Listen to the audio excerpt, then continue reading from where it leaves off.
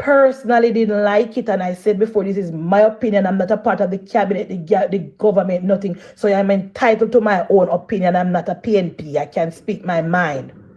I did not appreciate it. I did not like it, because I think that Malahoo Forte, being a senior member of the Jamaica Labour Party administration, she was a former Attorney General, the former Minister of Constitutional Reform.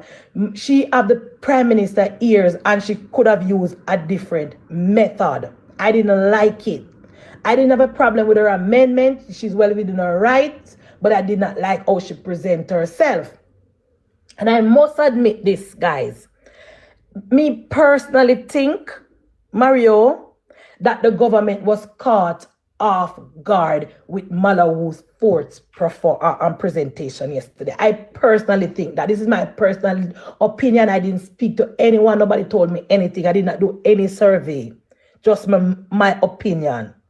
Guys, like up the live, because we don't want it to be cut off. I think she was caught off. The government was caught off guard with her presentation. And the PNP lap it up, suck it up. And because of Malahoo's presentation, not one single one of the PNP came out all through last week to say anything about the bill, because Malahoo Forte did enough to spin the bill in a negative light last week. Malahoo Forte brought the bill to the people in a negative way. Her presentation was not positive. And the PNP, she did the work for the PNP oration. The PNP never need to come out last week. So you know what the PNP did? They galvanized their people. So it is where you see 28 persons and 28 civil society group coming out now to say that they don't support the bill. Because the opposition is already on record to say that they don't support the bill. Malahoo Forte from the government bench is on record said the bill need reworking, and they went about now to get the civil society group and the media on board. They wrote article in the Gleaner for the entire week last week, plus they called in on the radio station, plus Dian Jackson Miller took time out of her busy schedule to put out a 20 minutes YouTube video, and at the end of the YouTube video, Miss Dian Jackson Miller said, "Thank you, Malahoo Forte, for stopping this terrible bill." That's what she said at the end of her presentation. So that is why I'm saying this morning, labor rights. What they did yesterday, the government was not prepared. Fine, we're done. One for the opposition and the people, 0 for the government last week. But this week, labor rights and comrades, this week reminded me, labor rights, why I switched to the Jamaica Labour Party. The Jamaica Labour Party that I fell in love with under Bruce Golding and Andrew Holness came to the forefront last. I saw the performance of my team last night. I couldn't sleep. Me I tell you guys, me dream about it. I was overwhelmed. When me see my team last night, me say, when the Parliament done, me rewind it and rewatch it until my fall asleep. And so early me wake up. As a matter of fact, me never got bed until about 4 o'clock this morning. And see me already up about 2 hours ago. To show you all the adrenaline still in me. Because when me see my team performance last night, fabulous, it almost get emotional. Because I knew that we had it within us. And all the time when Delroy Chucker bring bill to the Parliament and Mark Golding is allowed to rip the bill apart, a labor right like me, it make me break my heart. I'm glad the government took a different approach last night, Lisa. Because we knew we had capable and competent and qualified persons in the party. We knew we had people who can interpret legislation and who can pilot bill through the Parliament and do it successfully. We knew we had it within us. So right now, I tell the Prime Minister, Rest Del right, Chuck. Rest Del right, Chuck. This is that team that we assembled last night, Prime Minister. This is the team going forward in the fourth term. Us, the supporters on the ground, is telling the Prime Minister, the team we assembled last night, that is the team we want moving forward. The team were rubbish Mark Golding last night. We put Mark Golding on the back foot last night. We take the PNP off of the front page this morning. This is the team that we want going forward. We're not afraid to say it. We are not afraid to say it. That is why Prime Minister said, he don't need no opposition because he know him have we. If something now work, we're not afraid to pivot. They lose last night. Hurry sharp. Let me tell you something. Mark Jefferson Golding is one of the best legislators in the parliament. One of the best. I did not say he was the best. One of the best. And right behind Mark Jefferson Golding, ISAT. ISAT is good. I can separate ISAT personal life from what I am seeing with my eyes. Me tell you, guys, from ISAT stepping at the parliament, me tell you, watch that man. Him know him I do. Him not get everything right, but him have confidence. And him talk with confidence so people will believe him. That is what Damian Crawford did when the young people fell in love with him. So when Damian Crawford, I said, foolish. You have a bunch of people who now left him alone because he spoke with confidence and clarity. That is ISAT. So guys, when I was watching you notice me not come online all day yesterday because I wanted to watch the parliament and take in everything and look on my side. Remember last week, remember I said it's a test match, and last week that the first test, the PNP win. So this is the final test now, and we're going to see where we're going with my team. So instead of me come on social media yesterday, Junior, come talk and get distracted, I say, make a watch my team perform. I may tell you, say, guys, from the open batsman to the closure and Jamaican wholeness, the team was immaculate. From the opening batsman yesterday in a parliament, we set the PNP on the back foot immediately, Orchid. Immediately with our opening batsman. The PNP had absolutely no answer to the Jamaica Labour Party team last night. Absolutely no answer. And that is what I want to see from my government in parliament. We cannot allow Mark Jefferson Golding and the civil society group and the media to set the narrative. That is dangerous. That is dangerous. And yesterday, guys, from 10 o'clock, from Matthew Samuda's presentation, well articulate and well detailed. And you notice when Matthew put on like Matthew not even raising voice. You don't notice when Matthew giving presentation, Matthew not raising voice and him not get angry or aggressive. Matthew just use one line and beat them. One line. We inherited this and we're fixing it. You don't go back and listen. You don't look for strategy. Matthew now waste no time and talk about how the PNP do it first. Matthew said we inherited this and we're fixing it. And he lists out all the projects that will be coming online this term. How much community will never have water from 1954, from before independence, from when Bustamante in a short pants and Michael Manley in a bush jacket. Matthew was brilliant.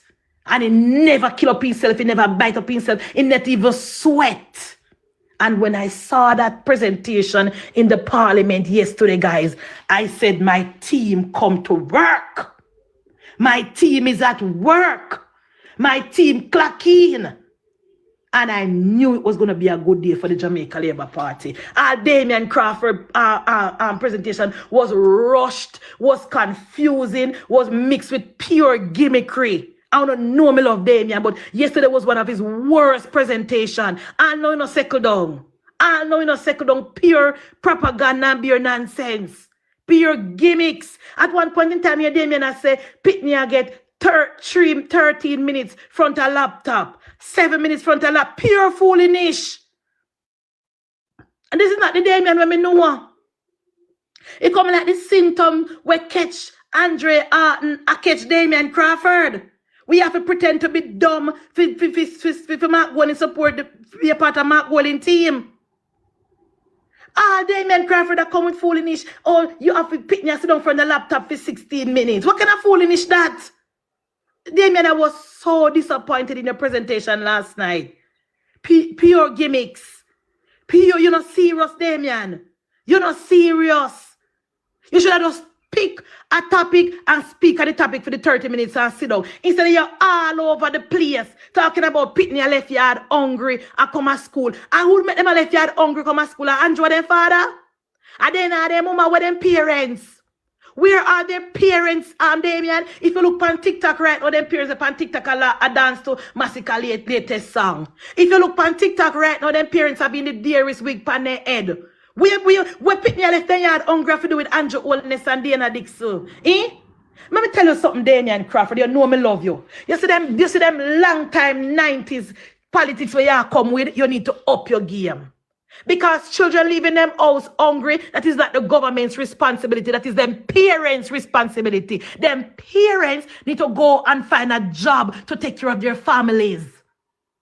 Their parents, Damian Crawford, need to go and look a job to send them to school. So they're not supposed to leave their yard hungry. Because when me grew up, my mother have ate away, and we never leave our yard hungry. If I even lime leaf tea with crackers, she give me.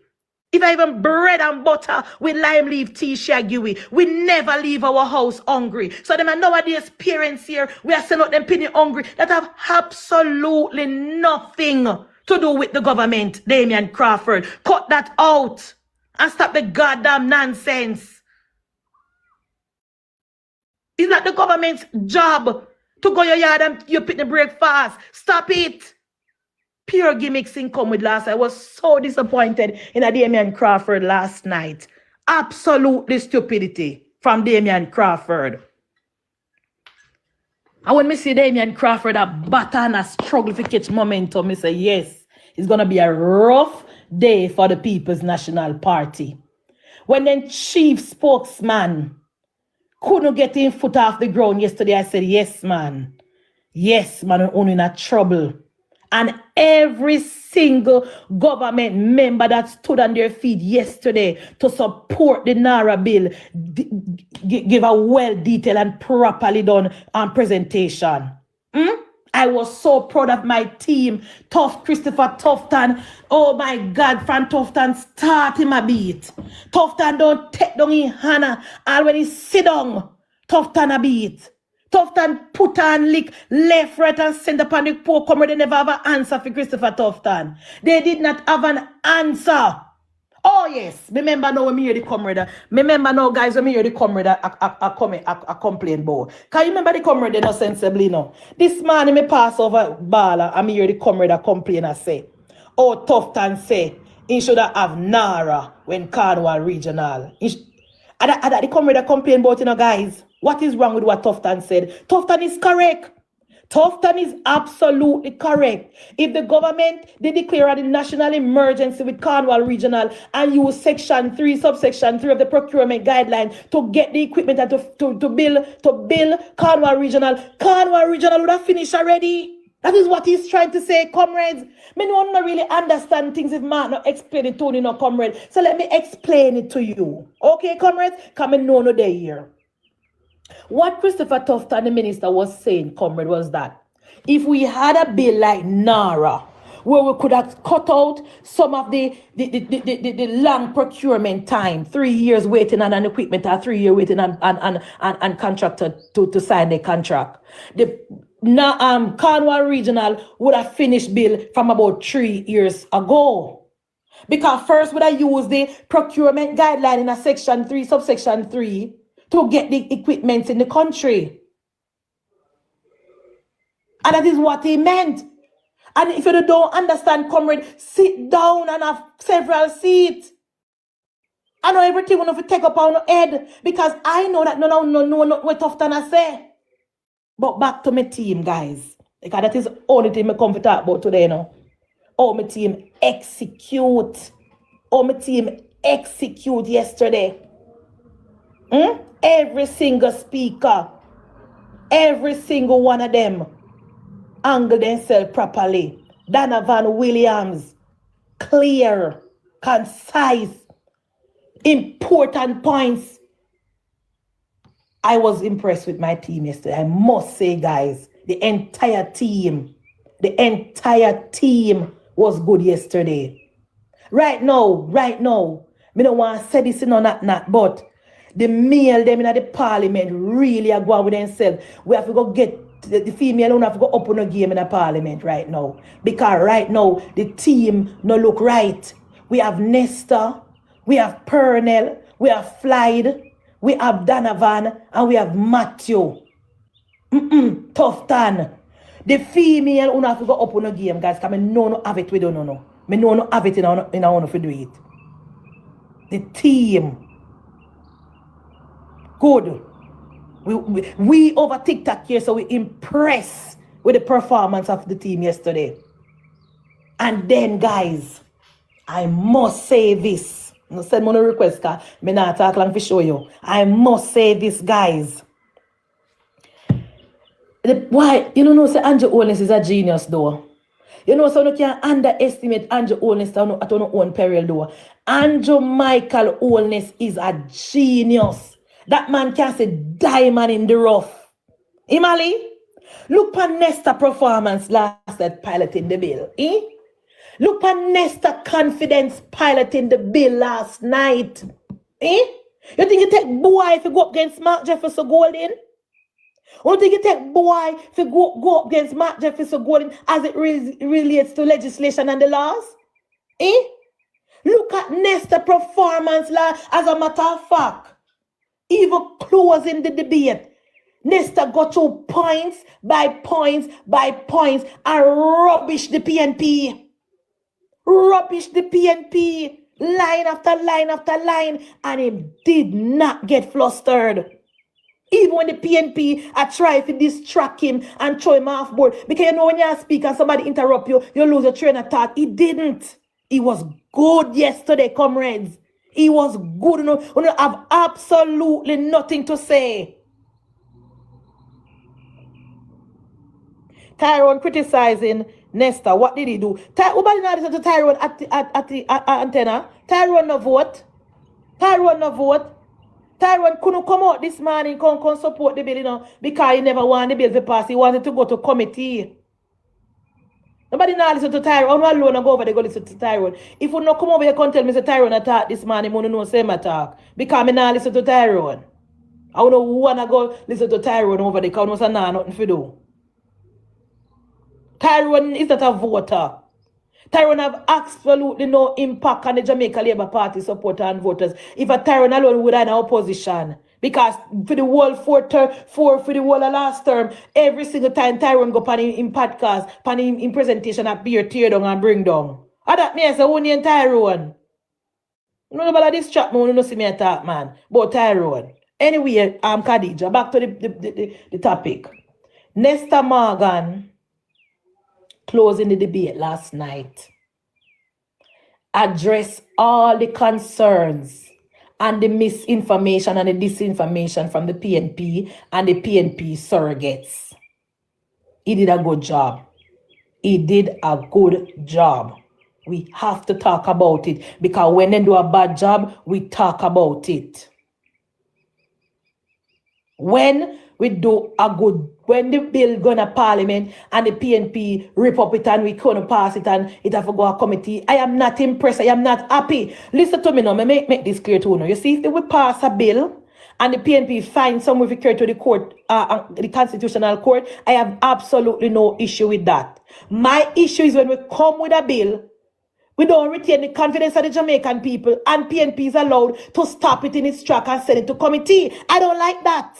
I don't like. I prefer we pass the bill, implement the bill, and put PNP to work to find ways to get section of it struck down. And give them work to do. Give them work to do. But don't bring a bill and when PNP come and cut it down, we say, all right, then we're going to withdraw it and send it to committee. I don't like that. Government can't govern like that. We can't operate like that.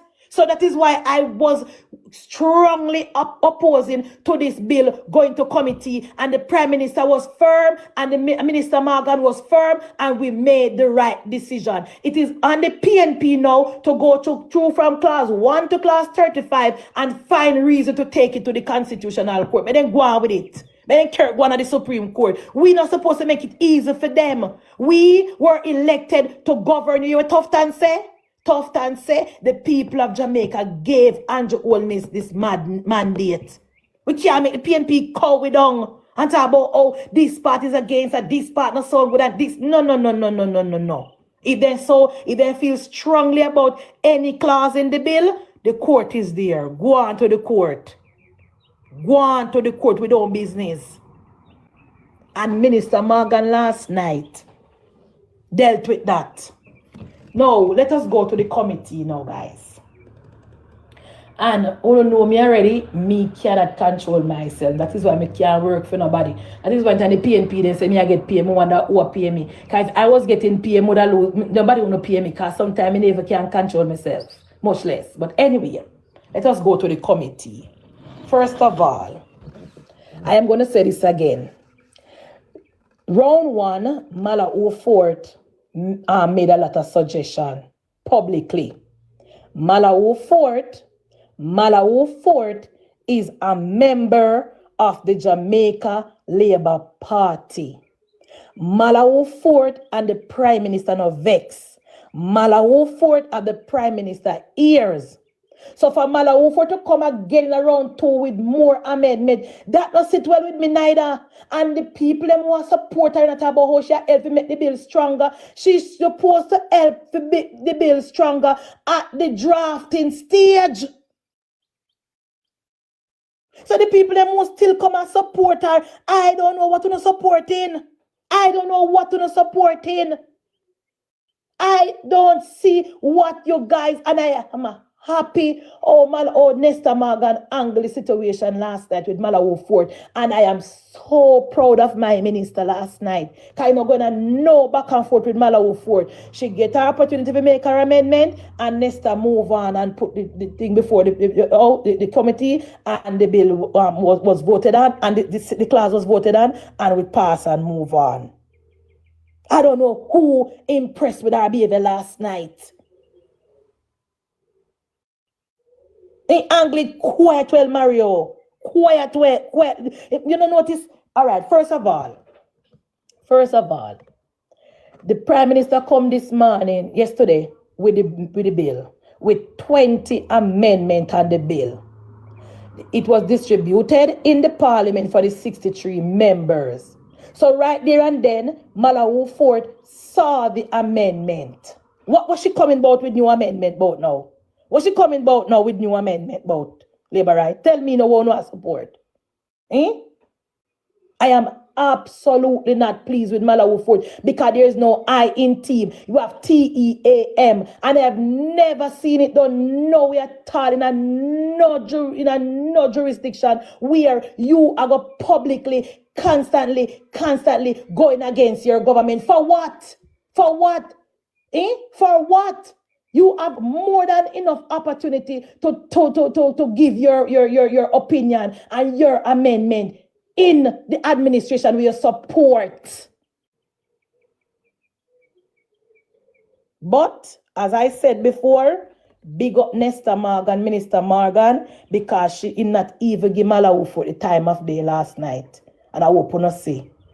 He did not even, he said the member suggestion is noted, but chairman, I move to put section 2 or section 3 or section 4 with the amendment suggested and we move on and we vote. I am so happy that Nesta is the minister and me is a nobody on social media, so I can't talk anything I want to talk. I am so happy.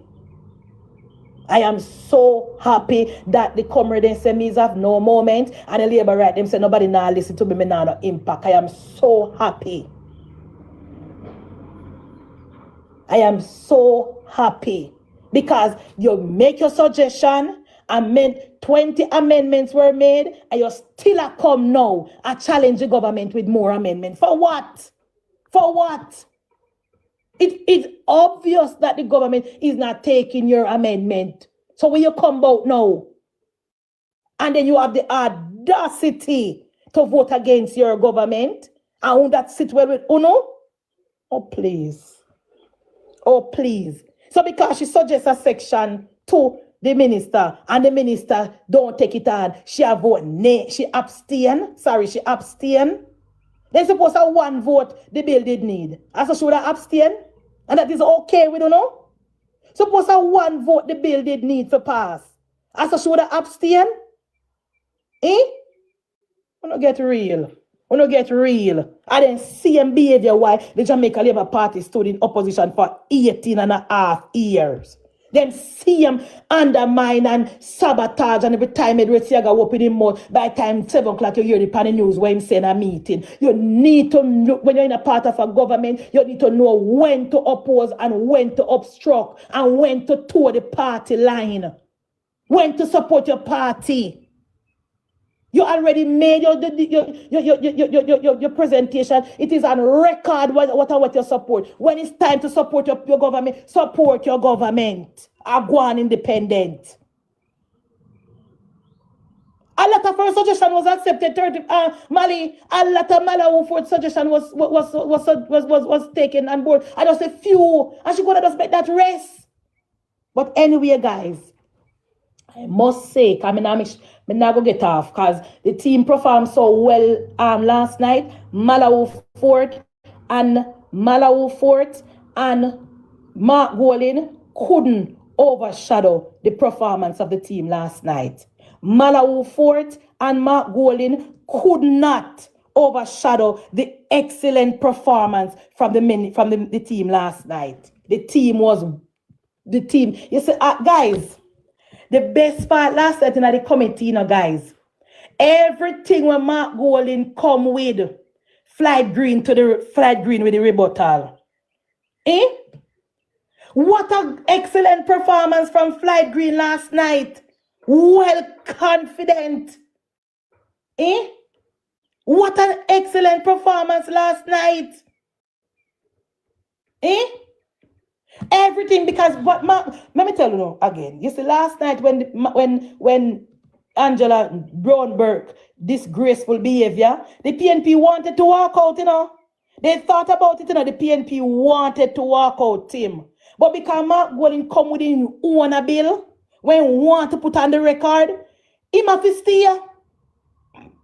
He had to steer. The PNP, they thought about it, they discussed it, but Mark Golin wanted to try and stop the bill last night. He wanted to go on record last night. So Mark Golin had to choose between walking out with this Grace Burke or steer and give his amendment.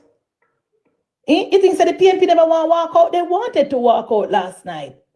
But Mark Golin knew that it was his only opportunity to register his disgust with the bill. So he had to steer. And every single clause, Mark Golin have an amendment. And not only amendment, Mark Golin want to rewrite the clause to fit his narrative. Every single clause, Mark Golin want to take out the word, he want to rewrite it. That is problematic. That is problematic. That Mark Golin and the PNP have a serious issue. With the executive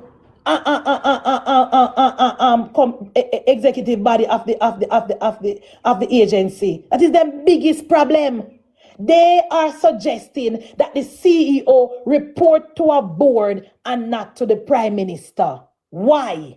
We have countless government agency that is now reporting to a board and it never stopped the corruption, comrade. UWI is the main one. You have an independent board supposedly at UWI, and that never stopped the 20 years corruption that is up there right now. As a matter of fact, now the CEO and the former board chairman don't want to come before the PA. See? They don't want to come, they lawyer up. So the argument that an independent board is better, that is false. That is false. There's no guarantee that that will prevent corruption. As a matter of fact, the evidence say otherwise. The evidence say otherwise as it relates to a board structure, to an independent board structure. And that is why the Prime Minister was firm, and the Prime Minister explained to the people of Jamaica, and like people like me when I have no impact, they explain to the people of Jamaica, there's no proof and not enough evidence to say that an independent board can stop corruption. What we have here, the system that we have here now, we know exactly who to blame when things go wrong. The system that we have now tells us who exactly we should blame when the shit hit the fan. Isn't that better? Isn't that better? If things go wrong, we know who to blame. The Prime Minister, because he was the one who created this body. There's no ambiguity. There's nobody have to guess and spell and say, well, corruption upon you, who to blame? The CEO, the chairman, the permanent secretary, or Tufton. When things go wrong with this bill, it is very, very clear who for head go on the block. Prime Minister Dr. Andrew Holness. Isn't that better? The PNP should welcome this. The PNP should welcome this. And then you have idiot Dr. Daz. I use a reference Bahamas and Haiti. And then you see one turn around and say, well, even though they have a board, it couldn't prevent corruption. Then what are you saying, Dr. Daz? Are you dumb? You use Bahamas and Haiti to straighten your point, say a board is necessary. Then further on in your presentation, you say, well, even though they had a board, it never prevent the corruption at Bahamas. I know the people in Bahamas.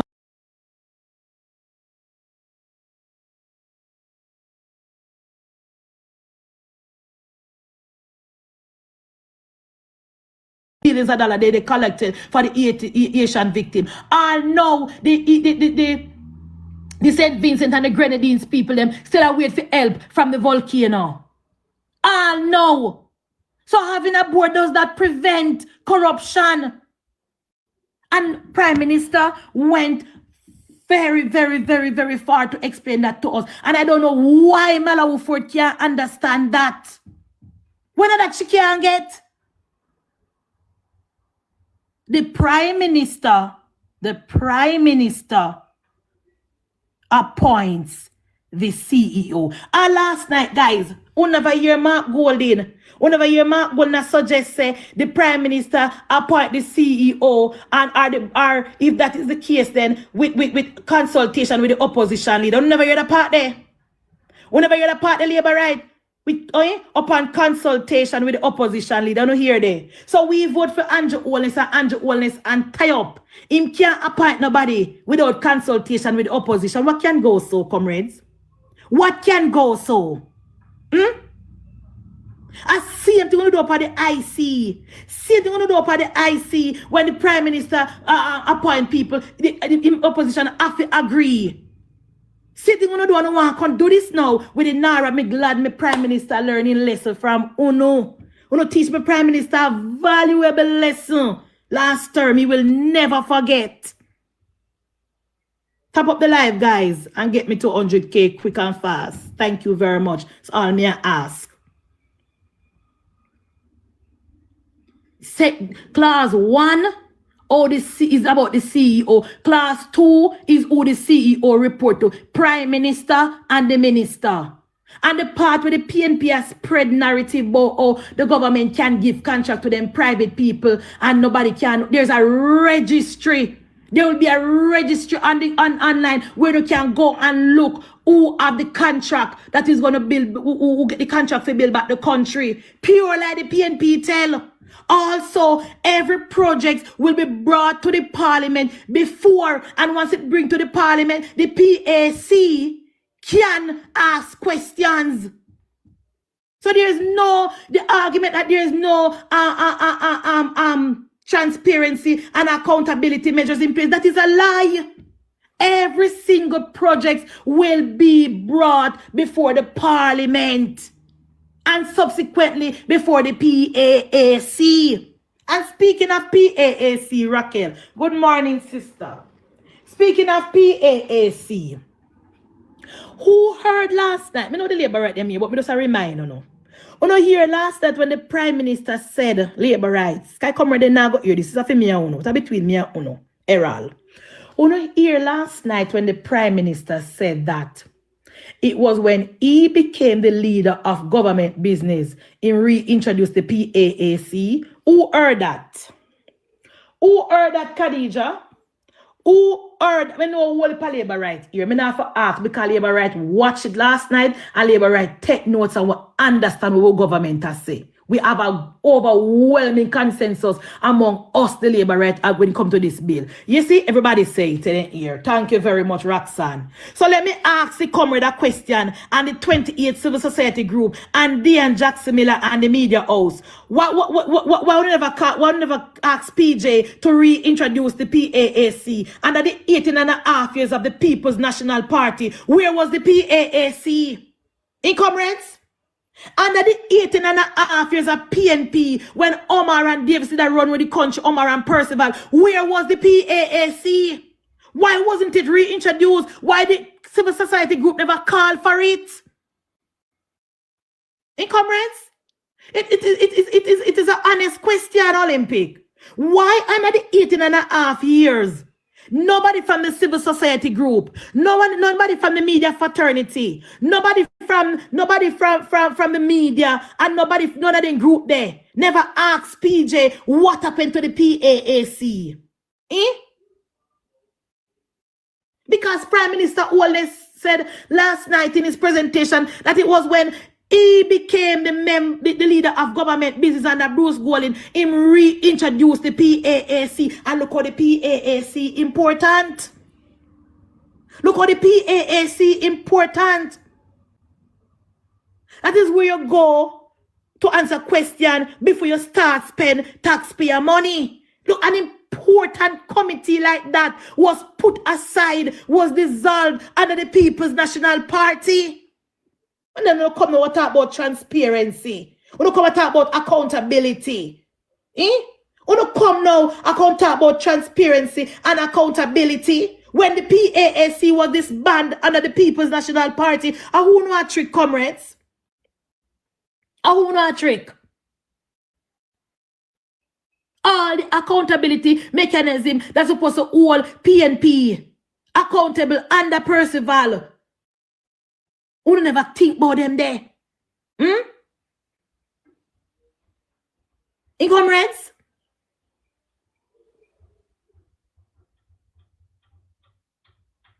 Let me tell you something, guys. The team last night, you can know the PNP defeated, you know. You can know the PNP defeated. Because last night at the end of the bill, I must have 15 of them left. 15 of them left last time. Remember, I know, they must fight on behalf of the people of Jamaica. You know. They're supposed to fight to the end. They're supposed to fight. The whole 27 of them supposed to do it and a fight to the end. At the end of the debate last night and everything, committee, 15 comrade Bailey, all Babsy was there last night. That's why I tell you no comrades say, we're not ready. We're not serious. All Babsy, who's one of the oldest Member of Parliament, Dr. Chang, Delroy Chuck. And they never need to stay because PNP never have no opportunity to stop this bill from the get-go. But to show the importance of the bill, PNP, all our members stayed back to ensure that this bill was passed. And passed good with the numbers in the record book of our Parliament. 15 of them barely stay up last night. 15 of them barely stay up last night. Them couldn't stay up long enough. I'm saying to the Labour right this morning. Now that the bill is passed, we don't have to worry about the Senate. And we know we have capable people in the Senate. We are going to rubbish the grandstanders them over there.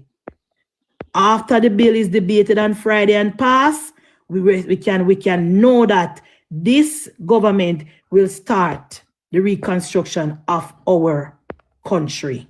Morning, Bridget. Morning, Petal. Morning, everything. Are you bring me up? I don't know you reach up here now. Because my moderator finally come to work. Me do over here, but you never say you're ready for nobody come up in that box yet. You're ready for people come up? They can't bring them up. The team was so good last night. You know, see, PNP wake up this morning. This is what the Gleaner put on the front page this morning. Damian challenged the government and regional energy transition now urgency weekly and cops held in bribery sting. Nothing about the bill. Nothing about the bill. They couldn't hold the front page last night long enough for the bill pass because I know that's not fit for them narrative. Munchie, you change up your moderator setting. Me can't bring up nobody. I don't do nothing to it. I don't do nothing. Maybe show me the pan this. Maybe show me the panda format here we never used before. Okay. Me can't bring up nobody. It just a show me say turn off microphone, disconnect voice ring and permissions. Comrades, morning. Why when me turn on me live, I talk to me people, them wanna report me live, me have to do puzzle like a hell. What is it? We don't know. Wanna not keep on the live, me don't even come over the con and if me even pass on the For You page, me not stop, you know. And they do the boy a praise over in live a praise Angela and them I said them Angela she did sitting and Juliet in her face. I thought them fit do them. Remember them are done. She fit try it. No, but remember them are done. Them are PNP are done. PNP not even know what the significance of the means right there. So you can't, that is why I mean, and them cannot talk because remember the comrade them are done. Then things that it was about the speaker or about the government. They don't understand the symbolism and the importance of the means. Remember, PNP, blogger them is done. They don't want absolutely nothing. So do the boy, you never waste time and do the boy this so. But what a weird, but guys, where people them there? What a weird. Mama D put on her mother dress last night and beat Nikisha Burchell. Me say it's like Mama D look like she come and say, which one of them talk about say she and the people say she and the prime minister there. It look like Mama D say she never come for really talk about no bill. She never come to Mama D have a little notes then. Look yellow piece of paper, Mama D write down on something. Mama D never come to do the bill. Oh, Mama D hear Nikisha carry on and Dr. Das carry and she had, remember say Mama D have seniority, you know. Yeah. And she never see the parliament descending as so much chaos and so much downtown behavior, you know. The PNP, the People's National Party, Bridget, under the leadership of Mark Jefferson Golding, is the worst it has ever been. No. You did Darrell when Darrell run with Daz and said, go away, you find out who plays here. Exactly. No decorum, no nothing, no decency. Under Mark Jefferson Golding. They come to Parliament and they say anything will come out their mouth. Yeah, Dr. Daz are gonna say this bill I rub butter in a puss mouth. Like you have sense, Dr. Daz? You have sense? You have sense, Dr. Daz? You must think upon the political platform in there. Exactly. That is what Mama D said. Mama D said election is over, on a lose. On a come on a political gimmickry, on a campaign talking. On a look stupid. Me say the brightest person, the most sensiblest person right now by the PNP side of ISAT. Me say it pain me hard to say it, but it's true. You know, just saying keep himself composed. And he act with decency and decorum. You're nasty. I said interrupt people. You're nasty. I said cuss people. Anytime in turn on him mic to make a presentation or anytime turn on him mic to make an amendment or a suggestion, he's very respectful like in grow good. I mean now go think otherwise based on him pass because we know we can't grow with Pitney Good Bridget and they go do what they want, do when they turn adult because they not listen to we. So me not judge him pan that. Me judge him pan him performance in the parliament. And he was duly voted in by the people of Eastern West Portland and for them business that. Every rest of them, this despicable under Mark Jefferson Goldie. Look at Angela Brown Burke last night. She knew the significance of the maize. She wanted to stop the bill. A senior politician like that. I say, Peter say, if it was one of the new one, we could have said, all right. She never really standing orders. But Angela is in there over 20 years. The goal, man. Once she interfere with the mace, man, the proceedings supposed to come to a halt. Yes. That's why the Madam Speaker had to stop it for the time and restart it. Take up the maze and restart it. She knew what she was doing because they saw the writing on the wall, Bridget. And you know what hurt them? Because they don't have the momentum anymore. Because the Jamaica Labour Party team will come yesterday, then defend the bill decent and proper. You know, you're at one point in time, Tufton asked them, saying, which bill them I read. Tufton saying, one different bill, you get over there, so we read. Mr. Madam Speaker, I wake up this morning and I wasn't even going to address Angela. I came to gloat. My team shine. Good afternoon. Sorry. When I hear Flight Green say, many men resident in our doctor's office are try fix our human physique and we don't send a bill life. I nearly roll a ground. What I say, look how most me drop off of my bed. I drop a ground. I just want to say this, what I remember most of all about it. And this is when you have a cabinet that is behind its leader. They do the attacking. Andrew didn't have to come out and say anything, disparaging or get into the mud with them. When you have a cabinet that supports you, that knows what to say. What are memorable about what happened yesterday, apart from Burks Brown, who made history, is how he breaks down the bill, how Andrew, and he tells why there was no other oversight body, because you have what, FID, the Financial Investigation Department. You have what's the other one name? This one where investigation of crime, fraud. What's the name again? So MOCA. You have MOCA, you have FID, you also have the Auditor General, who they're and the IC. And the IC. Exactly. So now why would you need a different body completely to oversee the same thing that they would? And this is what I love about Andrew. He puts into 1 second. Marcia, you did hear when Nesta. You never hear when Nesta licky whole 28 of them head together black. Yeah.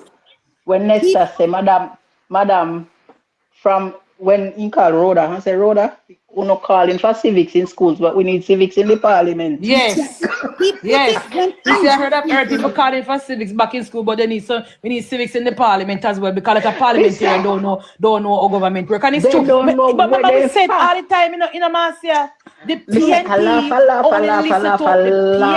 Nax Data, only listen to Mark Golding. They don't read nothing for themselves and then don't get themselves educated. And only, me say, guys, if you don't listen to Isaac is the only independent thinker over there. So, but listen to this. If we had that backative like what they did for the Prime Minister yesterday in Parliament, you think we wouldn't have one more seat? You think they wouldn't have gotten more than, and they would have gotten less than 28 seats? Like I said, when Andrew comes on and he started to talk, even the man who at Jama level could understand the bill immediately. When Andrew was talking last night, everybody's silent. He explained the bill that the average person was able to say, okay, now I see why because this is the thing with us, these when we're doing these bills, we have so much pork barrels in it. We have this after this, that they watch this they watch that, and then you have all of the external bodies. Why do we continue wasting money to go give another body? You're gonna hire another 10 people. You're going to hire a CEO, you're going to hire a president, you're going to hire this, just to come and say, when we have all of these bodies like MOCA, like FIC, like FID, Auditor General, where they're always on the Prime Minister back. Why do we need more? Let me tell you what hurt. Listening to Mark Golding last night, guys. Because me listen to Mark Golding because I want to learn, because Mark Golding is not a dance. He's just that he must spin things for them narrative. You know what Mark Golding upset about Marcia? They don't want the CEO to have any power. So, for example, you know, so the CEO I got higher than team Marcia. So you got the this or that, the person who do the money, person who do the PNP and Mark Golding want the board to do it because they want to have their hand in the running of the day-to-day running of NaRRA. And that is why them a call for board, you know. That's call for board because they want the board, Marcia. So if the CEO can't hire no executive person without the board, that way they can get them PNP people, Marcia, in an important position in a NaRRA. To sabotage the bill. To sabotage it. Yes. To sabotage. Because trust me, guys, you see, this bill is the election for 2030. This bill that is just passed, this NaRRA, believe it or not, one of two things, it either makes the prime minister or break him. What they were trying to do, and I asked Chapa the other day gone, I said, are they trying to delay the bill? Because if the bill go into place right now, remember the prime minister, the minimum is 6 weeks before they will look at it. Could be more than 6 weeks, but that's the minimum. Now, if this bill goes through immediately, as it did, right, and they start working on these projects immediately, chances are by election to come around, all of them finish. This is a no-no for the PNP because they could never outstand this anyhow it complete in time for the next election. Now, if it is delay and they keep on delaying, when it gets to the election, you might have more projects out there that are still outstanding, just like CRH, Colon Regional Hospital. Just like that. So that's what they're trying to do. It's nothing about the oversight body or the over this or the over that. Absolutely nothing. And let me just land here. And I love how the prime minister comes out and they did the amendment. Says, yes, we did take into consideration what you're saying, both my MP, they didn't say my MP, but my MP plus what you're again. And we did the amendments. Now the bill is moving forward. Exactly. Finito. Exactly. Well said, Marcia. Well said. Munchie, more your perspective on something, and it did come across me, and I saw Molly ask the question. Why you think the PSOJ, the JCC, and the other one have not said anything? Because this bill is for the PSOJ. You know, you're not going to complain. I said the private sector is going to spend government money and there's no oversight. Remember, you know, the money that, let me tell you what I mean, PNP wicked, Marcia and Bridget. You see the money where them a cost about government to spend $1 trillion, I borrow money and it have a sunset clause. The PNP want us to lose the money, Bridget, because if we don't spend the money at a particular time, we cannot get it again. And the PNP know all of that, Bridget, but they don't care. Correct. The PNP just want to stop the growth of our country. You know, Nesta fix them. When Nesta say, you know, say, this NaRRA bill is to inject growth in our country and try to grow the economy. Nesta say, what is wrong with that?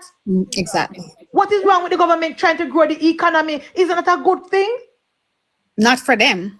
For the people and the country, but not for PNP. Okay. Not for PNP. As simple as that. So they're having a problem, Bridget, because a private sector, a private public partnership in a private sector, I go get the money for you to the project, them, you know. But the private sector will not touch this money unless the procurement process fixed. Because nobody now wasting time 3, 4, 5, 6 years to do a project in a Jamaica. That is unnecessary bureaucracy. And that is why the private sector to the prime minister fix this and we will come on board with you. And remember when Tufton, love his speech last night, when he made mention of the vaccine where they had was to take, is either they take it now or they don't take it. And they took the risk and take it and hope that people would come and get it before they expire. And it works well. And people came and said, you Google it and exactly. Remember, stadium was full. People came for the vaccine. It was a decision to be made in emergency, and Tufton made the right decision for the country. just like now. Yes. That is what the Prime Minister is saying. We have to take the bull by the horn. We have to take the risk sometime. And in this case, there is no risk to be taken, actually. There is no risk. It's just that we have to move fast. We have to get the country moving. And whether we want to believe it or not, all of them, both PNP or JLP, they're preparing for 2030. They're preparing for it. So whether we want to believe it or not, look at CRH. It's not Andrew's fault, but look how long it has been delayed. It delayed because of COVID, then it delayed because of burial, now it delayed because of Melissa. Exactly. And that is why Tufton said if we had NaRRA, Cornwall Regional would have been finished. I love that. I love it. I love it. They need to come out and talk. Sorry, Bridget. They need to come out and be vocal more. I love how Christopher came up, because remember, we only used to have Darrell and Warmy and every now and then Montague. Nowadays, me notice Tufton have come out and have licked them down. I licked them down. Master, the team last night. Love that. Before you come in, Master, I tell the people when they hear, me did I kind of lose confidence, because the team last term, when it come to legislation to the parliament, the PNP run round way. Yes. Because he's good at it. And he's a lawyer. I want me to say we don't have Malahoo Forte with team for help with. I was thinking that the team is gonna be weak and them are gonna bump, them are gonna set the narrative going forward with NaRRA. But when I saw this setup last night with the Honorable Nesta Morgan and the 2IC behind him, Flight Green, and then when you have Matthew coming in every now and then, when Matthew talk no dog bark, Marcia. Yes. When Matthew talk no dog bark last night, Come Matthew don't speak and nothing women know, Matthew only speak when things but that is 100% sure of, man. That is true. You know your stuff. Yes. Munchie said PM could have picked any one of them there last night. Any one of them young youth them could have picked and say, do this. And Nesta was me proud of Nesta so till me can't proud. And what I love Morgan is coming from. I know when that youth start his political career some years ago. When you look on Nesta picture, him look stupid and look like a little nerd. And when I see the growth of Nesta Morgan, man, tell him and give me chills.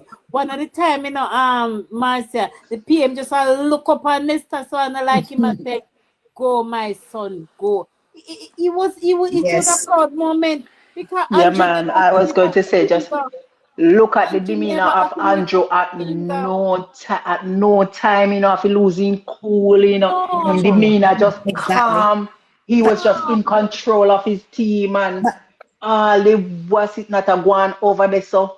But listen to this, guys. Did you see the subtle way how he came in and defended his wife in a cut down immediately? Yeah, did man. You guys see he did not get angry like when the last term. You're right. He did not get angry. Did you see how he came in and succulent and defend the speaker? Yes. And that is why they shame, you don't say that shame them, don't Marcia. Yes. Yeah, because they wanted they wanted the parliament to descend in a chaos and everybody start cross the free and we like when you have your right and lose it, Bridget, and the PNP wanted us to have a right and lose it. And the Mrs. Ones the speaker kept her composure and moved the parliament out of committee, bring it back into the parliament and reread, and then Flag Green stood up and said, Madam Speaker, I move the motion that the member be suspended and it was done properly and by the book. The team was good last night. What's her name? Put on herself and she said, out, Madam, what's his name again? Miss, what do you call her? Out. That's what Juliet was saying. Out. What's the name again? Marshall, get her out. For Marshall. Listen, we need a new court marshal. Because a court marshal they look like he's too old. He's slow to react. He was parliament marshal. The marshal was. We need a new marshal there.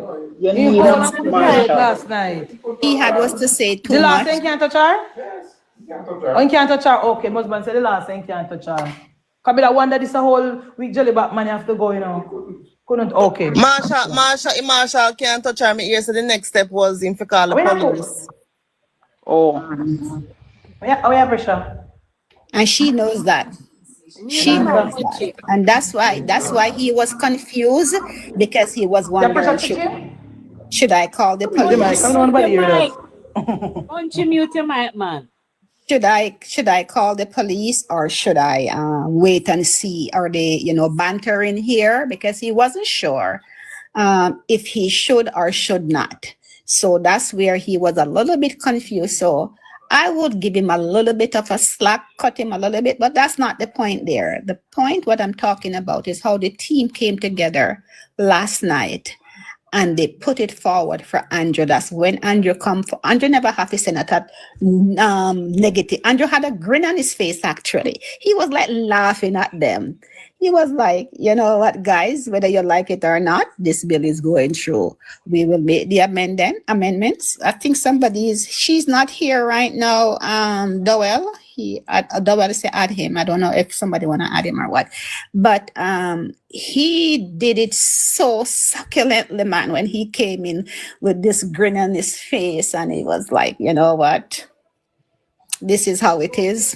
He was proud of his young man. He was, Bridget. Very The entire team did the research. The entire team we had answers from our goal in Malahoo Forte last night. But we never see them attack like this in the election.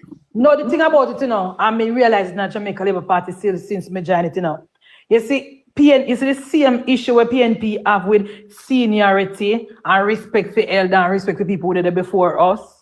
The Jamaica Labour Party have it too. The only difference is that when Bruce Golding, it's not even a difference either, Bridget, because when Bruce Golding said for us to skip a generation, people at the Jamaica Labour Party never want to skip it. Remember, some people wanted Hardly. Hardly, yeah. So it's the same thing we have now, Marcia, where you now want to step on the toe of other person was there before you. But last night, the Prime Minister made a leadership decision, an executive decision, and it worked. Yeah. It worked. The Prime Minister went for the A team and the younger team, and Flight Green was so confident. Flight Green never let if and but and a stutter. Flight Green was good. You put them out on the battlefield and say, "Wanna fight this battle?" Yes. Let me see what really. Flight Green was good as it relates to interpreting the law and interpreting each clause. Yes. And when Flight Green not only say, "Me now take Mark Golding amendment," Flight Green explain why theme thing better and why we go with this approach. That's what I loved about him. He not only say, we not no, we are the government and we're gonna do this. Flight Green, if he must say, hey, he say, well, I look at it different, and he explained to the people. Flight Green was good. That's what we needed Malahoo Forte for. Yes. Flight Green did a good job. She should be the one who leading that charge. Flight Green said the member talk a lot of Anansi's story, but that is not strange. Kind of love tell tales about when he pies. Yeah, exactly. This is not new to us because remember we talk about when he pies, fire bomb, fire drill.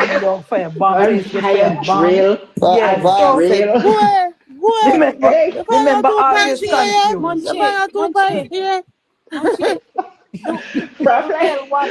why you had him, but you wasn't on. So so I don't know if you want to have me breakfast and me said the way politics sweet me forgot it. And my husband go look on the egg in the party, no stay there. Me no leave cooking alone, because you know me already when me start politics, everything burn up. Bro, Flight Green start laugh straight till he come. Yeah. I say comrade now. That is why they wake up this man and I support Angela Nancy. And I promote and then continue to promote violence towards women, because all when them attack say should I in our mouth Angela flingy and in our face and this, but then I try them to try. I don't know what them are defend this morning. I really don't know what them come out of defend. I'll duel Watson. But the reason them I can't add anybody. I'm in the box. It show. Give me the option to add. Me don't know if you use that first may use it, you know, normally when me always use. The reason the PNP, as I said before, Bridget, I forgot to that talking point there because remember, you know, when you talk to the comrade blogger, them in a petal, they say Mark Golden are the brightest man in the parliament and Mark Golden alone can write law, you know. This man, Mark Golden, no give them nothing for work with. Remember when Asafa was the fastest man in the world, and every time we have a Olympic championship, the media, everybody run go Asafa here, set up camera, everything. We think him go win, and he never win yet. And that reached Mark Golden last night. And that reached him last night, Bridget. He think he would go victorious last night. And the wally pretend Brad Pitt and them will pretend that them bright and have them backpack on them back and go school with the empty head. That's what they look like. That's what they look like on their side yesterday. They look so dumb because they come and try to be rude. That the rudeness, you know. So let me ask you a question. Where was sorry, where was you said your request? Where is Father Charles Juna? He was right there sitting beside Malahoo Forte. Beside Malahoo. He was right. Every one of the people was there except Wami. You know, Wami tired of go and go rest. And there's Wami never feel well. Yes. Wami never feel well. Wami go well. Wami did at the beginning. It was right there. But you know what? Let me say, you can see the team was assembled, you know, and get them work for doing, you know. So Perna never need for come in. It was so well done. I said it, I'm going to get a beating from Sherwin Golden and nothing pretty over there. We not have to ask. Madam Speaker. Because over there, Madam Speaker. You see her over X, she over there talking, she over there talk over X. Yeah, man, Sherwin, I got to deal with them. We not have to worry. Madam Speaker. Barry, what go on? Good morning. I'm still at school. Well, listen, I had to come on. And say something, you know, because last night I didn't see it last night. I woke up this morning to the news, and I was on my way to work. And when I saw it, I was amazed. But you know, I am so proud of my party that we have now learned our lessons. Yes. And we are actually taking the stance that we should have taken a long time ago. Yes. This is not the state of emergency that we had where the PNP decided that, listen, they must stop it. Yes. Right? All the other things that they have tried to stop. And the civil society that we have been given years to them, and we realize that they don't mean Jamaica, the Jamaica Labour Party any good. And the approach that this Jamaica Labour Party administration has taken to ensure that we pilot sensible bill through the parliament that to the benefit of the nation and the people, you know, it's a very good one. And let me say this as it relates to Angela Brown-Burke. All of us would have heard the name Brown back in the 1980s, coming up into the 70s. Hi, this is Charles. And the name Brown was very famous, and famous for being notorious. I guess what we're seeing now, we can simply say that Chip no 5-4 from the block. Yes. And finally, we should not expect much better than we have seen from the People's National Party. Have a good day after run. Thank you, guys. Sorry, so you can come back later when we have 24 hour people. There. Thank you, Barry. Barry, that was well said. Me say, guys, me no know how me not say dole or dole. Me tell you something. And Barry said good. Me no afraid to say the government in the last term appeased the PNP too much. Everything. And Prime Minister said it, Prime Minister said they made a decision to send everything to committee, every other bill, because of what happened with NIDS, you know. But this bill cannot go to committee because of the importance and the urgency of this bill. And Prime Minister went on to tell the country, guys, that during the PNP 4 years under Portia, they never bring Walipa bill, they never sent to no committee. Them use the majority and push them through, and the opposition supported them as well. What plank there? Uno did hear when Plank Auntie said there is no emergency, the emergency gone already. Yes. Yes. Yes. Next time, me have to tell somebody, say, me have to take the auntie there for me. Yeah. You know, your time she say, they support the bill, but they don't support when the bill. You never hear the What part is too. in the bill? No, you didn't see how Auntie Tita drop out or Auntie Dencha drop Every out. minister use her hand and push We, it back and fall we didn't need warm if you remind her. Well, that's the main fast it drop out. No, but on a serious note, the woman really coming at Parliament and say there is You no did. emergency. Wait, next that I never watch all my bread burn up in that toaster. When Why I don't know what you mean?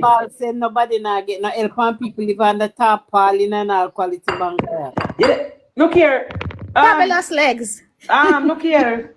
You never hear time she say, that's not the time she say, and nobody give her the script for read that she I said I bet she makes somebody write something for her. Something you have to know your strength, your weakness, you know, Knox. Because she standing up and say that nobody no give her the talking points that she write it down. She should have wrote it by somebody. She should have said, she should have given somebody and said, read this to me and see if it sound good. You don't think so? Yeah. No, she could have well sit this one out. She could have sit this one out. This one way above her. She could have sit this one out. This way above PRP grade. She punched way above her. That's where me come from. And you know already. And the Prime Minister come from Punishment. Whenever you Dennis Daly bring the Parliament into disrepute, why I mean I know PNP gone to the dogs. You know, this Spanish town she come from, and Prime Minister knows the Prime Minister Spanish town people don't why, Jesus God, the PNP really shaped themselves last night. Because when they don't have anything to say, they go to the lowest denominator. Try to pull out. When many men start talking, no, me I say many men, why you really get up in this? Many men, you know, see big people argument this and me you sit this one out. Exactly. But she come and give speech. Me say me say Mama D. Me say I when Mama D is a big woman, you know. Well, Mama D really deal with her, you know. Mama D really deal with she and Dr. Daz. But look at that false body one there, the body shop one. Mama D say, listen. First of all, I don't come to have an intellectual debate with them. I tell Mama D, I tell them so they don't think can really talk to them. Mama D tell them. No come no camp. Mama D say I never come to have an intellectual debate with Uno. Uno can debate with them get a lick last night, man. Oh God, well, Bridget, every labor right we get up to put on. It look like he boy over Jace just so he like a boy this a put on. No, the one day. Last night was good. Then this a put on lick, then this a put on lick, then this a put on lick. Everybody get up to put on lick, put on. Me say when Nesta grab it 28 of them head and slam it together. I tell you. I laugh. Me say Nesta, you're too hard, man. It didn't go hard last night, man. Nesta go hard last night. And Nesta and me say and Nesta not raising voice. No. I just let Mark Golden. Me tell you if you don't say Mark Golden flustered, you know, when you look, you see Mark Golden start sweat. Yes. Start sweat and in ear lie down in her head and lie down on his face. So I say brutal. So I say my sweat in her hair, that's why. Here, master, because he can't get him point across and he can't get They neutralized him last night. Yeah, man, we missed him last night, man. Mr. Bekoda fly, we couldn't believe it. Yes. Nesta say if we there saw a pass bill, I'm wondering why the members over that side vote on the bills for all the other bills. Because they don't know where they're for them. If you follow them, all the bills that we pass in this house is zero. No, hey, they would say, when in the talk it has like that's the Anjo, kill civic society, kill high speed. Well, you can have the one or two say in kill 28 of them one time. 28. When them again, let us spend 5 minutes and go to them, then 28 group there. Peace and love in school now, next data. Tell me now. Yeah. Peace and love in school. Look how much things are going on at the school. Yeah, we never hear. Where is peace and love in school? Look how much things are going on at the school right now. And we don't hear from peace and love in school. But we hear about you from them in NaRRA. But you see them people there is a joke. No, they, you know, see nobody takes them seriously. We see all want to name some another little kids and I swear them people they make up their something overnight. Me say Jamaican already when me hear Nesta say it, say Minister of State in Education, we hear you're not calling for civics in schools. We need civics in Parliament. I drop a groan. They were flawless last night. The team was superb. Yeah, they were flawless. I love it. And this is where you have unity. And you know what? Box Sorry. them pan the left and Clyde Green just catch him back and box them pan the right hand. And Nesta just box them over there. So and Christopher Tufton just thump them in the back and they just hey, And you know what? That's the all YMCA. The YMCA know about NaRRA bill. Even though you had what's her name there trying to strike a balance. I'm gonna say she's trying to strike a balance, Malahoo. Even though she was trying to strike a balance, all that she said was out. No, I'm just being decent here for her. I'm just being decent. She's trying to. I think when Malahoo Forte come with Nesta ignore it and say, yes. Yes, that's exactly. We hear the member. I put clause 2 as amended. Because you know what she did the last time, it dominates the whole of the bill. It dominates it completely. So they had now was to go into the momentum now and say, hell no, we're not gonna let them get this momentum when this is something we have to sell to the people of Jamaica. This is their setup for 2030. This is Andrew's campaign for 2030. This is Andrew's campaign for 2030 coming up the 4th term. Well, Soji, I don't know if a bird shell Mama D did a beat, you know, Mama D just go in a ring and just start fling so only.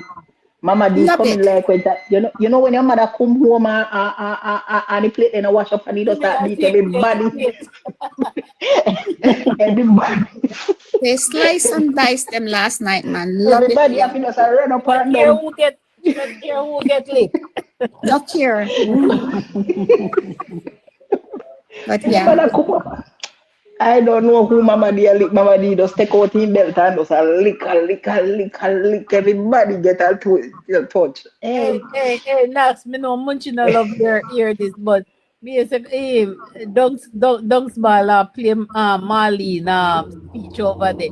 Before they play, you saw the nonsense before they play Mark Golding. Wanna play Mark Golding?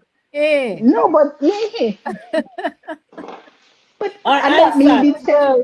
Damian. And Angela. Angela, I didn't speak yesterday, no? You saw PNP fall? That's right. Mark Golding talk for over 45 minutes and you find nothing more to teach. But them do have my answer for the one there.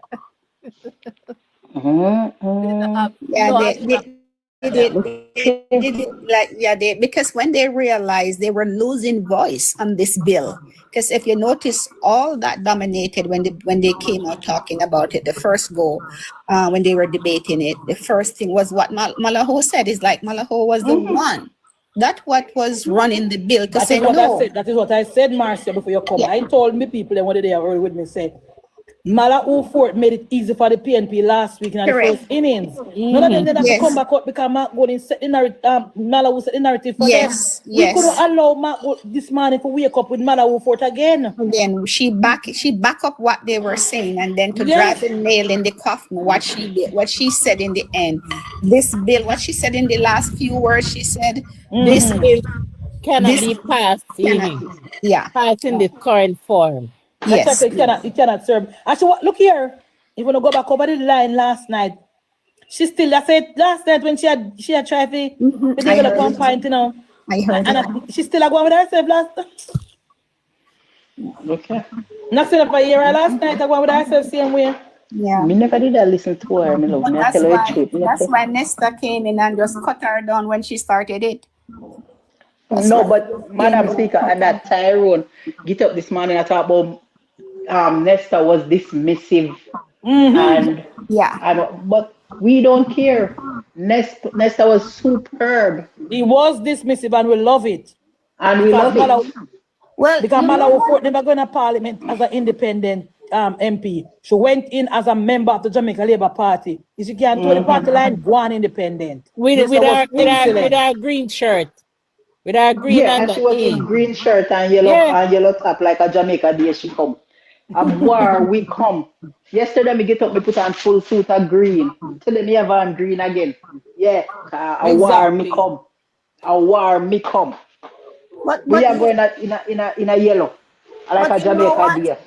I think Tyrone was wrong to say that he was dismissive because remember, they had so much stuff to do, so much amendment to put in place before the end of it. And she was there coming with the same thing like the last time. So he had was to say, we heard the member and continue his speech. Because Master member, you know, she gave those amendments last night first innings. We didn't adapt them. Correct. If the government don't want Malahoo Forte amendment, they will know if we find her, forget it from her. Read the room, the Malahoo Forte, we don't want them. Yeah, you know, we already, and she knew they took those into consideration. She knew that. They must have updated her. The Prime Minister come with different way.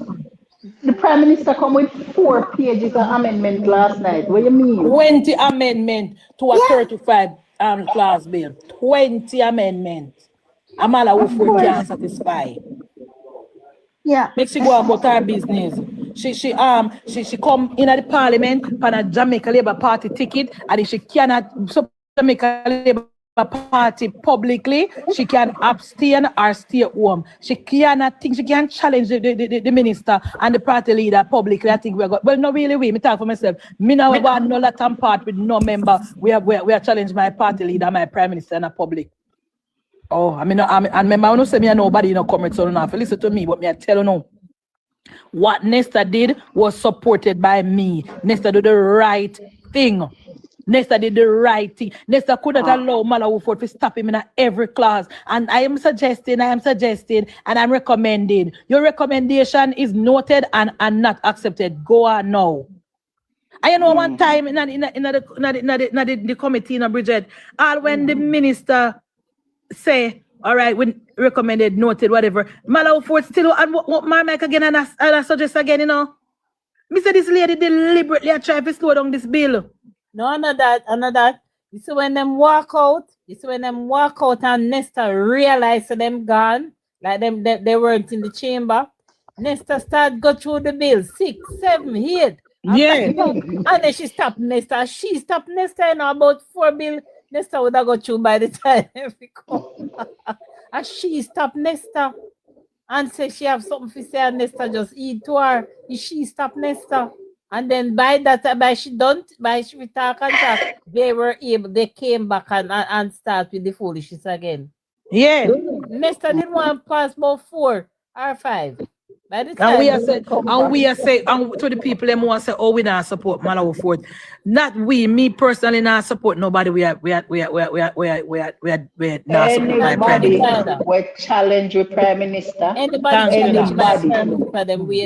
But it's the wrong life, so no go and go find a different life because it's the wrong life. Prime Minister, me and you. Yeah, this is the wrong life because this is the Prime Minister bill, and this bill is to build back the country. And the part them which she complain about, me know you shut up with legal ramification or legal what. She and a legal advice she give. A wording she want to change to fix for a liar wording, and we know well all liar go to work already. When them done change word and twist things, the liar lose the bill lose its originality. It's right. The Prime Minister said certain things we're not gonna put in it. All the part, next that, because you look like you watch it too. When the PNP carry Mark Golden, no notice from class 4, Mark Golden, either class 4 or class 2, Mark Golden was asking about definition of projects. Who hear that? He start from class 2, I think, or 4, and he carry right up to about 4. He talk about it all the time. When you hear him? Yeah. Yes. Max, where do you think Mark Golden is insisting on the government put a definition for project in the bill? In life, say class 2, sorry. Yeah. Why? We think him Marcia, we think him a press pan that so much for the government to put a definition of what projects are and what kind of project them are gonna do on NaRRA. Why you think him do that? Because he wanna tie down the government to particular projects. But even if the government but hold on a second. Hold on. So even if the government says, okay, let us do something at Corner Regional Hospital, because it was not mentioned. So what he was trying to say is that you can only do new projects. You can't do old projects. That is what he was trying to do. Thank you, Marcia. And it's so much time he said, Marcia. Yes. Every chance him get next data, he was insisting on definition of project, because he want to pin the government down to particular projects. He's afraid that the government are going to put projects that are ongoing now under NaRRA and get them finished quick. That is what he's afraid of. Yes. Okay. Yes. Exactly, Michelle. You know, one of all projects to go under NaRRA. Because, for instance, all those what's his name? Those parks that there was resilience park and do this and do that, they could not be included in it. But panel, look at the resilient park in Portmore. You know, say the municipality they kind of stall the park, the white never start. And I don't think it finished. No, not finished. It reached about 40%. The market also. So I think what he was trying to do, anything that was not affected by COVID, you can't put them in a by Melissa. Thank you, Marcia. Marcia, who say not smart? That's exactly what he was trying to do next data. He wanted the government to define projects and projects related to the Melissa recovery. You know what is fun is in the start of the bill, the PNP has been saying in Mali that the word Melissa is not in the bill. Wait till them say it. Because they are saying that this is not a Melissa recovery bill. This is a bill to spur growth and to build up things where they couldn't get the bill under the current format. They did say it last night. They did say that. They did say that last night. Yes. Yeah, they did. Think PNP, me tell you something, comrade. Could have joined 100 group over TikTok here.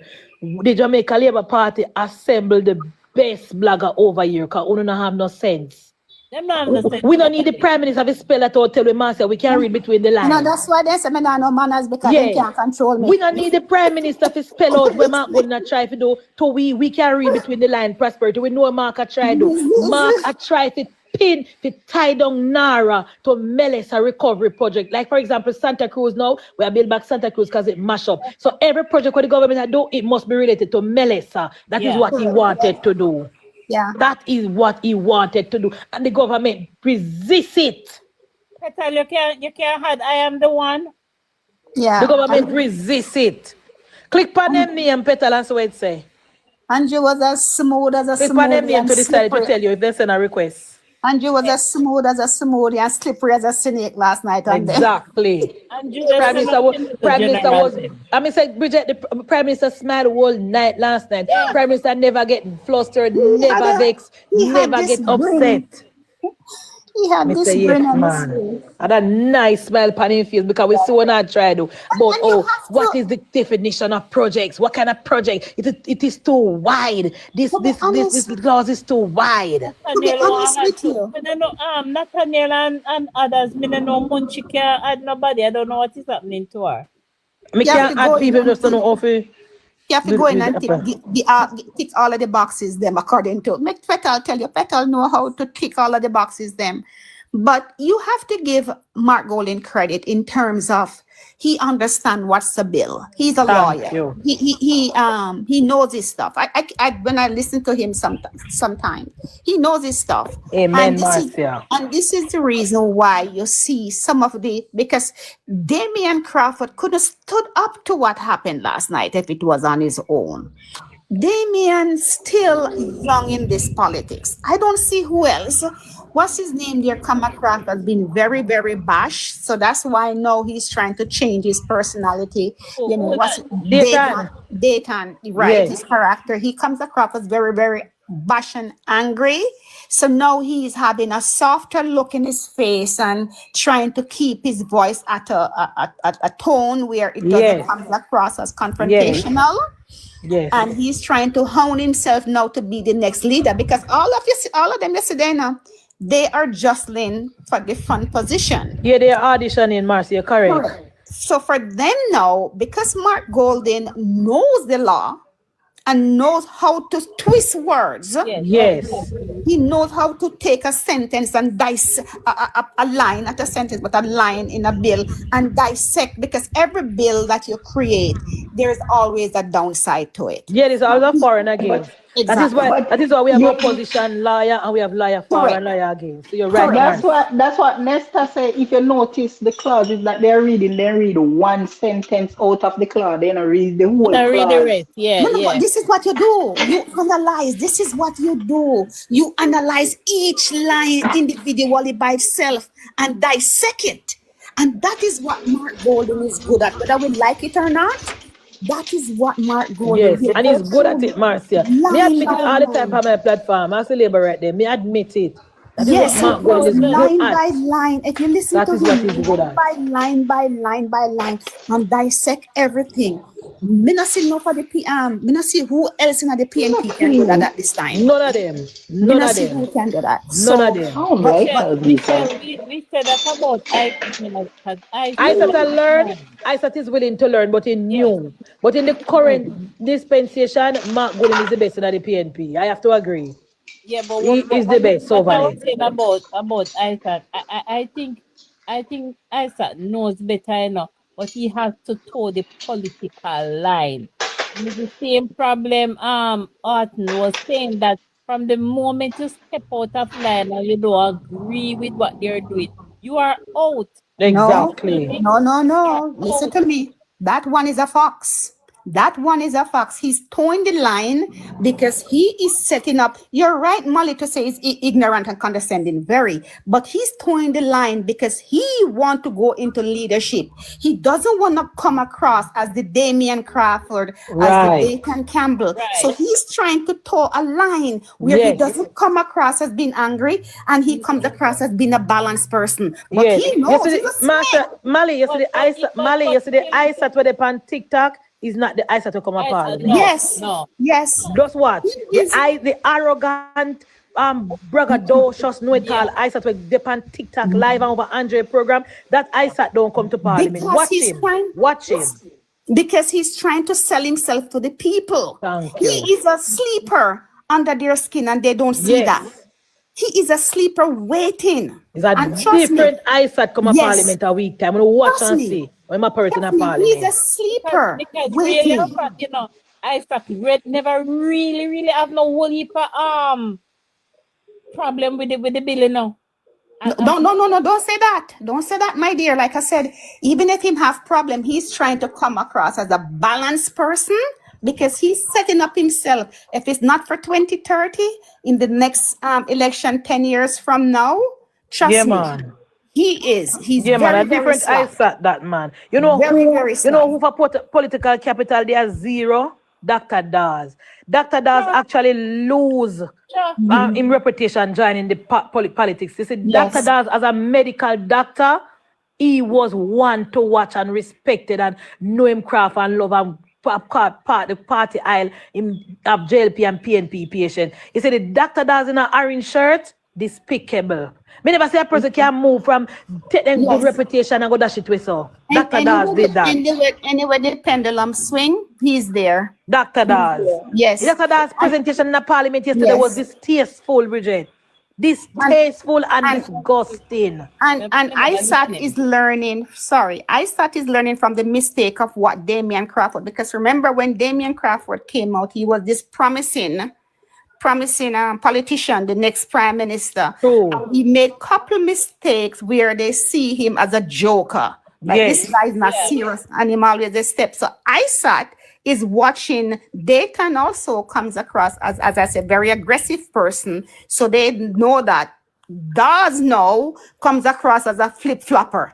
So the next person would be him, and he's learning from that. Yes, he's a criminal. He convicted. He has ballot, so then he has that behind him, and that is the reason why now he's trying to toe a line. So when he comes across as this nice person, he's used it in a positive way to say, listen, guys, yes, I did wrong twice, but I can change. But talking this and talking that, Master, being a ex-convict, I don't think that qualifies you to yes leave. in Jamaica.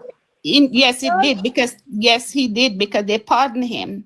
So in Jamaica, that's why he was able to run and win. There's nothing in the Constitution to stop him from Yes. Speaking of the Constitution, Even to be a prime minister. Yes. The Constitution need to amend. I think only if you file for bankruptcy, you can be parliamentarian. Okay. But yes. No, I know that him could have run on a ticket, but to go further, like. Oh yes. Remember the parliamentarian choose the prime minister, Remember, you don't run on the ballot as a prime minister. You run as a member of parliament. When you go in a parliament, your peers them choose you. Yes, so you can beat. But look here, Marcia, guys, come here now.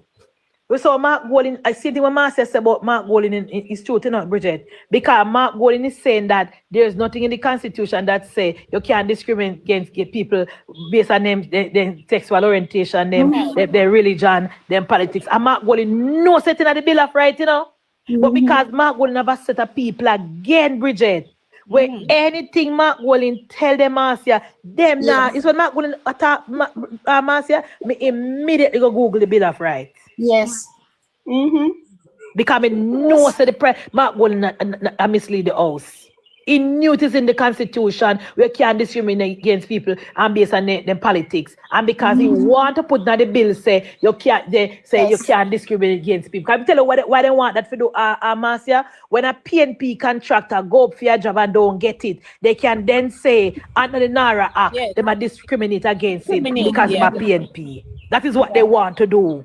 Me say Prime Minister and Nesta and Flight saw through every single trickery when Mark Golding come with yesterday. Every single shenanigans when Mark Golding tried to push through in illegal genre, jargons, the government side. Mark Golding look at the Prime Minister and say, put this in the bill where you cannot discriminate against a person and the person going to be political victimized, blah blah blah blah blah. Prime Minister said it's already in the Constitution. We don't have to put it there. Yeah. It's already there. I love it because what they were using to say that, corruption and everything, that's why they were going all over the place with Bahamas, with this, with that. But the Prime Minister... Somebody can really, if me go make a statement and mention 80, that are the last country would I... Okay, anything works when you're desperate, you say anything. But the Prime Minister came out and says, listen to me, guys. Listen to me. We already have FID. We already have the IC. We already have MOCA. We already have the Auditor General. And who else? And all of those civil bodies there that are just, so why would we... And the same civil society group, them, Marcia. Exactly. Because everything they involve in and put themselves in. They talk about everything. Yes, see some of them come out yesterday, was it yesterday or the day before? Exactly. To say, well, this needs to be done. And because what they're doing, they're crowding the Prime Minister to say, if we all come out unified, then every Jamaica will. Because we in Jamaica, we have a habit to say, the more people say, yes, are true, I saw you go. Thank you. That's what we have a habit from. Once you see 10 or 15 people in the head one come out, them say, yeah, man, that's true, man. That's true, man. So much people, we know, Bridget. So much people who don't say if I'm not true. Exactly. So much people care around. Worse out their intellects. Worse out their intellects too. Yes. Just like how that stupid man come out the other day and said we don't need oil to find oil. Yes. You would have people who believe him and say, yes, remember Dr. Man, I saw you say true, we don't need the oil. Yes. That was the most stupidest statement I've ever heard. You should go tell Saudi Arabia, you should not tell Canada. Go tell Guyana. All of them. I'll price double the war in Iran. Guyana make the most money they ever make. for the oil since the war in Iran. Go and tell Guyana that Guyana build them brand new Essequibo bridge. They finally finished the bridge for years. They wanted that bridge and they just built all the mothers in beautiful. Guyana Guyana right just now. expand the road over there, build highway and a build school. The Guyana president is now telling the Guyanian them when the diaspora say for come home or pay them double America pay them to come home, come work back in the public sector. So go and tell Guyana say Ireland Go good tell, money. go tell those them. mothers who are having babies in Guyana get $100,000 right away. Go and tell me and Matley we just send call the Venezuelan president over there to get access to the people in Isle for free. Don't talk about the sovereign fund. As a matter of fact, see right now Canada just set up a sovereign fund, which they should have done that long time. So all of those things, people are gonna get royalty. We don't need the oil. In my PNP, you know, you have to see with it. We have enough oil in the country where they find, and I think they're shooting for. They wouldn't have no problem as long as Andrew did not. Yeah, but when PNP and the PJ parties are then telling they make their name, you know, they make their name as an eco. You know what bother me about them, Marcia? All these so-called economists. Where were they when Omar Davis and PNP was crashing the economy? They never left school yet. They never get their degree yet and their PhD yet. All these so-called economists we are give Andrew Holness all these advice. None of them 40s, Bridget. One of them in their 50s and 60s. Where were they when PJ and Omar was wrecking the economy, sacking the country, and ballooning the debt, almost corruption after corruption? Where were they? They never left school yet.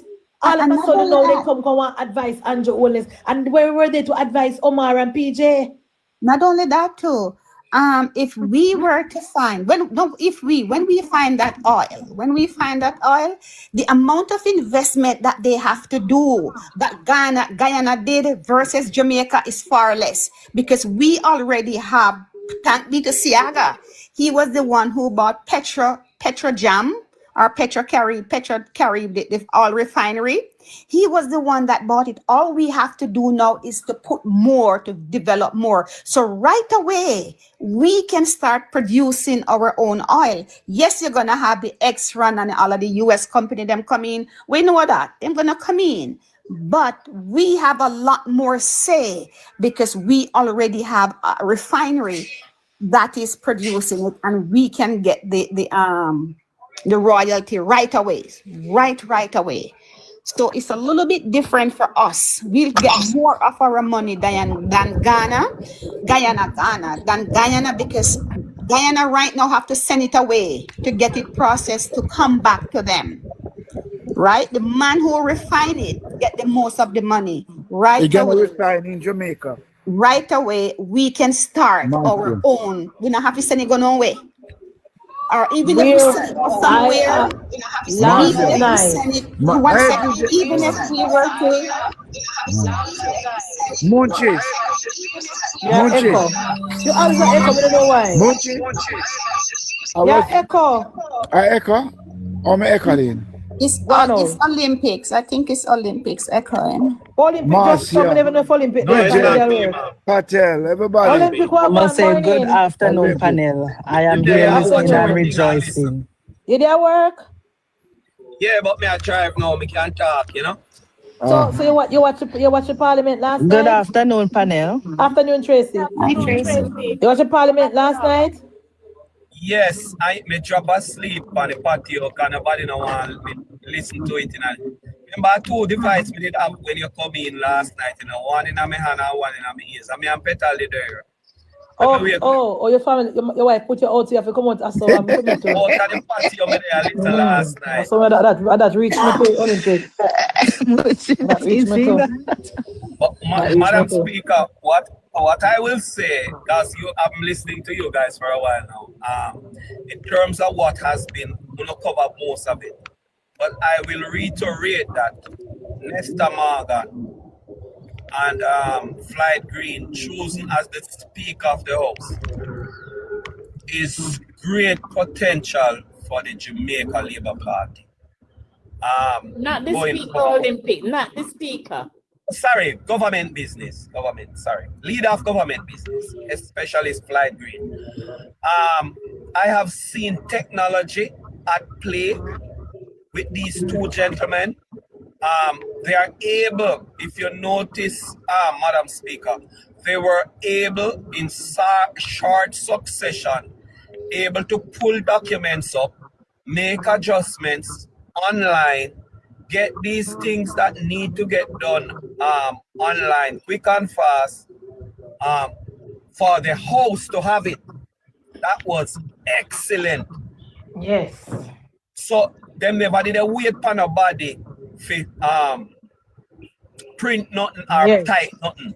They were able, and if you notice where Nesta sit compares to at one point where Flight sat, and the document. They switch. Yes. I remember that Flight at the leader of government business, you know, but because Nesta was piloting the look here, Bunting really keep the AC today? Yes, I mean, I watched it earlier. Yes, right. Watch it a little bit. Him keep it on Munchie.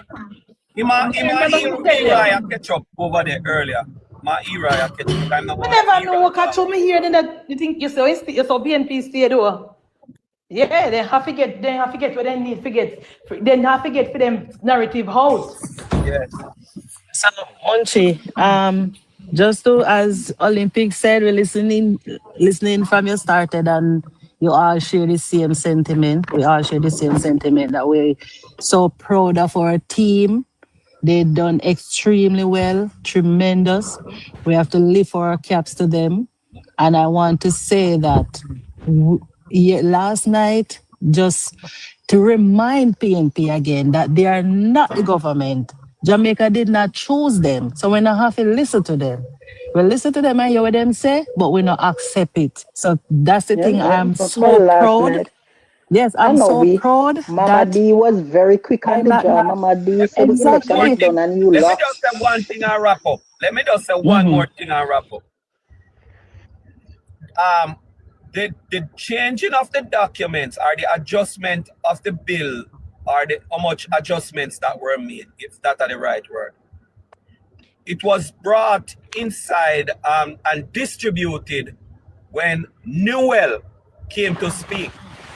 You realize that? Yes, he was the first one who spoke on it. All right. And that was done, if you notice that Nesta made the adjustment, because he was sitting at the back at the time, you know, and pass it on to the Prime Minister, you know. And the Prime Minister go over it right there, so, and then so the game not change, but when he was talking of all the adjustments that he wants, that's Noel. Because nobody, and it's a game, it's a chess play that, you know, people. Why it is a chess play? Nobody else could speak on it because they did not have the adjustment. So they couldn't blow up any part out of it or put any hole in that document, you know. So them not get the time, and that was a master stroke. You get what I mean? So I'll heal here. Because everything else I want to say, I do agree. Nobody hear me? Yeah, we hear you. But that's what I wanted to say. Of course, we hear you. Give it time to talk. Yeah, man, me finish. The amendment was circulated before the Parliament start. It was so circulated. Why Noel alone talk about it? Noel said him get, because according to them, they get what they want tonight. Remember, all of the 20 amendments were suggestions from last week's sittings, you know. But if you notice, if it is, then Mark Golding would not be paying politics. Because he would have said, knowing him, he would have highlighted to say, oh, see, they make the adjustment that we asked. Remember, no. Remember, Mark Golding spoke already. Oh, remember, yes. Mark Golding spoke last week, so he couldn't talk again. Yes. Remember, he spoke last week and he couldn't talk again. That's so true. That reach him, you know. He couldn't talk again. Yes. Right. Yes. You're right. Couldn't, yes. But that is why I say to my colleagues here, come here and agree and to disagree all the time, Olympic. I don't appreciate Malahoo behavior last night because she had the amended version of the bill in front of her. So when she come again now with more amendment for no more now make. You know, all uno they attack, you know, it's like uno see certain things and uno not see certain things. Did you look on her body language for the entire presentation? Her shoulders were dropped. Can I say something very controversial? No, hold on, Olympics. No, based on what he's saying. I'm sorry to cut you, Olympics. I'm just going to put it out there and say it. I'm thinking about it. Is there some belly griping going on with her? Something is happening. So that is where I'm going right now. So my people, I believe if you watch her body language, last week she was pumped up because she wanted to get this thing out there. She has somebody that she wants to get evil with, right? On government side. Now, as a result of that, this bill, she wanted to punch hole in it to show the Prime Minister that she knows what she's talking about. Now, based on the reaction, again, she would have lost. I also believe that she wants a position that she has not gotten. That's what I talk about, belly gripe. Exactly. Exactly so.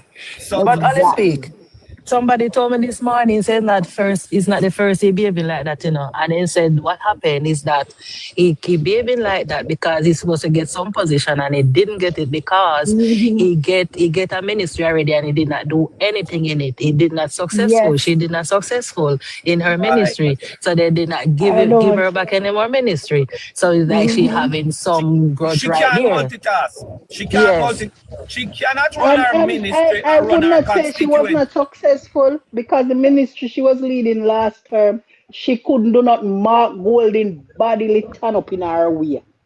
Yeah, but remember, say it's not that she couldn't run her ministry. She cannot multitask. She can't run the ministry and run our constituency. That's where part of her problem that's is. a fair time. Olympic, but then look at is it, you of know. the past. We leaving now. Look here. I love how Nesta just wrap her up, put her over there. So say, go and stand in it. Remember when you go to school first time and teacher say, go turn up in icon and use your right hand, hold your left foot behind you and use your left foot. Use your left foot. Why we have to look at everything, you know. Exactly, Last night, exactly, not daughter. we have to look at everything. That piss off I use Tyrone, your right hand, hold your left foot. Yeah, that piss off Tyrone because at one point in time, Nesta wasn't even acknowledging that Malahoo Forte said something. She would like the speaker would say, remember from when Central St. James, and she give her hey, you know, clothes, and she listen and she read and she. I one time the speaker we stop her from a read too much, but anyway, when she don't read. And everybody done, and he go back to Nesta. Nesta say, "I'm chairman. I'm put in class 2 with don't no amendment." As amended. Yeah, as amended. Class 2 as amended. Exactly. He didn't even acknowledge that she said something. Exactly. Me notice, Munchie. I realize when she attack. Yes. Exactly. That is why Tyrone with Nesta because Nesta doing job. We would have been up. We the labor right voter. Cause we Tyrone no voter. We the labor right voter this morning. After that, I would have been mad at Nesta if Nesta would have turned over the bill to Malahoo Forte last night. To Malahoo Forte. Yes. That is what we would have been upset about. We over here, so we vote for the Jamaica Labour Party and Nesta. We are proud of him because he pilot the bill and he passed the legislation that we need to build back Jamaica. That is what we're proud of. We don't want you from Tyrone.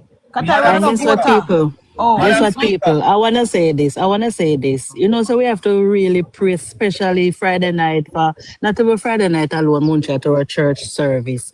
But we need to pray for the Speaker of the House, you know, because in that position that she had, it's not an easy one, you know. Because I'm telling you, even Malahoo Forte, you can see one night time when she really can't tolerate her no more, you know, and hear about, hear me out, Speaker, hear me out. We need to pray for her.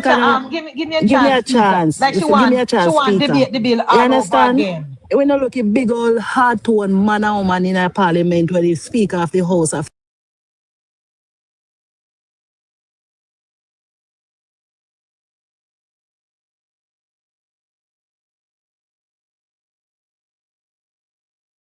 things. She a try to balance it on both sides.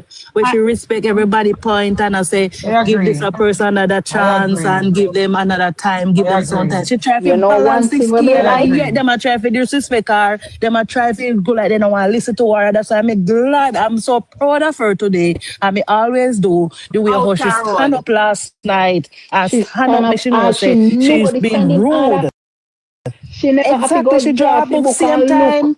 She look know at it. she was able to repeat the word for word without even opening her book.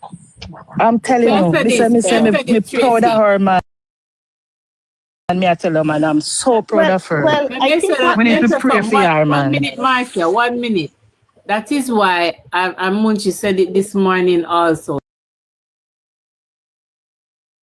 In the wilderness for 18 and a half years. Because of one or two person who feel like them have a point for proof, and it's gang of five.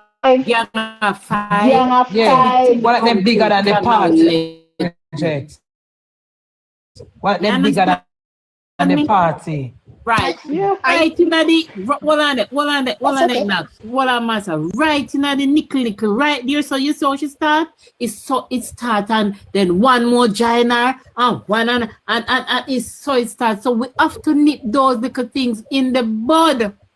Have to nip it because we know the destruction. A party who is not united is a failed party. Cannot win. And I'm not saying that is what she wants.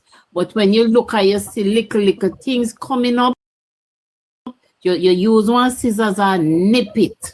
That means you know you depend your own. And that is right. But Bridget and Marcia, she vote at the Labour Party side too, you know. Yes, she did. Yes. But we do not want the public lynching of the party. I would want the party to remain united, and any problem she have to deal with a cabinet. They can cause some fight. They can throw it to the window cabinet. No, hold on. Bring it to the public. Munchie. Kizzy say I'm being unfair to the MP. No, Kizzy. We are not. You know my position from last week. I'm gonna stick to my position. There's a time and there's a place for everything. And if we depend on a team and wanna say me wanna drag over this, so everybody I turn for me and say so. She chose not to be a part of the cabinet. So it's not. We are not. She made the decision. She made the decision, Bridget, not to be in the cabinet. Yeah. So she made a personal decision not to be in the cabinet. Therefore, she cannot be a part of the cabinet making decisions. But she can call the prime minister and she have the prime minister ears. Malahoo Forte have the prime minister ears. The prime minister gave her her own ministry last term. She wasted up thousands of dollars with the ministry and it got nowhere. The bill is parked in Parliament. She and the prime minister not vex. She chose not to be in the cabinet. It's not the prime minister keep her out. So she cannot then choose to stay out and stay out and you can't choose not to come into the house and you go to the door and stone the house. It don't work like that. Madam you Speaker. can't go back and beat cow. That's the point I'm making. The fact is that very she cannot be like this. A very important bill like this. Madam Speaker, very important bill. She cannot multitask. She cannot manage our thing there and run the ministry. And she are going to choose the ministry over her MP position, her portfolio, what you call it, constituency position. We know that, so why we playing hypocrite to that? We cannot. All of that. It's a fact. I am taking all of that in consideration, Olympic, and I am saying I don't want to see the Jamaica Labour Party look disunited and in the public. I may not see it happen nowhere in no jurisdiction. If you're in America, when Obama wanted to pass the Obamacare, Bridget, Nancy Pelosi telling the Congress, say, vote yes and read it after not done. That's what she told them. A lot of person never support the Obamacare, and Nancy Pelosi tell them say vote for it and read it when they're done, and they never want to vote, and they had to vote for it because you to a party line. Under Donald Trump now, same thing. A lot of people in the Congress don't like the big beautiful bill. They had to vote before for it.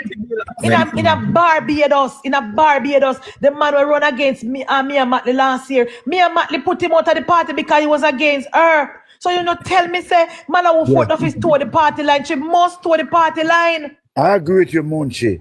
Especially in a public. She can do anything she want to do in a private. But in the public, you must toward the party line. The party, if the Jamaica Labour Party is not united, we cannot form government. You think every PNP people over there so like Mark Golding? Paul well not like Mark Golding. Damian not like Mark Golding. And Garvey and Daly don't like Mark Golding. Do you see them toward the party line in the public? No. Because they want the PNP. Remember Mark Golding say, Mark Golding tell the PNP people say, vote for PNP after we don't can go on back, go fight. So don't tell me nothing. That's what Mark Golding tell the comrade them, vote for me, I want to know don't can go back, go fight. That's what he said. Yes, Kizia said, we're not a cult. The party is far from being a cult. But on this, we're fighting for a bill. It's not about call, it's about passing the legislation and vote, and the vote needed to pass the legislation. Because that's the point. We got to stick together. It's not being a cult. What if it's her vote alone we need? That is what I said this man. What if it was 2016 when we were 30, 31? 31, 32 or 32. No, 31, 30. Yeah, 31, 30. What if it was 2015? Right. No. We can't agree with this. We cannot. What if it was 2016? We cannot agree with Malahoo Forte behavior last night because she said what she needs to say last week already. The bill was amended. The bill came back with 20 amendments. 20. What is her problem again? And I read about the same bill. The speaker of the House of tell us they don't have to read go to the point. Shall I read something and it's like she read it with eager so she not even remember what she needs to say. Okay, Miss Emma, go on. Because she never, it's like, you know, she have an issue, people. Yeah. But I want to say something else before we stop. Enough of Malahoo. There's something named leadership, one nesta panny up, one flag green panny up. One Chris Tufton panny up. Oh no, Munchie, you have your next device. Play Chris Tufton there again. Look for it. Munchie. Yes, Chris Tufton. Please, the people. Remember, you can't go and talk, man. Go feed tablet. Yes, I'm play Chris Tufton because I never really hear him. You say leadership is taken in under leadership. When you study leadership, you have a part under input name planning, organizing, controlling, delegating. Yeah? You see, it have controlling and it have executing. You see what Nesta do last night in terms of leadership and management? Nesta has shown that he has exposed Miss Malahoo Forte that leadership lies with him because of him bill and him put it forward and she comes to distract. Last week Malahoo Forte give over we bill to the PNP last week and the PNP has stepped up on it last week. The leadership where that young man show in take it out of the book of management. Me not ask none of that. Me see it. And me done this up. You no can go and talk. A leadership me see. Between him and you see flight grade, me rate it. And that me and me couldn't know. I don't see how we and how I can support when me know say a party when a united cannot win. And you can disagree with your party, ain't you want disagree. Nobody now stop you. But when a time for to a party line, when it's for the betterment for the country and for your government where you support when you in a party win, you have to be careful. Right. Because let me tell you how dangerous it was when Malahoo did. You know hear what many men say when she talk? Who remember what many men say? You remember many men said that that's that about many people over the government side coming up to them and tell them say fight for the bill because they're not supported. The reason why she said that was because of Malahoo Forte. Exactly. Nobody is over government side not go to Nikisha and say that. None. And make she make that shit up. She And made Mama that D up. mash her up. Just Mama like, D mash her up. just like she make up both then say Prime Exactly. Minister look She her. made Just like that how she make up. up that.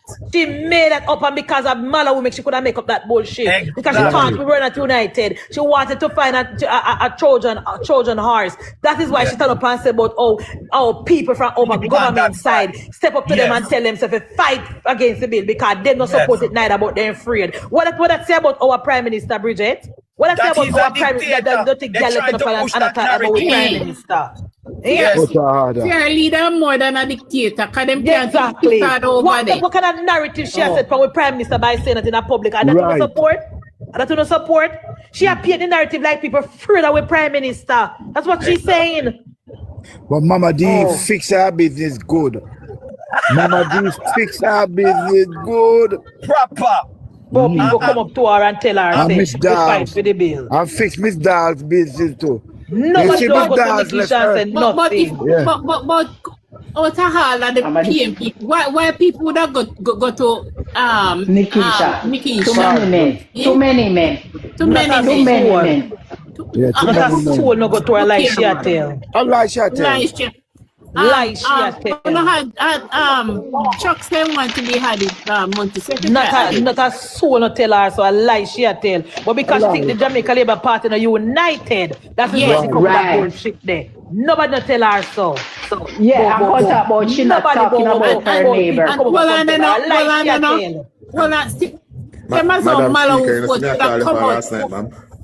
Should be there Parliament, me turn off my phone because when in Parliament building you can't make your phone ring.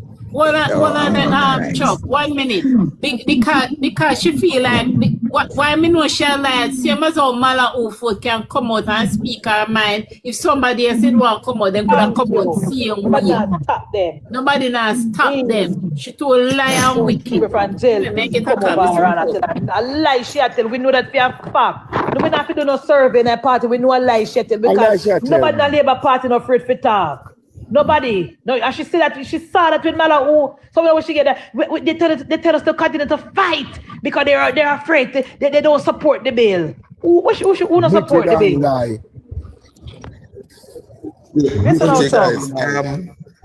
Leave. I could forget Malahoo Forte. I think there's something last night where we need to highlight to expose. I mean, I don't know if we don't speak about it yet. I just visit the sunlight. So let me say this. After the great calabaloo about how them concerned about everything in the bill, you realize that even though the PNP them fight and then sit down and them buckle and them allow forget, I think it's 4 pages of amendment. 20 of them. And in the end, not one of them didn't vote for the bill. Thank you, Chuck. Not one of them. So what was the fight for? To stop the bill. Yes. And that is what people, that is where we have to, that's what we want to make people understand, you know. I said even though you get what you ask for. Yes. Even though you get what you ask for. There is no parliament in the world where the opposition will get everything they want in a bill. But you fight the government, compromise with you, get a whole heap of amendments in there. And in the end, not one single opposition member voted for the bill. A 15 of them stay back. Serious are them tired and gone. Serious are them tired and gone. They're not serious about government work. They're not serious about it. They're just dismissive. That's all them they are. Because you have to change something and me change it, and you still not vote for it. That makes sense? That means you never want them to change. You could have stayed right way there. Even when they went into committee, I decided Buchanan recommend a change of a particular section. They changed the section and when they came back out, he did not vote for it same way. Same way. They can't vote for nothing when they took recommendation from ISAT, They took recommendation from Mark in a section, in I think a class, one of class maybe 2 or 3, and they took from Malahoo Forte and they took from civil society group. The 20 amendments were made to the bill last night, and not one of them don't support the bill. They're not serious about the country. So what was it for? What was it nice for? What was wait for? The same bill where I asked on a minute. When the bill come back, you know vote for. That makes sense? When it come back, you still know you get where you want. The section was amended the exact way you want it to. And it came back for the vote again. And you still no vote for it. Mark was never gonna support the bill in our first place, no matter what we do. But the PNP ate the bill overall. Chuck, because I know you watched it last night. The worst part of the PNP ate about the bill was class 1 and 2 and 3. Because then the class there, Mark wouldn't want the government to put a independent body in place where the independent body and the CEO work together and minus the minister and the prime minister, and they make all the decision and take the power inside out of the hand of the politician and the executive and the government. So once the government not do that, Mark will not even look. But even if they do that, Mark would have found a way not to vote for it. But that is my main issue we have with the bill. So they wanted to decide all the project, because before you come, Chuck, we and we that say, you notice how Mark will not push, Chuck, a push the definition of projects. Yes. You notice how Mark will not push every chance he get. He might talk about this clause is too wide and we don't know what the projects are and we need to know what kind of projects and what they're talking about projects. Mark will not push for that, Chuck, because Mark Golden don't want the government to incorporate no project where then talk about no when them have before the third term under NaRRA. You see, another thing to listen to Dr. Jaws. Dr. Jaws in his presentation was just plain disgraceful. He called on some examples, and all of these examples that he called on.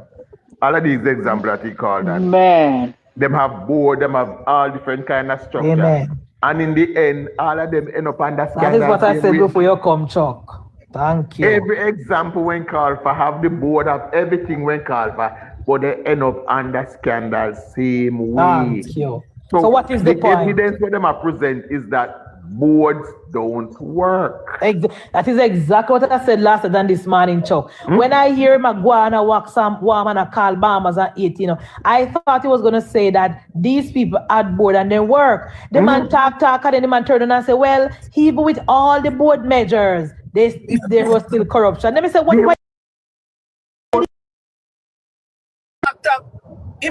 I disappointed with Why did you bring them up, Chuck? Those were the wrong examples for true Travis. Yes. Because you bring them up to prove, say, we need board, and you turn around at the end and say, well, even though the board was there was corruption. That means to say you prove on Joe Wellness point, say, we don't really need board because board don't prevent corruption. Exactly. Oh my God. It's like them never go a debate in class or go on debate. But I know that. You know, my ear when Mama D say if you follow them, you think corruption just come out Jamaica. Mama D says the corruption has been here all along. Mama D say it. Mama D say corruption has been here all along, so me not even know what I say. Mama D say it. Mama D say don't come like corruption just come last week. Like a NaRRA carry corruption. Government now. Well, what I want, and Munchie, you know, they come where them not come here for morning. I don't see them. No, I don't see them. I look for them in that fi send me a request, and normally then I not block them. You know, me not block them. From morning, make me say we then shame, Chuck. You ready to come here? So they over ball. One of them not come here from morning. I say Angela should have licked Madam Speaker with me. And the Barracuda, all of them do a promote violence. And you just say they over scrubs, over the 249 toward the land. Can you expound on what happened? Because although we there talk about that, you know, that's a critical part of the whole conversation and how the speaker, that's what I wanted to say earlier too, that the speaker is so versed on Parliament protocols that she, sorry people, Chelsea, that she was so quick on what happened in the parliament, my people. You know? You see that little mace thing where that leads in the Speaker of the House? Yeah.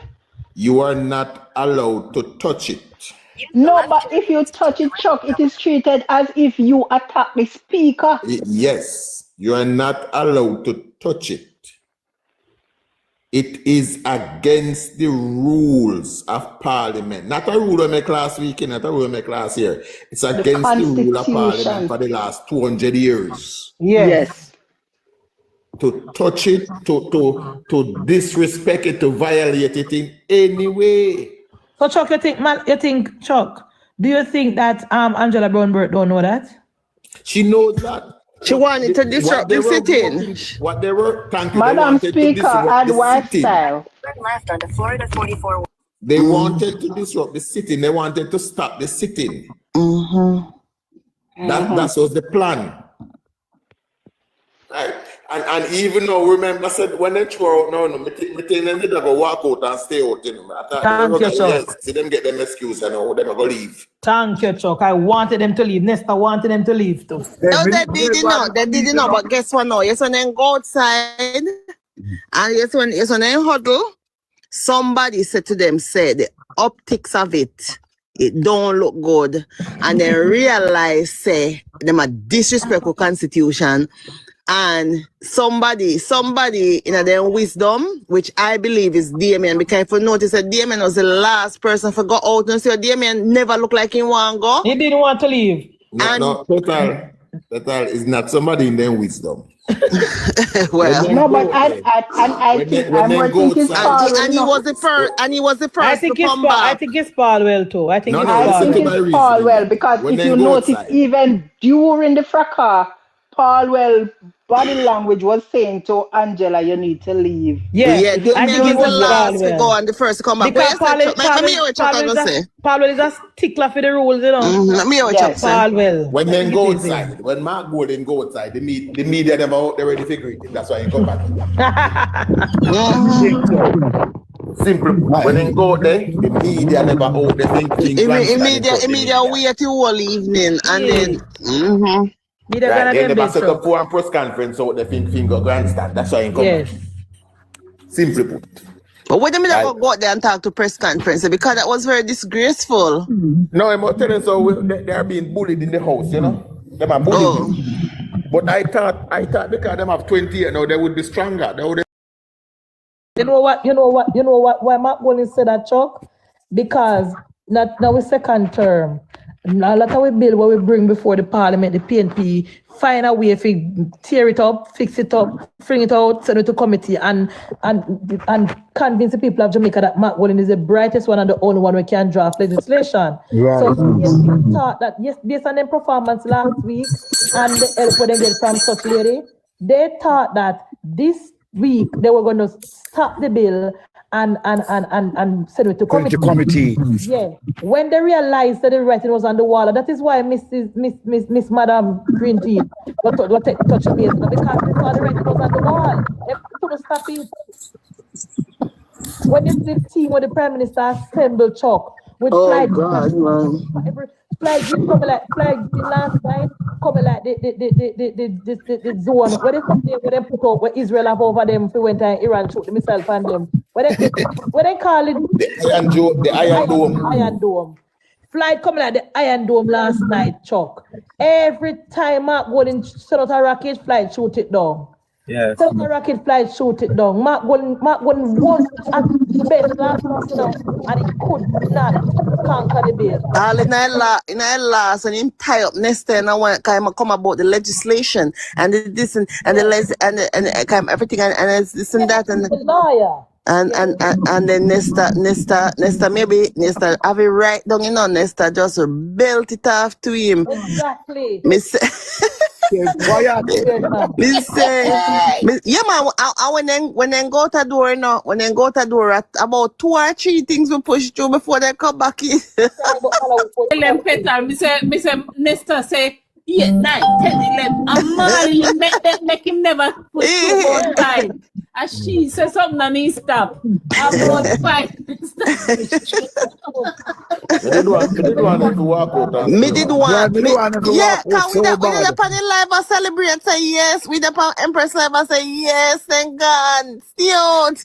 You see, because I did sure, you know, I would have bet money yesterday that I walk out was a part of them plan last night. Would have bet too. So when we see them walk out, we had said it. We had said it that they're going to walk we could out. have sure say a walk out was a part of them plan. Yes, they were going to walk out, we not stay. Because guess what? If we walk out, we don't think them are going, you know, we are going to try walk out and steal the headline. But the fact is, and as like I said, at this moment they come where they can tell we now. After you fight your delay and you get so many amendments to the bill, why didn't you vote for it in the end? Is there a world where any opposition party are gonna get every amendment where they want to any bill being tabled? Listen to this, no Chuck. You know what the talking point today? The talking point today is that the government is not telling the people that the talking point today, you know, that the money is borrow money and them have to go pay back. Oh my God. Is a law. That's the talking point. Why not when we are doing this service to the people of Jamaica and up in the church? That's how they where the government could get $2 trillion to spend, sure? Then they say that's the Barracuda from Alexandria. Like a famous PMP leader, Munchie. They found money. Yeah, we found some money. We found some money. The Ministry of Finance found some money, and the Ministry of Health found some money. Chuck, I want to add something. Don't make me drive, man. We found some money. I want piece of paper, you know, if we fumble pan now, Chuck. You know, just make some noise with some paper. So we found some money. No money. Are you telling me, Chuck, so you have to click your live and explain to the comrade them say I borrow money we are gonna spend. Didn't I, Chuck, the Prime Minister never talked about before. Remember saying, Chuck, we have a amount of time where we have to spend the money, you know. It's not forever money where we have till 2030, you know. Exactly. And if we have don't a sunset clause and the money. We mean by with the people that don't know borrow money. If we don't get it to spend Munchie, somebody else will come along and not even that, you know, you see the money here, Chuck, it don't have no whole restriction. What is wrong with the yet them say come them never know say borrow IMF money. The Prime Minister explained it in the budget in the sectoral debate where there. Mark Golden in the presentation did a point out say, wait, then I this a little bit tighter grant. Thank you. Right. Thank you, Chuck. The presentation Chuck said that most of the money is borrow money, is not grant. So we don't understand how that's the talking point and then come out with now today and then the rest of them will come and say, yo, thanks for that a Barracuda from now a sentence of running from St. Kitts, you know. Thanks for highlighting it, Jay, because we never know. Are they go with to Then joking. The say we can only draw down a portion per exactly. The Prime Minister explain it. Look here now, Chuck. You said that they didn't sign it. Is it that there's a possibility that they want to take it to court? That's why they never sign it. It's not about signing, it's about voting for it. I mean, voting. Sorry, voting, I must say.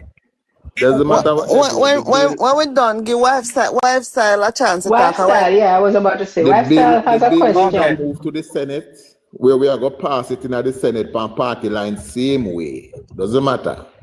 There is no grounds. The bill was debated in the Parliament. They got their amendments. There's no grounds. It's not a bill where ram through the Parliament. Sure. No, it's a bill that was debated in the committee. Even if they bring it to, even if they go on a court, we're not business. No business. They go to court and anything the court struck out and we appeal it and we lose, we take out a piece of the bill and we continue to bill. We don't answer to them, they can't stop it. They can't stop it. It's remember a the Parliament, Munchie, you remember the Parliament is the highest court, you know. You didn't know that? is a way to Parliament is stop at us its from doing core. our work. Right, so they can, if they even go to court, you gotta throw out. You gotta throw out. Why style talk now? Why style own me mic and talk? Good afternoon, everybody. Afternoon. Afternoon, baby girl. So my thing is next steps. So we know that it is going to go to the Senate next, right? That's the next step. Yes. Friday. I think Friday, not check Friday. Friday? I think so. Okay. Yeah, so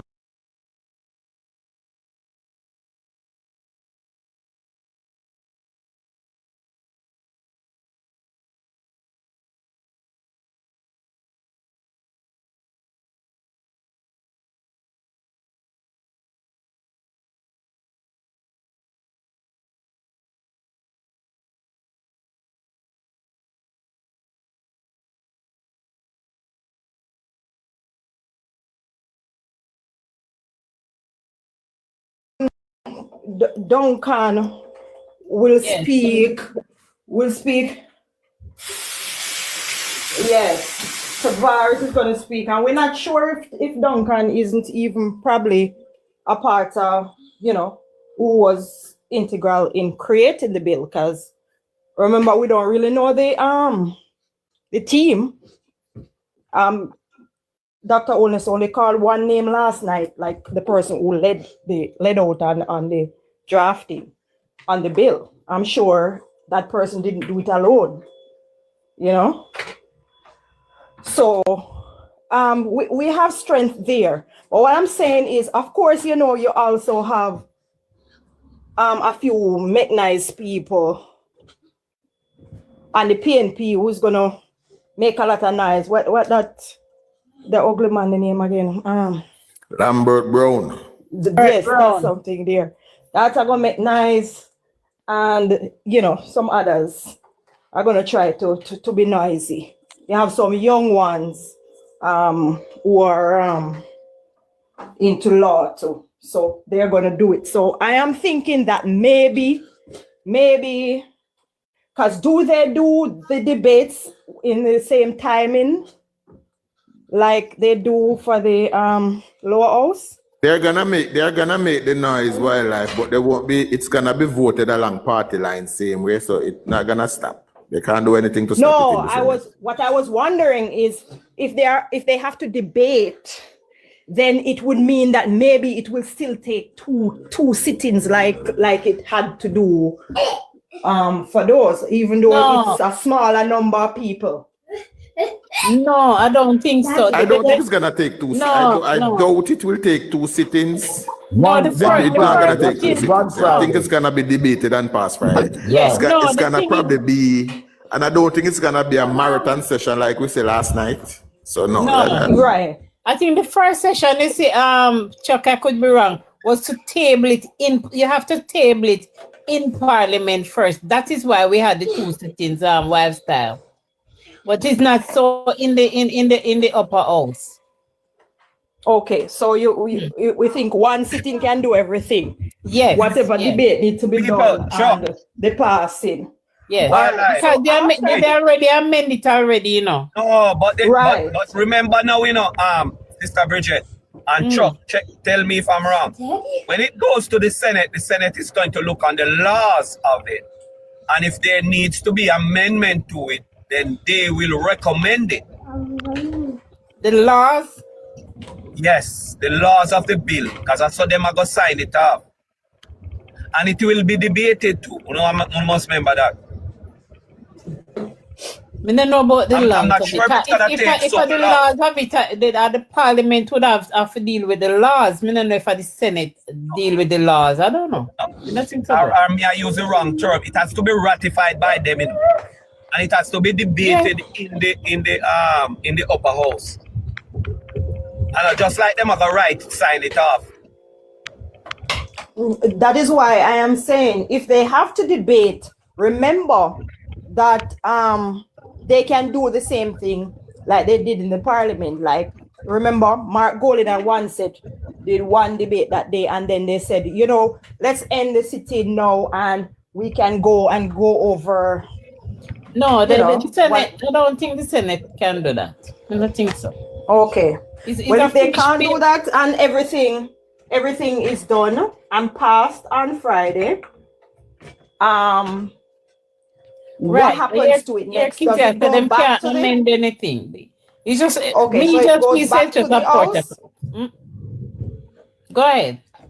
After it is passed in the Senate, what happens to it? It goes back to the House now, and then execution. Governor General.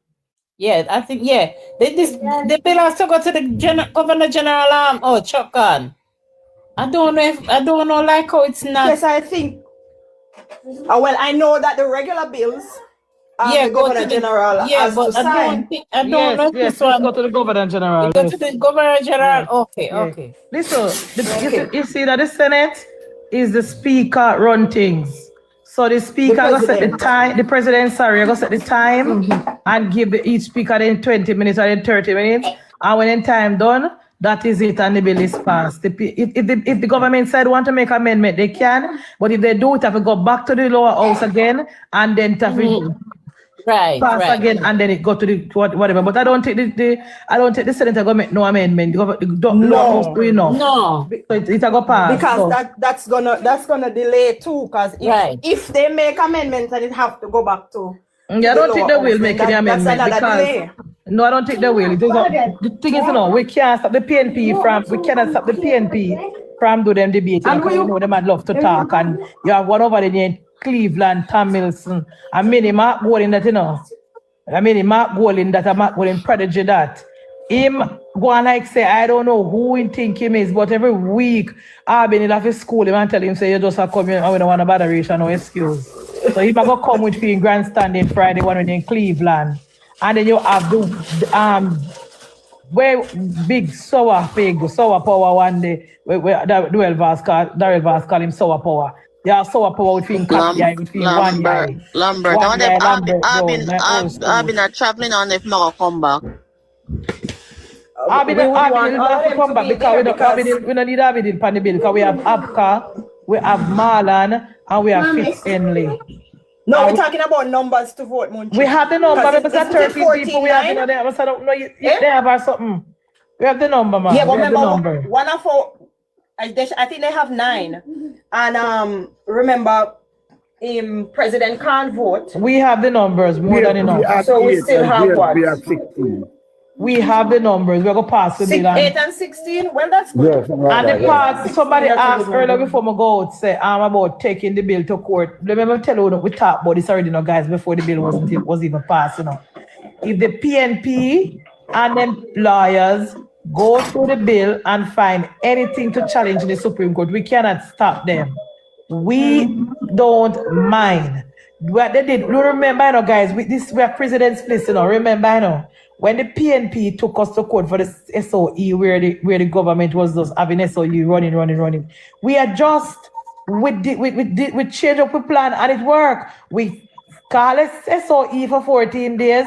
After it done, we relax it for 5 days, and we call back more 14 again. So this is a situation. Remember, we learn the lesson from the PNP, The PNP teach where so many things is for us to learn. If they take section of the bill to court and struck it down, we fix it and we go on with the bill. The best part about the bill is that Andrew Michael Holness, guys, will decide what the projects are with the cabinet.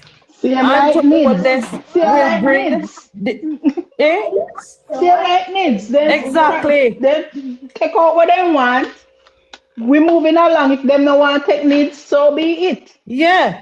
So we not get frightened when they come with them threaten Supreme Court with us, threaten court with us. We not get frightened because we have experience with them and this. We know they love courthouse. And if they think they can't win, them I go. But what we do know is that the court cannot throw out the bill in its entirety. We have to choose a clause, challenge it to the court, and if them win and we lose, we fix it and we move on with the bill.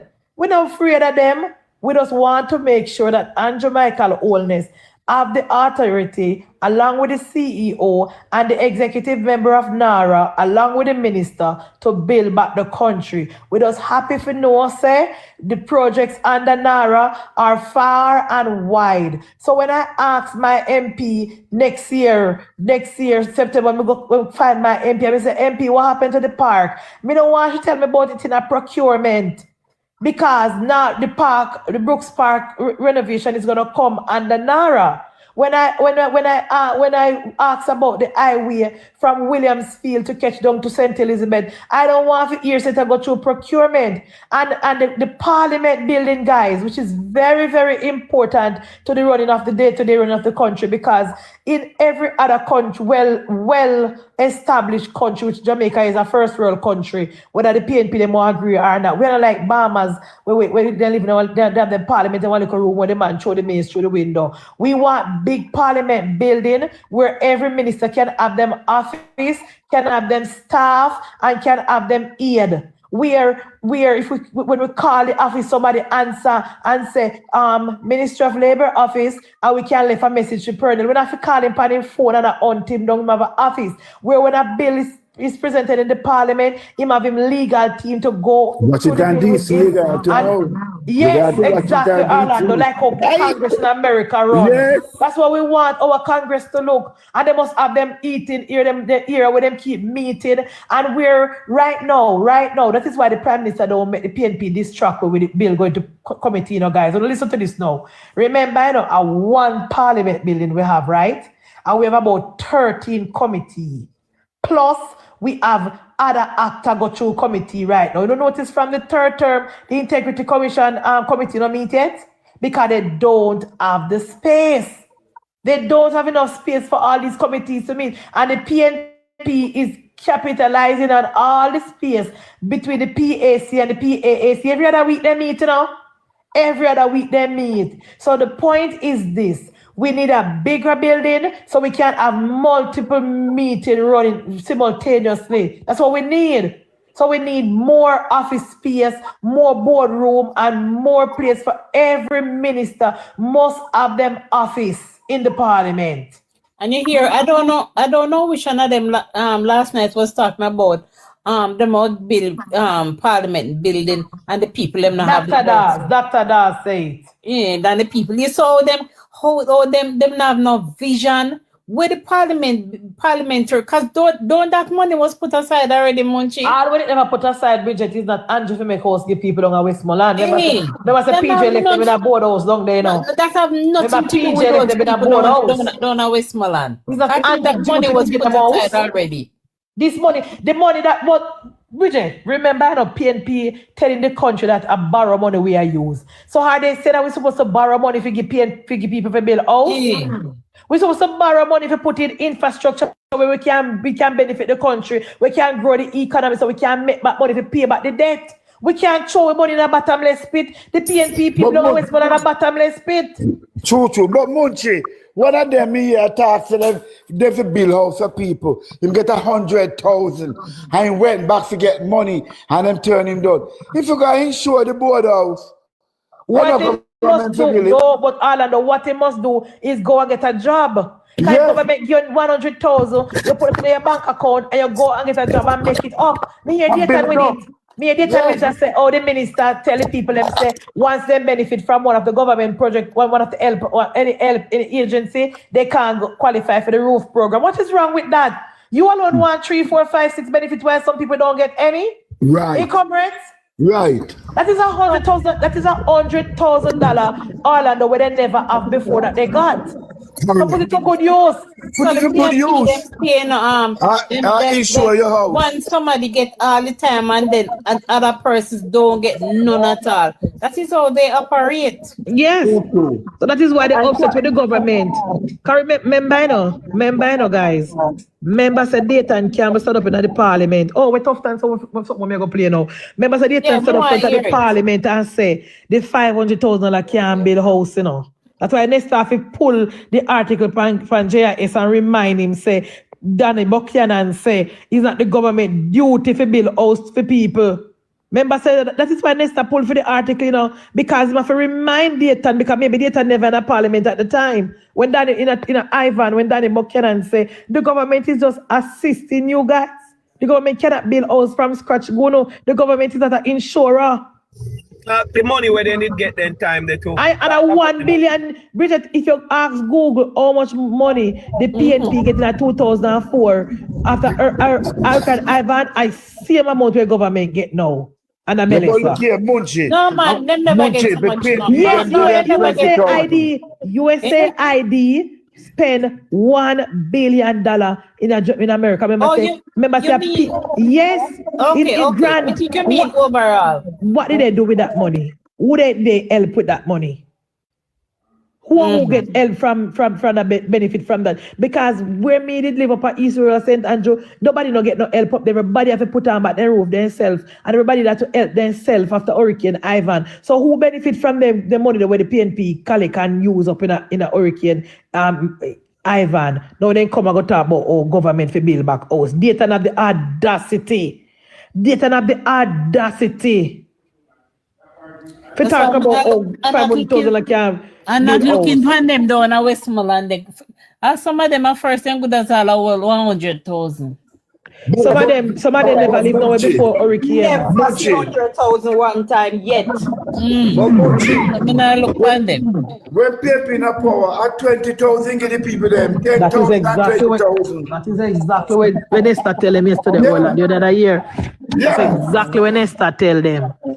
100,000 get under PNP. You never and some get 8,000 and 7,000. Yeah. Madam Speaker, bring up the Christopher Tufton dumb plate, please. I look for man. I look for. Come here, go drop bring it up the dumb plate, please, and thanks. Yes, Travis, some of them get 8,000 and 20,000 was the high. Some of them get 7,000. You what list comrade then 2,000 and the pure comrade then get and a pure comrade get the help, you know. Comrade get it.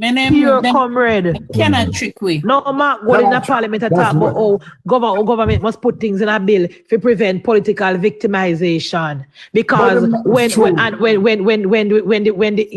I hear him again, nothing sure say you can know Mark the PNP thinking of Bridget. Here Mark Golden is saying, right? If a contractor or if a person were in a government who have permission for do business with the government, like the PNP and the JLP, them who have business and benefit from the government, want to get a government contract. And it come before the parliament say, for example, JLP in a power and Mark Golden and Peter Bunting is in construction, then company in a construction, which we know them in a construction, and them want bid pan a contract. Mark Golden is suggesting that if proven want to build and bid pan a government contract, and it come to parliament, come to cabinet are going to vote against it because him a PNP. That he mean, you know? Yeah, that he mean. But by right, proven enough to come for no government contract under NaRRA. To be fair, Bridget, think about it. Because remember, they're not for NaRRA, so what them a come about? No PNP contract enough to bid, for panel bid under NaRRA. But Munchie, Mark Golden say when Labour Party was opposition. No, because remember, they get permission for the parliament to do government business. But remember, when Mark Golden say when the Labour Party, remember when it was opposition, when the pillar lies, you never hear the party. So they don't want that happen to them now. Yes. No, you're not both sides do it. Both sides do it. Right. I lie my tell because if you remember, you know, under the 18.5 years of PNP, you know, them saturate the whole market. They had all the contractors, they had all the contract, they had all the business people and them pocket everything. When Bruce Golden win, and them overthrow Bruce Golden because they were too much. So there's no way you can talk about under Jamaica Labour Party then get victimized. Because the first 4 years under Labour, a PNP have everything. And just now we are trying to go around some of them bridges and shake them off away. I know them. And even now they're still tight. Certain things. Okay. Sit off The members on that side is that this bill, Madam Speaker, should not be as controversial as it is made out. Tell me if I hear him. I really don't think so. However, I have an explanation as to why this is the case. Madam Speaker, we exist, unfortunately, and I think there's enough responsibility to go around in a low trust society where many see actions of our political leaders and governments as sinister, and where some, recognizing the sentiments of a wider population who is cynical, see this as an opportunity to exploit for political advantage. And this is very unfortunate because it bears very little to address the issues. What you get instead, Madam Speaker, and this is my own interpretation, not casting any judgment on anyone, is that the arguments that have emanated from this debate up to this point are stimulated by emotive objectives rather than logical, practical, and contextual attempts at finding solutions to a crisis that affect the people that we represent. And I honestly do think that those who allow perfection to be the enemy of good are hurting the over 500,000 Jamaicans in the 5 critical parishes that have been impacted by this hurricane, Category 5, the first ever, while we here debate, prolong, and engage in emotive insinuations. Again, the consequence of a low-trust society. And I do believe, Madam Speaker, that as leaders we need to rise above this, and that this represents an opportunity for us to be one as a parliament and a government to solve the challenges that the people face. For me, Madam Speaker, there is a context. There is a context to this debate, this discussion. This is a context that has a practical component to which this bill seeks to address, and it appears is being ignored. For example, the member from Eastern Westmoreland, who I know has been impacted, and indeed 2 or so days after the storm, I went to his area, and I believe a week or so, he and I were at a similar location trying to address some of the challenges. And I saw the pain, rightfully so. But we were there working together. But the member, I think, is, and I say so respectfully, is failing to appreciate when he speaks about the title of the bill and ignoring that the response to a crisis has to take place in stages, Madam Speaker. In public health, for example, when a crisis occurs, the first action by health is to save lives.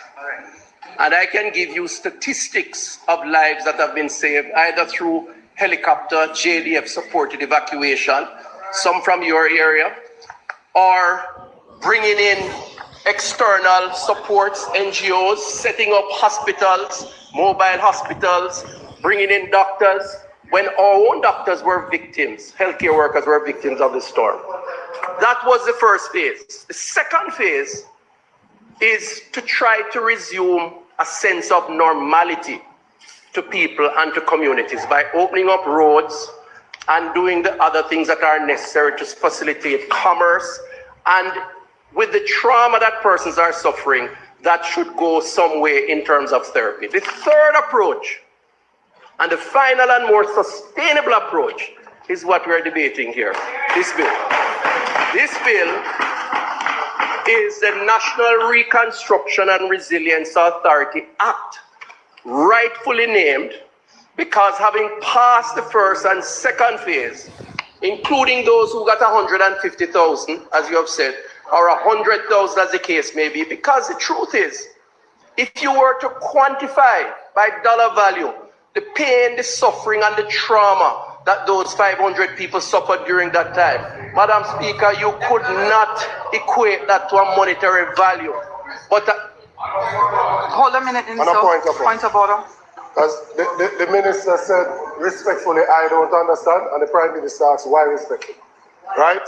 And he went on to suggest that I am saying that there shouldn't be an emergency response, essentially, to the hurricane. I never said that.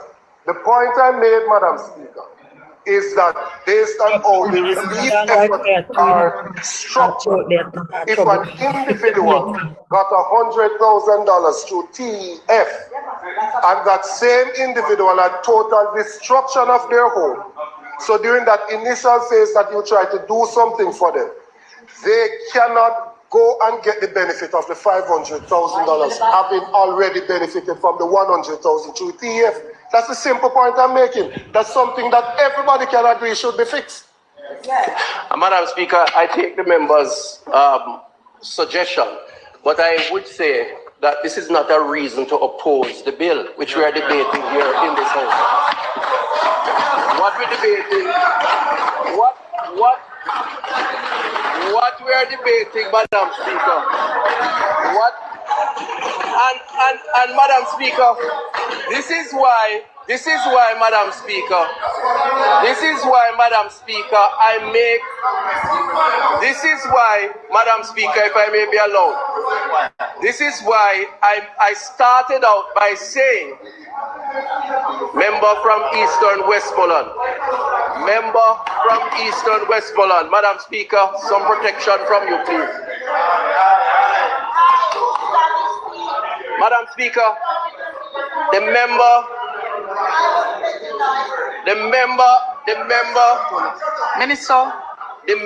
as emotionally traumatized as he has been and is, Minister Tufton, of his representational responsibility, is supporting. Minister, the same members. If you would only listen and follow the rules, both sides would be able to have a far more comfortable debate. I am giving no one extra time, not even a second extra. Therefore, I would like you to use your time properly. So, Minister, if a point of order is made, I've said this before, and you're responding to the point of order, indicate it means your time does not continue to run until you have responded to the point of order. If you are ignoring the comment, then we continue. You do not need to indicate, you ignore the comment and you continue with your presentation in the debate.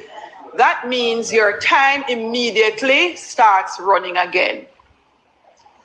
Thank you, Madam Speaker. I'll say quickly, the only point I was making is that there are many times when representatives who have an issue on the ground zero, including the member who spoke, can take the phone and call myself as Minister of Health. We have had conversation to resolve issues of this kind, in this case, the Minister of Labour.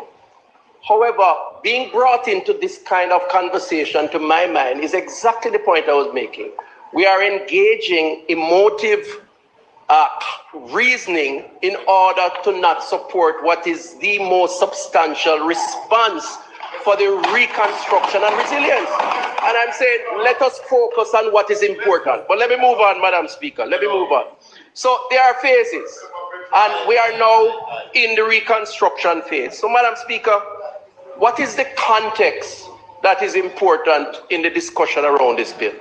The first context, given that it is a crisis, is the efficiency, or indeed, for better understanding, the speed in which we work to truly restore persons and to make them more resilient against a Category 5 hurricane.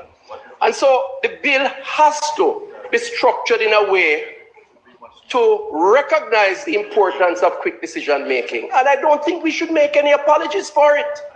I don't. In fact, if the members on that side are honest with themselves, they themselves have spoken about the inefficiencies of the current bureaucracy and the need for change. The very opposition leader has spent time talking about it. Is he now arguing that we should engage the very same process to deal with people who have emergencies? It cannot be, Madam Speaker. It cannot be. And indeed, Madam Speaker, history...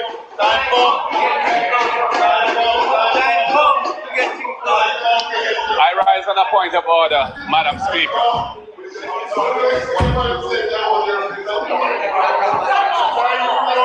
The member is misleading the House. It has never been my position, or indeed anybody on this side's position, that we shouldn't have more efficiency, a quicker procedure, and a faster resolution of the issues. We're all in favor of that. The fact is that the current bureaucracy and the way the government is interfacing with it has led to all sorts of problems, and which need to be addressed structurally.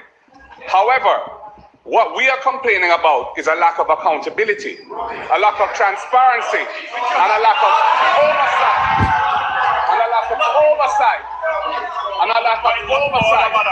So I'm not suggesting opposition leader.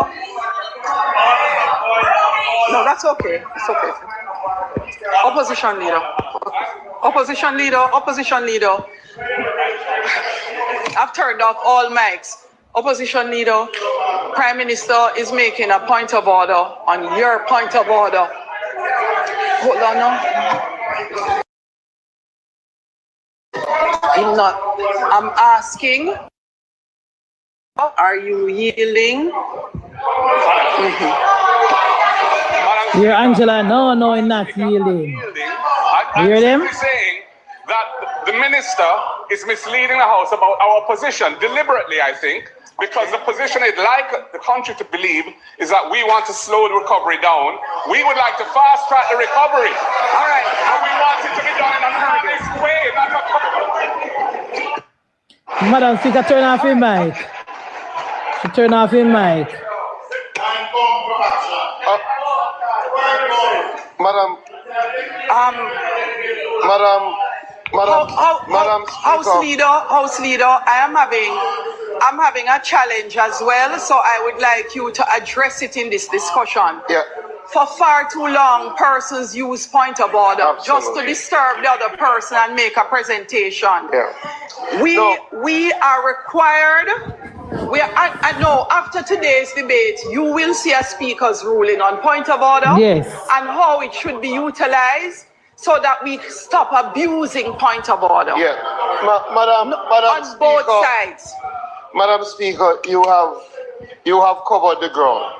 Firstly, a point of order cannot be used to enter into another debate. Right. Members, allow me. Members, allow me. Please allow the House leader to complete his statement. Members. Madam Speaker, when I rose on the point of order, allow the House leader to highlight to complete. that the member was factually inaccurate in a point he made. That is different. That is different than a member categorizing an intervention. If I believe that your intervention means you are slowing down the process, I must cancel it at the debate without you telling me that I am misleading. You can intervene on facts. When the Minister of Electricity in Energy intervened, he highlighted that he was saying you were factually inaccurate on the numbers. That has nothing to do. Members, this is a debate. For the members who have spoken already, you have got your chance. Right. When the response is, your response will be categorized. Unless there's a factual inaccuracy, do not enter on a point of order. Yes. Thank you. Thank you very much. Mark shouldn't be allowed to do no point of order.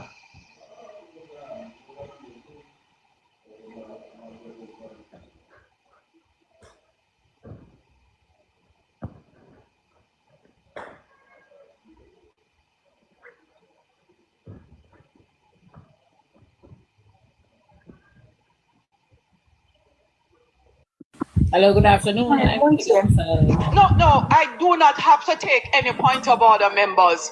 Hold a moment. I do not have to take point of order. And let me remind you of the House rules as well. For a point of order to be taken, it means the person on whom the point of order is being raised must take their seat and allow the other member to speak. For efficiency's sake, follow the rules of the Parliament. Everybody.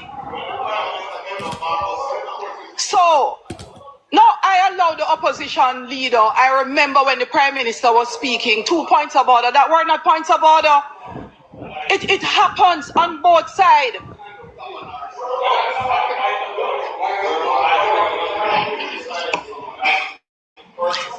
It is a courtesy, and I'm asking you for the efficiency. Your speaker get upset. Your speaker get upset. No. Please stop that debate. Because when your time is up, and it doesn't matter who you are in the house.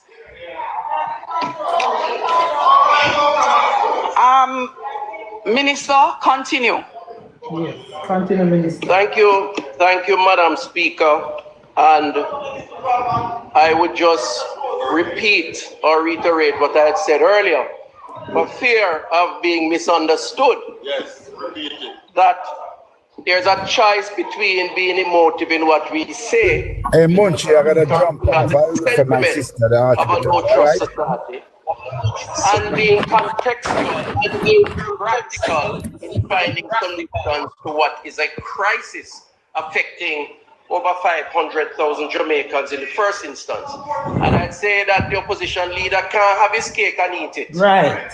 It's either he wants the efficiency of pace, or because he's allowing perfection to be the enemy of good, he's going to add layers of bureaucracy to slow down the process.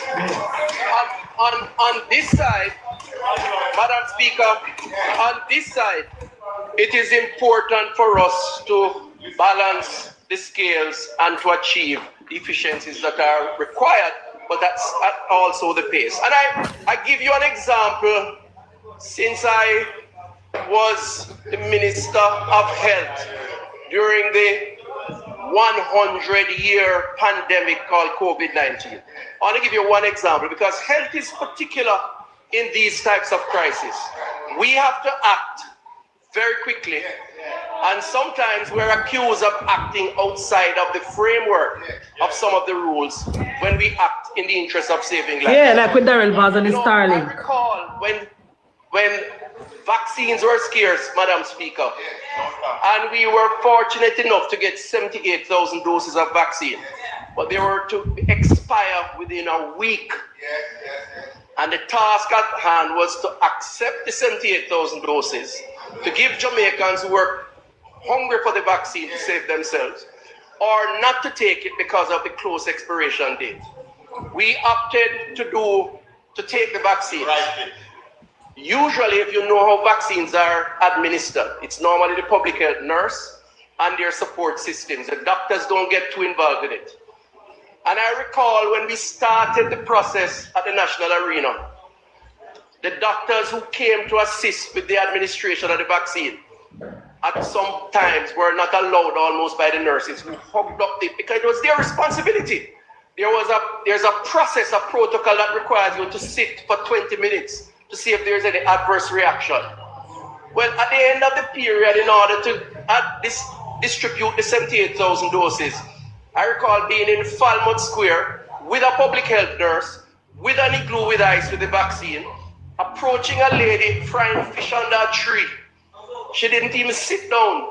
She took the vaccine and went back to doing her regular chore, abandoning almost all the normal protocols in normal time in order to address what was a crisis. That is a practical solution to a context which impacts saving lives. This is what this bill does, Madam Speaker, and we should make no apologies for it. In fact, Madam Speaker, the most honorable Prime Minister has given examples of countries that have had similar crises. And Bobby and Angela the most disruptive people in Parliament. New Zealand and the Canterbury earthquake recovery 2011, Australia, New South Wales 2022, and of course Peru and the Authority for Reconstruction with Change. All special initiatives to deal with a context and to find special arrangements to deal with the people. I urge this House, Madam Speaker, colleagues here, let us put, and I'm using your template now, let us put the people first when we consider the next stage of the reconstruction and resilience, and stop engaging in a practice that will only delay addressing the concerns that they have. Yes. Madam Speaker, the next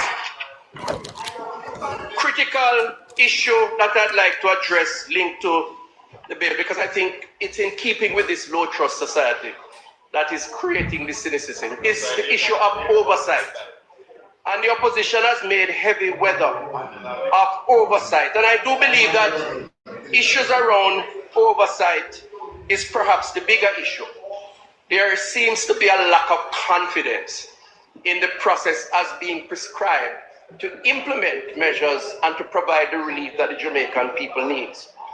And it's okay, I believe, to make suggestions to strengthen the bill.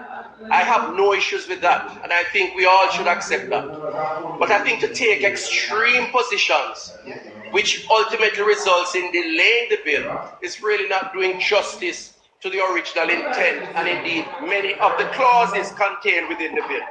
Madam Speaker, when you examine on balance the bill, there are sufficient positions and clauses that addresses issues of oversight, which I believe can accommodate appropriate levels of scrutiny up to the point of this Parliament interrogating actions that have been taken. Section 4 establishes the authority's function, including requirements for established performance indicators, reporting standards, project tracking systems, and compliance. And I hear the member talk about how do we know what will be done, what are the plans. It is contained in the bill in terms of the requirements to have a plan and to make that plan public, which gives you an authority the right to interrogate it. Financial accountability and audit oversight, section 9 to 11, requires the maintenance of proper accounts and records, the preparation of annual audited financial statements, access by the Auditor General. Madam Speaker, the systems that exist currently to interrogate the action of the leadership under this new arrangements, and annual reports that will be submitted to the Houses of Parliament and to the Senate. Together, Madam Speaker, these provide a robust framework for financial transparency, independent scrutiny, and parliamentary oversight. I am not sure which bill they are reading. Exactly. Like the bill that we have here debating today, Madam Speaker. Ministerial oversight and planning discipline, section 10 to 13, requires the authority to furnish reports. And of course, those reports will find their way up to the Cabinet of Jamaica. The government, you know, one of the oversight of the debate is that the practical reality is that the government was elected to lead. Yes. And again, the people have entrusted in the government, as we do every 5 years, Yes. or otherwise, to provide leadership. We cannot allow that leadership in a time of crisis to be stymied by the over-bureaucratization as insisted by the opposition, because at the end of the day, they are the same ones Yes. who come and accuse us of inaction to address the very problem that we face. Yes. And we can't do that. Yes, Tufton. Cabinet control over approved projects and implementation plans, section 17 to 19, is very much there. Procedural safeguards for expenditure approvals and step-in powers, section 21 and 24, very much present. Yes. Madam Speaker, I really have to wonder if the members fully understand what this bill is about. When it comes to balancing the need for speed to address an emergency, to address the 500,000 plus Jamaicans who are in need, with the need for oversight, which even the Parliament here is involved in providing. Got it.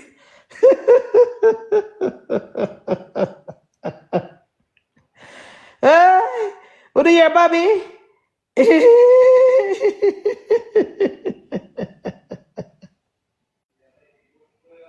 What? The live mash up? Tell me for that, hear me in the comment section. Man, we are here. But we said the guest gone offline. Oh, the other guy. Guys, want to hear Bobby a while ago? Yes, a pure trouble in Imagiri. Bobby say, Rose. If I tell Bridget this, Bobby say, Rose, you have a copy of the bill? Bobby say, Rose, you read the bill? Outside that fix bill.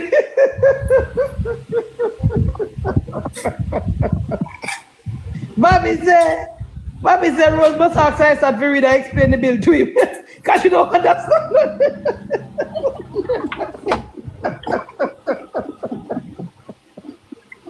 Jesus.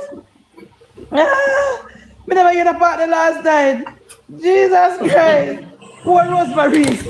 You know, two Rose just come in a parliament. You know, she old, but she just come in a parliament. Bobby say, you read the bill, Rose.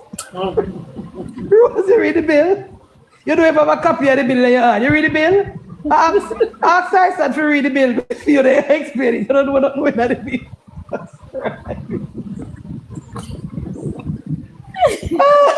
Hey, telling us now, they said Bobby Warmington, Bobby Warmington and Vaz and Darren same. And the rankinest them in a parliament, you know. Bobby rank like them piss panning. Bobby say, Rose, you read the bill? You see the bill? You know when I bill? You don't have a copy in front of you. Madam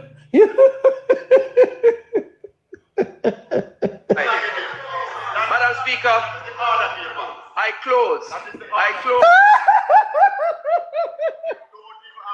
You said that too, you know. Bobby say, you don't even read the bill.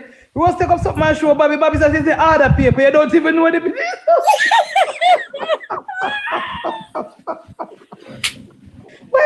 when Bobby asks Rose if Rose of the bill, Rose show Bobby the other paper. Bobby says it's the other paper. You don't even know the bill.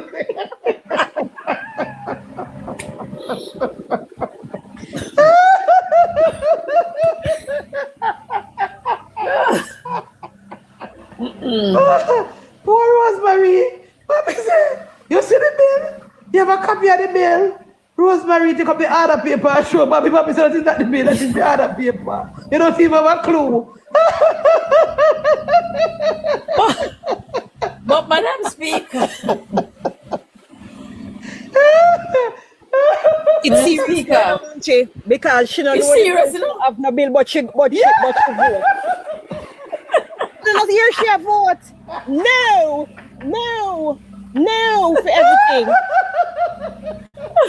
She just a follow. I don't know nothing about the bill. I don't think at the top of the paper because she don't know what to say. If I this you call me a name for Bula. She wouldn't know what to say. Why should I say? This you call them a name for Bula.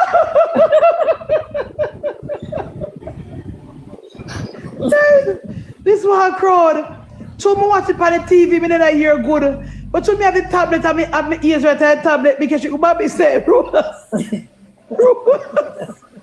You see the bill? You have the bill? You read the bill? Rose say yes, Bobby say. You don't even have a copy of the bill in front of you. Bobby say, Rose like he take up the other paper and show Bobby. Bobby says, that's not the bill. And I say, guys, so Rose vote for every single class door. No, I was not. She don't have a clue.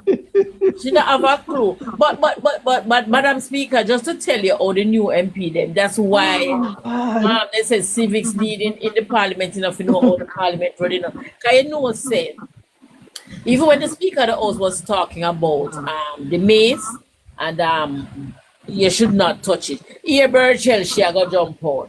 She touch it in she take it up in protest. So me I say I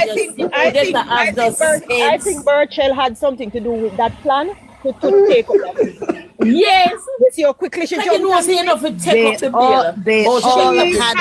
She was in on it. They all had a plan. Yes. They all had a plan to stall it because once the mace is removed, that's the end of Parliament. Basically, they stop it. So that's why she called the thing and she said have him put it right back.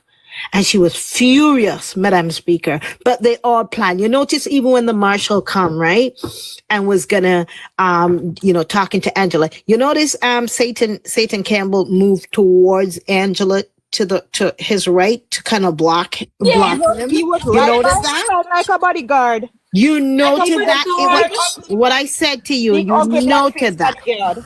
So they all, but she was the scapegoat. She was a big bad wolf that she was going to remove the mace and stop everything because And they know will they had defend intended her. to pass it. And they will defend her. Correct. And they stood up in protest. up for All you. of them. Yeah.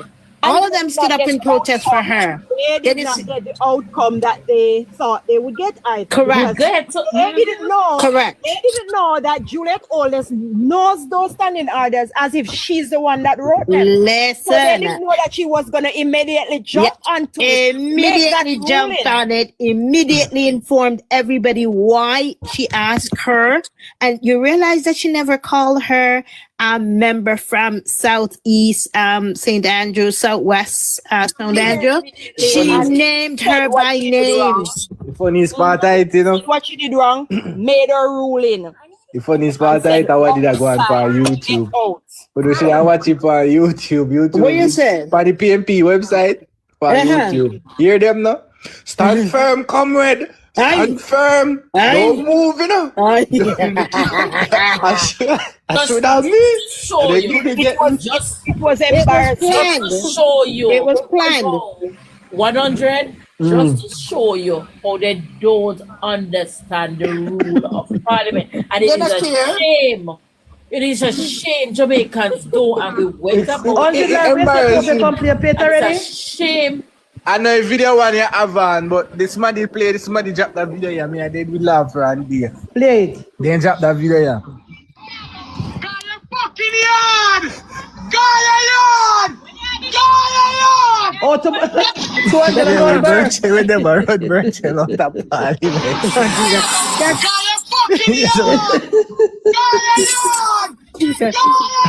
But you know, but I know a video one you have, so you have to listen to virtual out the clean time. First, I tried this one, but you more like in my bed, me can't bother with the other one coming out. It's a virtual guy, Oh, Jesus. Say, go up. Hey, good afternoon. Mama say, grow now back. That sounds like Sheldon though, right? No? What's the guy yard? Yo, last night, he think about me or then come back in a Parliament. Me say, Bobby, me dear, guys. Me tell you, say, go ahead, Bobby, me dear. Boy, yo, Bobby, boy. come in already. Oh. Munchie never see me a comment or me want sleep. I when me see them walk back in, I beg. Me have to wash my face and keep my eye up, because me have to see the bill pass. No, man, me did stay up, man, but you done quicker. Me a beg, say me a pray, say Golden go out that door, go call TVJ. Why you never go out that door, go call TVJ? Because me tell before you come 100, like you just come. Reason Mark Golden couldn't go out the door, go call the TV station 100, because then them set the narrative. Because the team of we assembly was so good. Because remember, you know, 100, Mark Golden no law and can spin things, you know. But because Flight Green take him down last night peacefully. Malahoo deal with them wicked and the pain. Me don't know how I'm going to do labor right. Malahoo Forte deal with the thing right and be a people. I can take you down. No, don't take him down yet. Don't kick Jesus. Hold on 1 second. Afternoon, everybody. Yeah, you got exactly that point to me that you're introduced to the floor. You hinted it. I really wanted to speak on the strength of the team. Yes. The strength of the team is phenomenal. And you know what? It gives me so much hope for the future of the party, the future of its leadership, and the people who would be in high positions. I want you guys to pay attention to how well Flight Green conducted himself and how knowledgeable he is on the running of Parliament and the laws that they were discussing. I wanted to pay attention to when Flight Green took a break and Nesta Morgan, who is Deputy House Leader, stepped in. The bar never dropped, the bar never shift. We were at the same high standard, the same clarity. in explaining and leading the House. And this, I say, gives me so much hope for the leadership and the future of the party. Yeah, man. Flight take down Mark Golding last night, Travi. Take down Mark Golding because Mark Golding come with him. If you don't know, Mark Golding read. Yeah, Mark Golding read from him script in Empress. Mark Golding read from him every single class. Mark Golding had amendment and talking. At one point in time, I'm going to play. I so put in something. Mark Golding actually tell the government, one time in a Travi, if you delete one whole class and put in film class we have there, my Jesus. Because they had the ulterior motive. Yes. And every time he put up his head, Light Green shoot him down. Munchie, in that segment, Nesta was just so cool and deadly. Yeah. Raising a vibe and arrogance with them. Even when Marlene push a point and he say, okay, let's take it to a vote. Because we're not in the baga. Come on, the same thing. Okay, let's take this to a vote. We're not in the baga. Yeah, man, Nesta was good. You see, even when I sat, wanted word and whatever to put in, comma, word, comma, whatever. He said, okay. In listen, in write it down, and go to the team, and the team say it cannot work, and it come back. And the legal team come back and say, listen, just define these words for him. Just define what they mean. Nesta showed leadership last night. It was straight, like I like the leadership, I like the everything. Like, yes, man. That is what we want to see in the parliament, Chavi. That's why I'm miserable, so, anytime they write come with the foolishness, I'm miserable, I want to kick him down, so, because I'm going to foolishness. And not just those two, but if we pay attention to the presentation from the Jamaica Labour Party, especially the people who we see as the future leader and vanguard of the party. Yes. They were clear, they were intellect. Yes. They were so poised and composed in their delivery. We don't get that from the other side.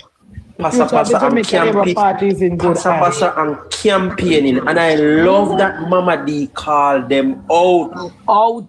Mama D said, listen, me not have to do the intellect part. Hold on, put that aside, me deal with them as is right now. And she dealt with them. I'm glad how he point out specifically, Dr. Daz, I'm making say your argument is so poor that after campaigning, that was last year, you lose the election. That's why we there start run things and over there over there. So love that. Exactly. Love how she deal with them. And when them wrap up Daz and tell him him always a chat nonsense and read from poisoning. Like say we don't know poison. After your bomb. Scandal, you're not really sensible. And Bobby take me down off of my presentation with Tufton, because I can't believe what Bobby do. Sister Rose.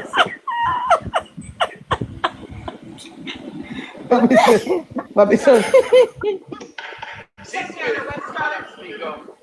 should not be so controversial. Minister,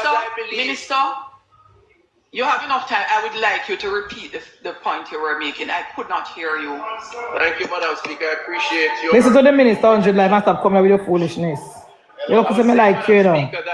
There are provisions in the bill to deal with oversight through the regular channels of oversight responsibility, from the Parliament to the Auditor General to the Cabinet of Jamaica to publish reports, PAAC. Yes. And I wonder, and it forces me to say that on that side, they seem to be caught up in the trap of the low trust society where they probably don't trust themselves. Yes. Why they provide the argument. Yes, Tufton. It's unfortunate. It is unfortunate because if Madam Speaker, we on this side trust ourselves to go right by the people, you don't seem to trust yourself while you're questioning existing arrangements that are in place for oversight. So Madam Speaker, in closing. Yes. Down. Now come down. I wish I had a NaRRA for Cornwall. It would have been a long time. It takes the procurement process for NaRRA takes 6 and 12 months per procurement transaction. That is why it's dragged out so long. I wish I had a NaRRA. we should have declared Cornwall a national emergency and subjected Come, Piggy is down here. Yeah, Piggy, come down. Come down for Piggy. I close by saying that we should be careful.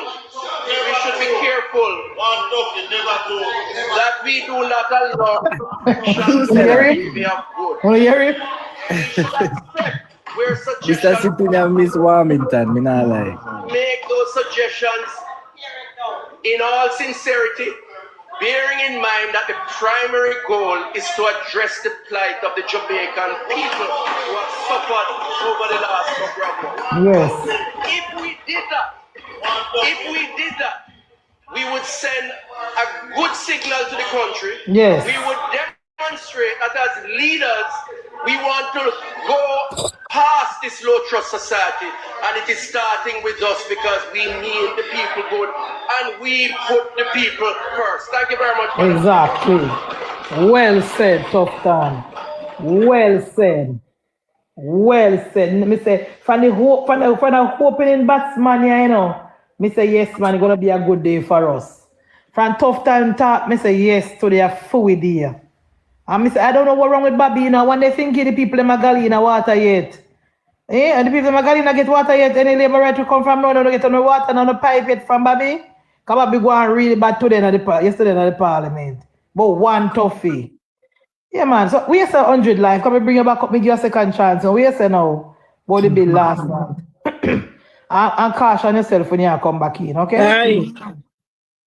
Caution yourself. Me say, Govern yourself accordingly, 100. me say, why Uno did that cause lady Malahoo when she had tried dissect the thing? Why? Did a cuss or still a cuss?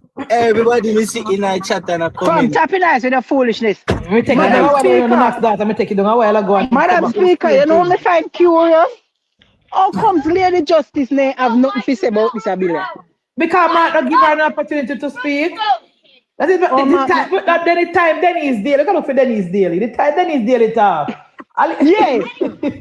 Denise Daly says she don't have no problem with the bill, it's what's in it. The time Dennis Daly talk, you know, after Dennis Daly, I tell we say a Spanish town she come from and the emergency pass already. There is no need for him for her. Then if there is no need for NaRRA, when data not here is about. Because according to Dennis Daly, the emergency is gone. The emergency is over. So what data them about? Munchie, me I listen to your speech and every 10 seconds in her speech, a Spanish town me come from. Me look for it, people hear you can't see it. Me want go down the road, a Spanish town me come from. And me get a Spanish town me come from. And Spanish, what do you Spanish come from? Who for Spanish town like it? I don't know. I wonder what they I was going to stop, but a Spanish town me come from. Yes, I want to find around there. I want to find a Spanish town, so. Yeah, she did say this is the first bill she make sure she read. This all PNP that out of shame. She make sure she read this bill the first time she read this bill. So for you tell me for the over 10 years, we don't need deal with politician to read no bill. Jesus Christ. Make her look fair, they can't know she the laughing stock. She the donkey of the day. We look for donkey of the day, guys. But I met Nikki should be the donkey of the day. Even their own members did a laugh at her. That's how bad it was. Run it, make you brave. Like we here. We play the donkey of the day. Then we play Mama D. Mama D works. Oh man. Me say poor Denise Daly say she Spanish town she come from, so no can bother her up. There's a better know that. Denise Daly say, Madam Speaker, we support the bill, you know. We support the bill, we just don't support what is inside of the bill. So what is the bill? What I mean I know. See, well, like, see me little summary last night in a Munchie is that Jamaica bureaucracy system is like a milkshake, right? The Prime Minister want to turn it in a Kool-Aid. And everything when in a milkshake, the PMP them a try fling back in the Kool-Aid. They don't understand say the procurement system don't exist already. And we are trying to get it out of the thing so the system can flow. To say people want to build back stronger and better. There is a thing that named speed, but if you look at the Road Traffic Act, it tells you that speeds have limits. And if speeds have limits, the bill that we intend to pass today must have checks and balances.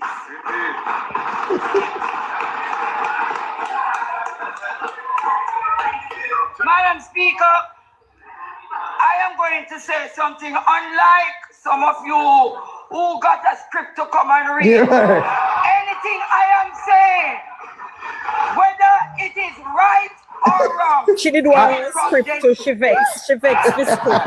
Whether it is right or wrong. She could have given somebody that speech to look over. I want to ask you a question. When you see her hand black and her face white? Really ask Who see it? Question.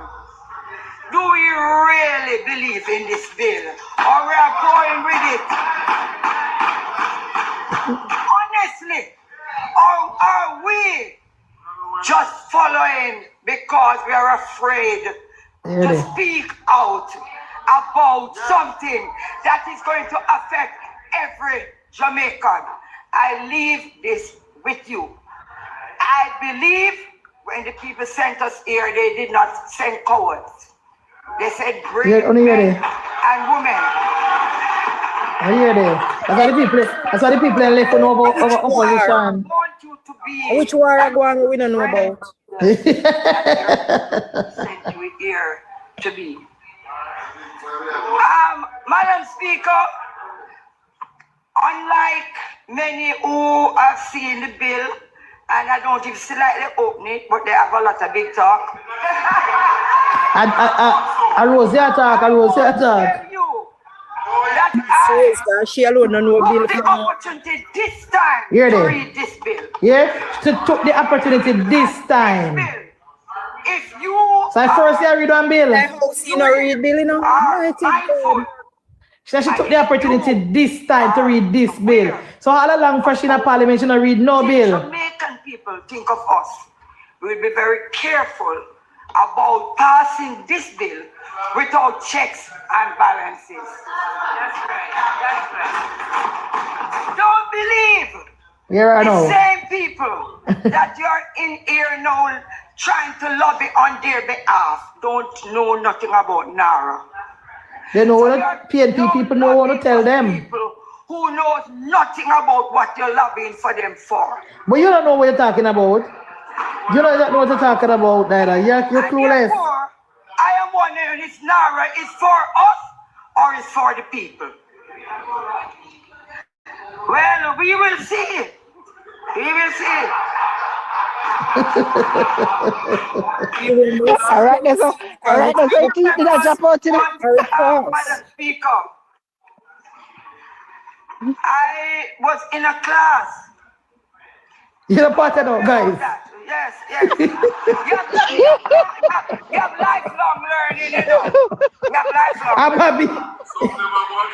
And I remembered very well that a student got up and said, we are making preparation for them without consulting them.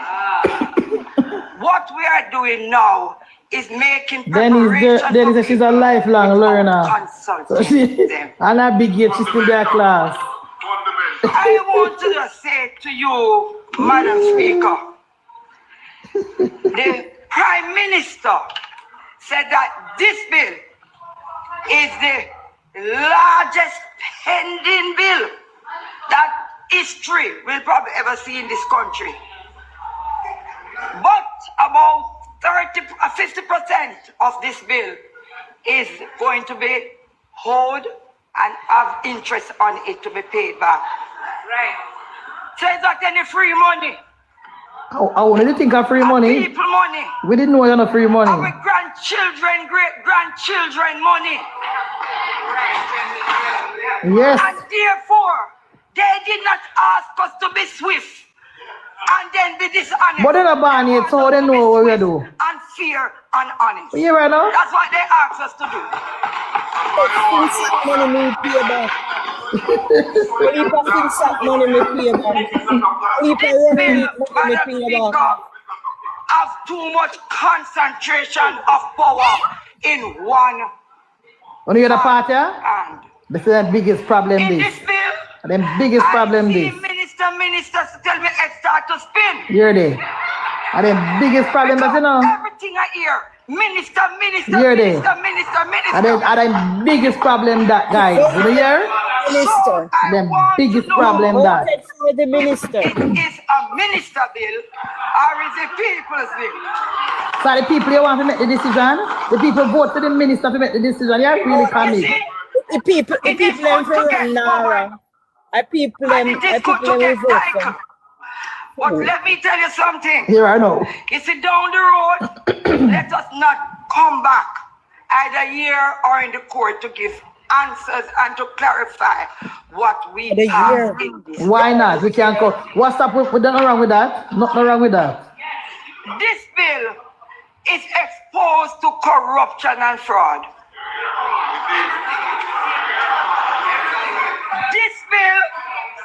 This bill, and Madam Speaker, I want protection, you know.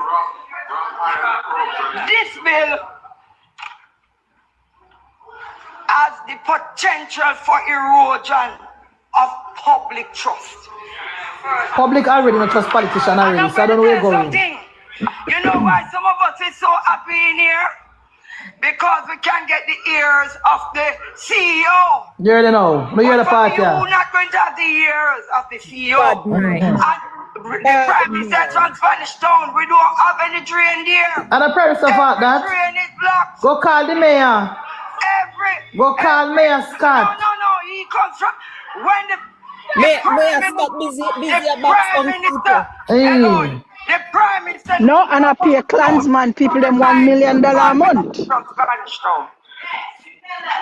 And therefore, I am saying that some of you knows exactly where to go to get the help when NaRRA pass. Is there and then some of us don't know where to go. There are. So our people going to suffer. There are. While you and the team that you want for specific reason will get the privilege. So therefore, this bill specifical can carry political victimization.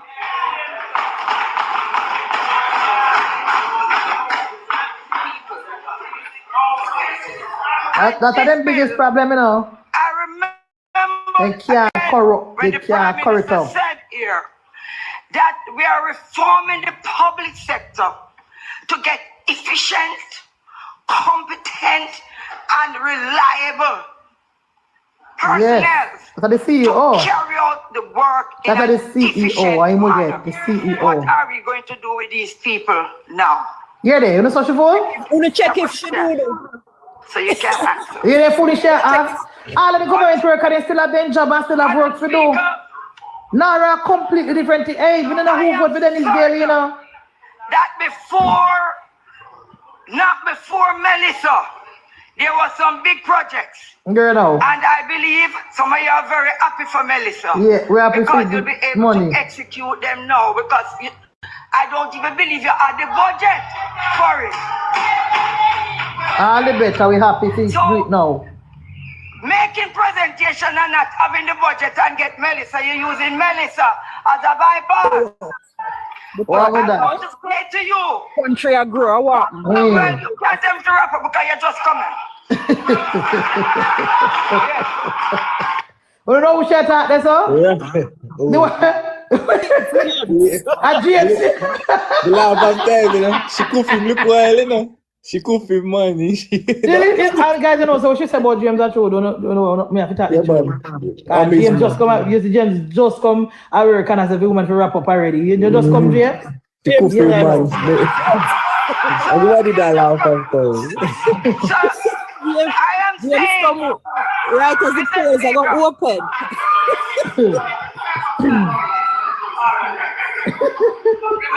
that massive responsibility that is going to be given to the CEO Yes. on a day-to-day basis. Yes, we want is it. a recipe for I lie, we not tell that you can't corrupt the CEO. Madam Speaker, I stand not because James has come here when you want to vote.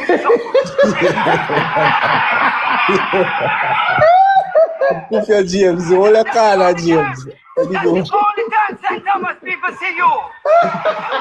St. Thomas people see you in Parliament when you don't vote for no matter.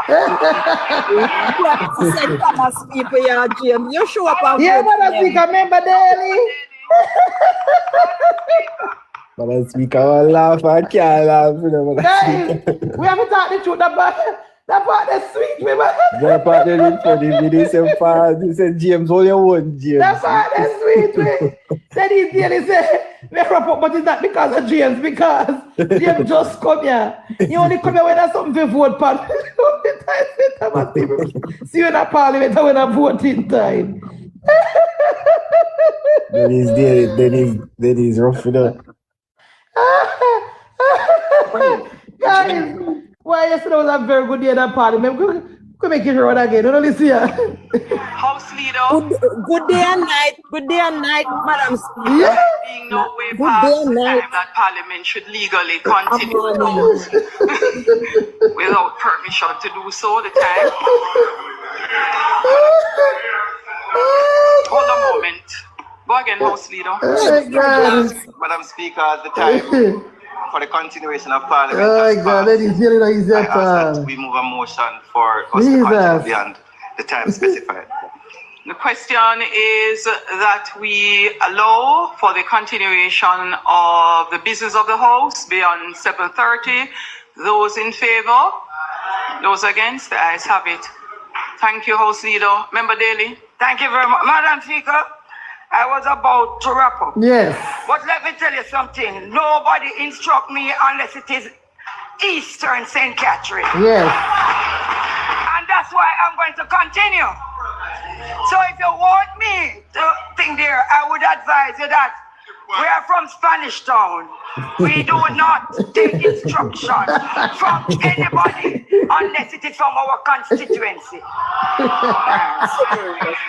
Madam Speaker, Spanish I am Town, saying to the Prime Minister, One done. and I'm saying to the members on both sides, do not do anything out of sentiments. Let us look at the bill in its entirety. Fix the bill, because we are not against the bill. We are against what is in the bill. Thank you very much. That even makes sense. Yeah, right. Munchie, push up Casco. Casco says she won't come up. Put her up. We want civics in the Parliament. The member from St. Mary Central. We want civics in the Prime Minister, they laugh when you say that. You know why you're not need that from St. Mary Central? I'm going to hear stuffy turkey, you know, and then we're going to hear Mama D fix that. Munchie, you hear me say put up Casco. And I'm not saying they're living under a structure covered by tarpaulin no more. It is in Niagara, Cambridge, and Stonehenge, where residents are still struggling with housing repairs, basic infrastructure, and in many cases are still not captured by the government's assistance database. No roof for them on the roof. And it is in communities like Roehampton, Johnson Common, Johnson, where the question is not policy, but when help will finally reach. But let me say clearly, I support the need for faster reconstruction. I support coordination. I support removing unnecessary delays. And I say that as a member of Parliament who, within weeks of Hurricane Melissa, was approached by an international donor agency, prepared to assist South St. James in a meaningful way. They wanted to build 25 homes at their own expense. They proposed water sourcing solutions and electricity support for affected communities. How happened? I took that proposal through the system, engaging permanent secretaries, ministers, heads of OPM. I even enlisted the help of the leader of the opposition to try to get it to move. So what happened? Months later, that approval has not been granted. 25 residents who could be in homes are held back because of one signature. But supporting, you have a voice. You have a voice. Okay, I've never heard your voice. But supporting speed. Who should talk to a while ago? But supporting speed does not mean Me wonder if I wrote that. no question. Who should talk to a while ago, guys? Come like a road for true. Me feel a road. You look like a No, road. but straight ahead and road it up at top. So could I be who should talk? And she talk about all because of one signature. Look here, say anything Nikisha said loaded, you know. So who she talk now? She from St. James. So who for signature she need now? Maybe parish council. All the time. I must somebody else. One thing, guys, can we know we're gonna dissect things, you know? All of this how we analyze, because we can do it we want to, because we party in a power and we already passed with bills. So we can do it already passed the bill, yes. When she say one signature, who for signature she talk about now next? We need to go down to this and we need to ask the PNP them this. So you go ask her. Nikisha, who for signature you need if your charity project continue? 25 house. Me know say that a lie because Andrew Holness not walk that through the system himself. And she said, Mark Golden didn't walk it through, so why Mark Golden can't walk it through? Not strong enough. I am calling on any member of the PNP to ask Nikisha Burchell on behalf of me and my team who is blocking her project. Because she said because of one sick. That's that we have to hear everything and our job for hear everything. We don't have nothing to do with job this. We need to call on Nikisha to tell us who for signature is blocking her project. We want to know who for signature. Comrades, go and ask Nikisha on our behalf. We want to know Skyfall. We want to know. Yeah, water solution. Water solution, light solution. We want to know. Didn't just say a while ago. She said an international charity company from overseas come to her immediately after the hurricane and offer to make 25 houses to people, plus them are gonna run water for the people then. She said she called every government agencies, plus she asked Mark Golden for help her walking through the system, and a pure roadblock, me and Mark Golden said in the background, pure roadblock. And then me hear she say, in a reach now because of one signature. I'm gonna find out, guys. I'm gonna find out. This is important because we know many men are lied, you know. We know many men are lied. So we want to know what she talk about. Because we know that she lie, man. You can't go so fit through. And how she just say something in the air? And then How she only that come out pan none. That never come pan none about many press conferences. Look how much press conference she keep. You think that them are things that Marlon said first. Marlon, she just said a while ago, Daniel. That she said We heard her, okay. But no go so that not be We hear her, but we don't believe her. But Munchie, this a woman She highlight everything. We'll get to the bottom. Yeah, true to know, you're right. One signature You're right. She will take camera for everything. You're right. You're right. Munchie, plastic balloon. Right. A peer placard. She will make video with old man will live from 1954. I should make video and call out the people that more hold back our project. We don't believe you, many men. We don't believe you. We don't believe you. With 25 houses and the people that still on the tapalin. And she said one thing. You know, you're we don't believe her. And she said one. We don't get to the bottom of it, guys. One donor. She said one thing. We'll get to the bottom of it. We have to get to the bottom of it, guys. And one signature, she don't do nothing about yes, she just take it so. And the people that is still living on the tapalin. When people call press conference, who there for press conference, she don't say nothing. Every press conference, I missing first I hug up my kid. Unless I yesterday that happened. Unless it happened right before she come in the party. Unless last night. The lady said from the start. Months after she know she don't want no news outlet no know this. No PNP member no know this. No comrade blogger not no comrade blogger no know this. Mama son, Mama son don't know about it. 100 before. And them say no talking points daily. And Bala. Front cartoon don't know about it. 100. And Jay Stevenson don't know about it. Exactly. And Jay Stevenson don't know about it. And before that Bala go to find out this a work, him did they play Malahoo like him an idiot? No man, we get to the bottom of this, guys. You must go call that name though. You must go call that Still name. nowhere near that resurgence and resilience that the government is advancing in their newest slogan. In South St. James, that reality is not abstract. It is in Springmount, where the main access road remains a daily challenge for residents trying to get into Montego Bay. It is along the Hampton to Gutters corridor, where people must navigate sections of a narrow one-lane road with a precipice bordering it, unsafe and unforgiving.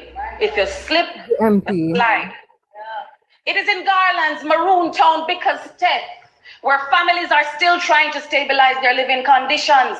People still live under tarpaulin. And I'm not saying they're living under a structure covered by tarpaulin no more.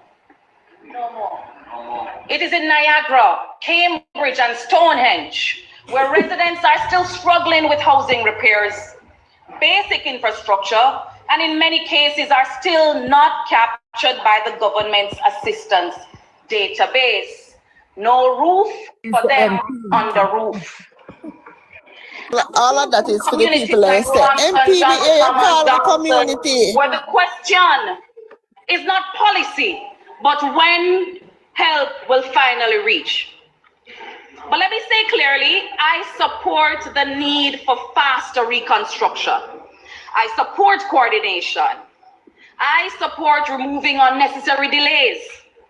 And I say, that a member of parliament who, within weeks of Hurricane Melissa, was approached by an international donor agency, prepared to assist South St. James in a meaningful way. They wanted to build 25 homes at their own expense. They proposed water sourcing solutions and electricity build-out support for affected communities. I took that proposal through the system, engaging permanent secretaries, ministers, heads of ODPEM. I even enlisted the help of the leader of the opposition to try to get it to move. Months later, that approval has not been granted. 25 residents who could be in homes are held back because of one signature. You hear that? One signature. But more ask a question to the people that are more smarter than me. If I am living in Mandeville, right? Say I'm living in Napatchik or Mayday, and me live for my land where me own, and Nax you live for your land where you own, 100 live for your land where you own, everybody pays live for that own, right? And Hurricane Melissa come and lick down our house, and a charity is coming in to help us build back our home, Empress. What do we need the government for? What exactly we need permission for the government for? Well, help me understand. I don't understand. Something is missing from this conversation. Because if you own your house, you own your land, and your house blow down, and the charity want to help you build back your house, you don't need government. I don't need no signature. What am I missing? 100 Live? It don't make sense. It don't make no sense. Because we need government permission to build back where you own a land next data. Exactly. I don't know, catch you. My roof did blow off. So this so they put on myself. Me never want the government to do nothing. Me just send me money, go out. You need local government planning to do what? Skyfall. Remember the house was already there, you know. Remember, I am living in Napatchik, right? I am living on my premises, my property where my husband paid land taxes for. And my house blow down, and the person, one international agency come in and say to Rhoda, say, pick 25 person and me help them build back them house. And Rhoda pick me. What me need the planning agency for? Explain that to me, Skyfall. Me don't understand. And also, she is a member of All you need is parliament. your land to say, this is my Exactly, land. Yes, you just need, you just, there. once you need, If the all thing you need, you know. You need your tax. You need are a the tax MP, you paper choose to me to show. build back The my only house, thing that's you that. in a What do I You reality, need? need a tax paper Signature to show say you form. have legal rights to So the these land. people that you're Exactly. talking The about only thing in a don't have any reality where you legal need, right to the land where she want build yeah. pan. They can't trick me and that's data. Me no A know, year me land, say you Ling know. and Like, Lamb if come they down ask there. us if you Can't show trick them, say, oh, a we. field land, Hold you go on, feel land Madam Speaker. title. I And you saw say, Ling eh. and Lamb international TikToker them come down there and then see one man out the door and the man say yes, so they live. And the same day them build one house, give the man, they never wait for no government, no signature never Exactly. wanted for that. Exactly. I don't know what Nikisha come with her Skyfall, so tell me, voice. because as me say, me see it on social media, Ling and Lamb take one day, then just left and go buy the Yes, material Miss and come back. Justice, you need proof of ownership. That is my point. That is my Yes, but point, oh, you gotta get that way Justice. government. So So the if one I signature own come my in there, land, so now. 100 Yeah, own him so which land, system you're Max own walking him land, through? Empress Yeah. own fair land, Travi own him land, Whitestyle own him land, and our MP road that chose we fi benefit from the 25. Government can't tell we not to rebuild. The only problem she had the, Nikisha people them have because they don't own the land.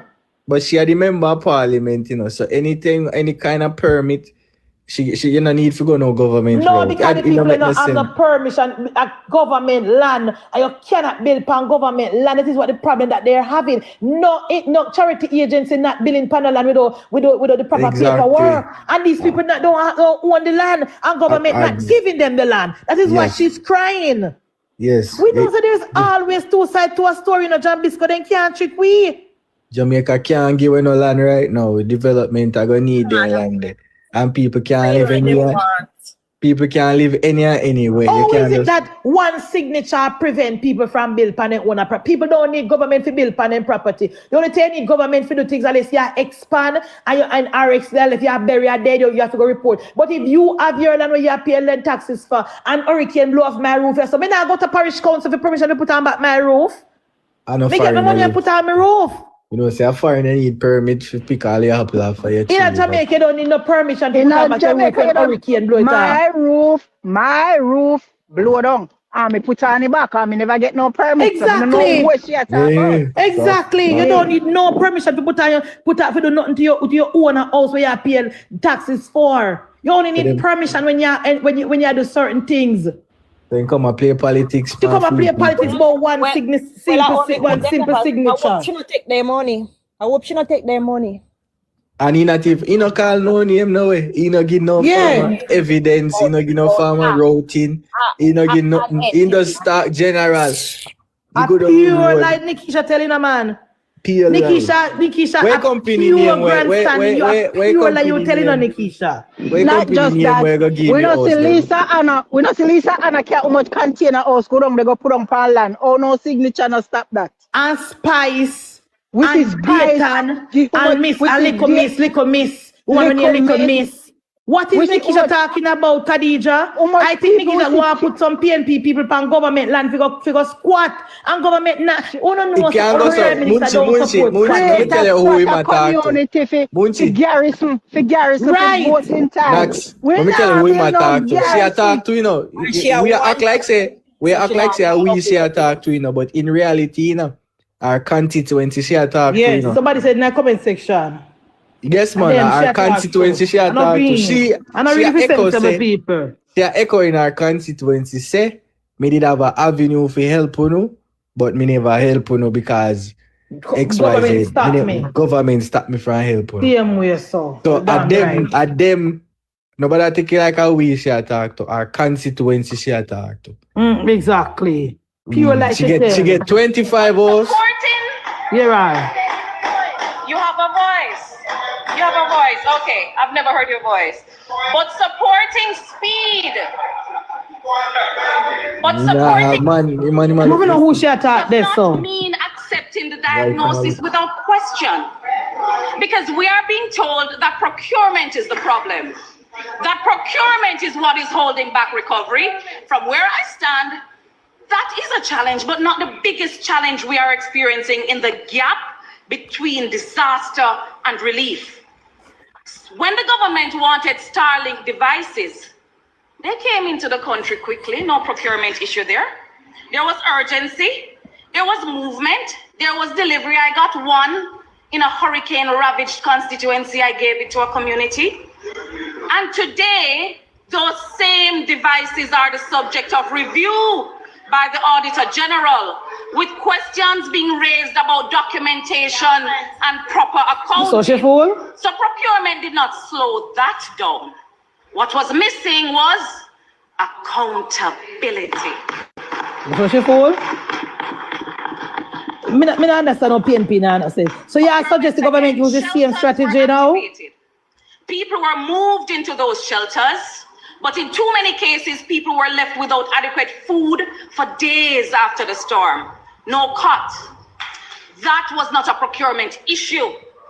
Food could have been sourced. Food could have been. So one to the food that they have at their house before the storm. Next that they never have no food. We are listening to the idiot. We saw cases where we have to listen to them because they are wind down there. I get irritated now. Literally procurement. I get irritated for sure.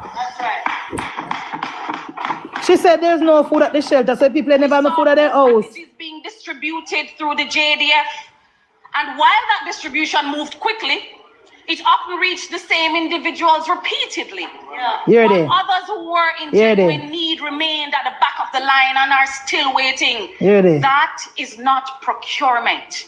That is a failure of targeting, coordination, and procurement dropping at that. The system has shown that it can move. The question is how it moves, who it reaches, and whether it is accountable when it does. This is not a procurement problem. This is a systems problem. It is a problem of coordination, a problem of follow-through. It is a problem of weak management. And it is a problem of accountability and transparency not being consistently enforced. And if the diagnosis is wrong, then the solution is gonna be wronger. What this bill does, it is against that reality. Look here, manager. We have to be strong up, we have to be strong up, man. No man, in my bird brain cells, we don't like your finish, but your eye to Jamaica, my stomach turn. She's so done. She's so done. No, not wait, man. She's so done, man. We have to listen to what she say. Get context to the beat when she get from Mama D, you know. When Mama D come, yeah, you have to listen to what she said. Hear what Mama D say. Beat her, yes. How development decisions are made. She and that's Mama D beating a one, you know. Two of them. And when we look at how that structure is designed, three concerns arise.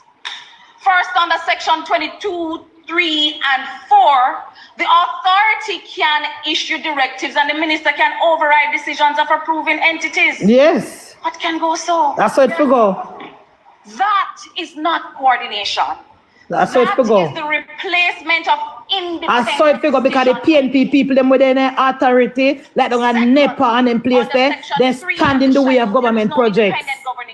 Yes, none whatsoever. The CEO is appointed by the Prime Minister. Yes. Under section 13, the minister can give binding direction. Yes. Power concentrated, but oversight is weakened. Power should be concentrated in the hands of the Prime Minister. Yes. Under section 17 and section 4, projects are selected and prioritized, but there is no firm guarantee that the hardest hit communities, oh please, Moko, Janza, oh please, Lampstead, oh please, River, a long time we don't the hardest hit. We don't know who. One of the hardest hit from the 18.5 years of Percival. These concerns are not isolated. And Melissa bringing to where no are now. Opposition has raised them. Civil society has raised them harder than this. Media has raised them. Even voices within the government benches have raised them, and I'm not talking about my neighbor in Central St. James. I'm talking about those on the government benches who pull us aside and say, don't stop fighting. You're there. Can't say no for yourself. You're there. Lie. Liar. Lie, she a tell. Yeah, where is Sally going? Lie, you a tell. Nobody from government side not chat to you. Let us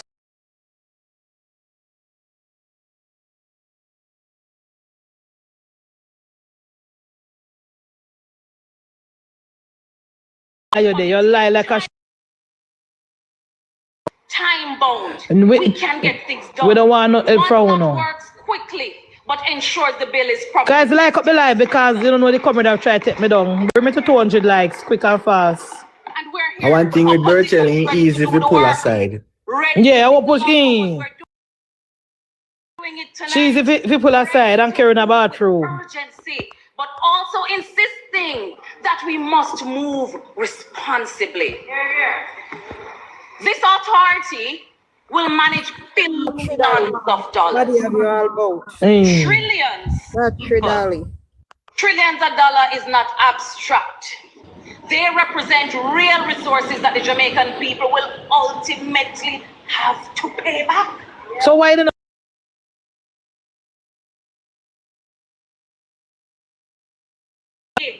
So the issue is not just speed, it is how decisions are.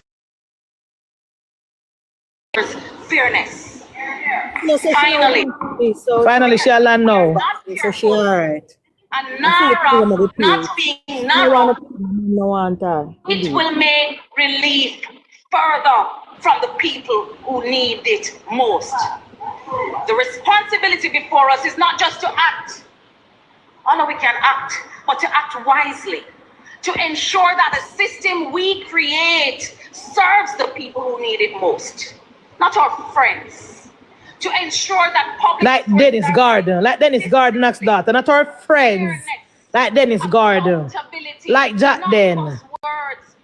Yes. The government ought to get comfortable. Yeah, like Jack Den. Because if we get the system right, recovery will follow.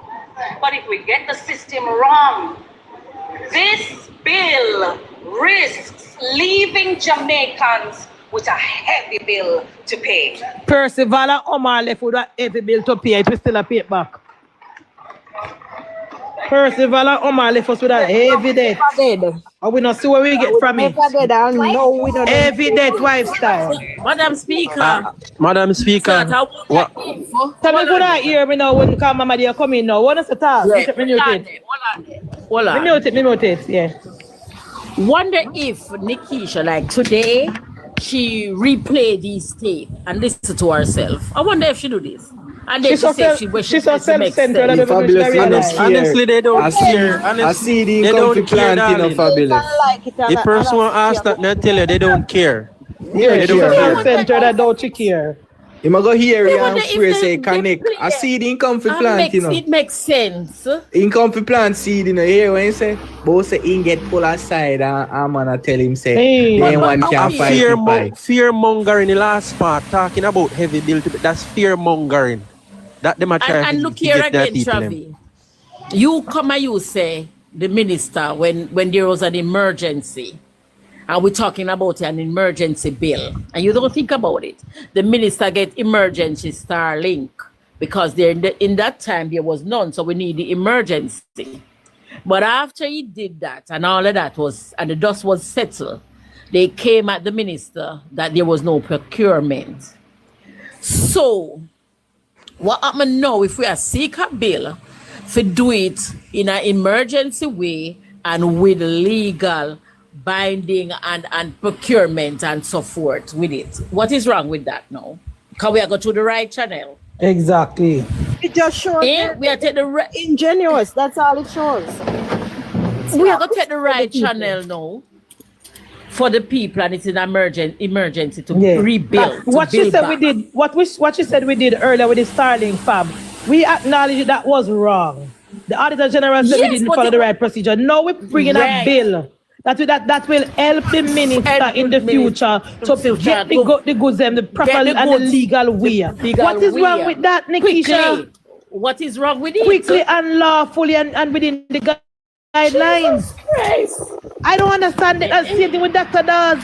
They're criticizing us for the mistakes that we made, and now we're trying to correct them, and they still criticize us for correcting the mistake. And talk about this bill is centered around power, the minister and the prime minister. What is wrong with that? Remember, said before the procurement process under PJ parties, it was PJ and the finance minister and the minister them used to run the country.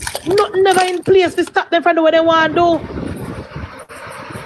There were no procurement guidelines in place when PJ mashed up the country. Munchie. I don't know if the live here or Navi live with the depend. You remember when me ask you question when me said to you guys that Mark Golding allow him mouth to say what he sees in this bill is an attempt to grow the economy more than anything else. Remember me ask a question there? It was a Navi live. You see, Nesta Morgan come and ask the same question again last night. The man come and ask the exact same question. What is wrong with the recovery process helping to grow the economy? What's wrong with it?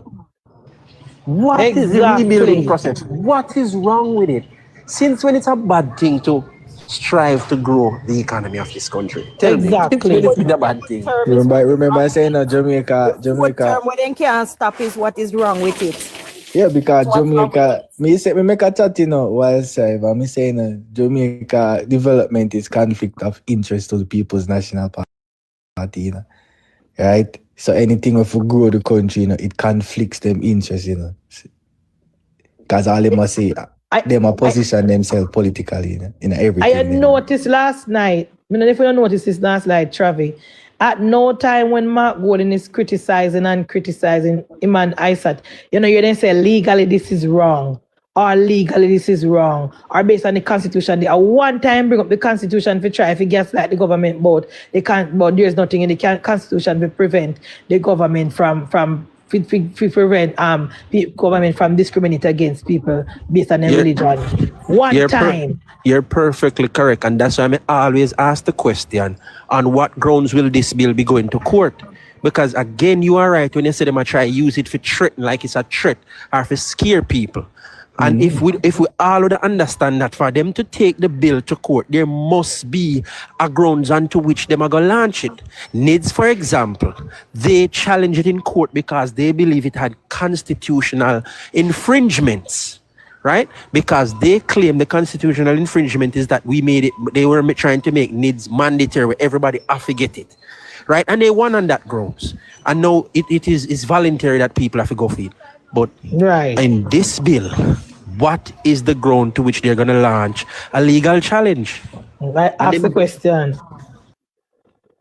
Exactly. Even the SOE, they won because the Constitution said, and I want to tell you this. That was a breach of Constitution. But I want to tell the people, the comrade, this. It was Bruce Golding. Under Bruce Golding or under Edward Siaga, one of them, we amend the Constitution so that one person from the government side have to vote for this SOE. Because when Michael Manley used the SOE for call election of lock up Babsy, they did not need a vote from the opposition. When they should tell you that, comrade, when Michael Manley was doing it and locking up people and calling state of emergency for this and that, he didn't need any vote from the opposition. That's why he could do it. Our Labour government go in and put it in. Labour government always put country first. Even sometimes to our own detriment. We always put the country first. Labour government always do that. And that I beat is taste in my mouth in the Munchie when Siaga did when he did have majority and exactly when Edward Siaga did majority, he did not fix the Constitution and all the things need to be fixed. Like number one, we leave from the king as the head of state.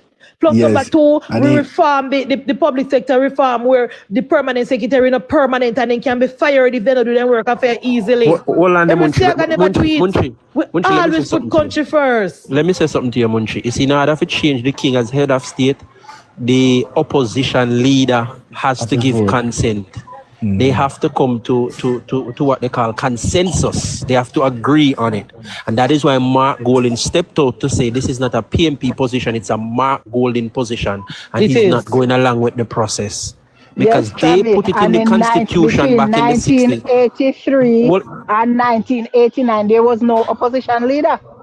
They put it in, and I know, but you have to have one to get the census to go forward. That's the point. And that's I'm why trying to make here. And hold on, 100 life. Even though we had all the seats, it is in the constitution that there must be consensus. It's in there.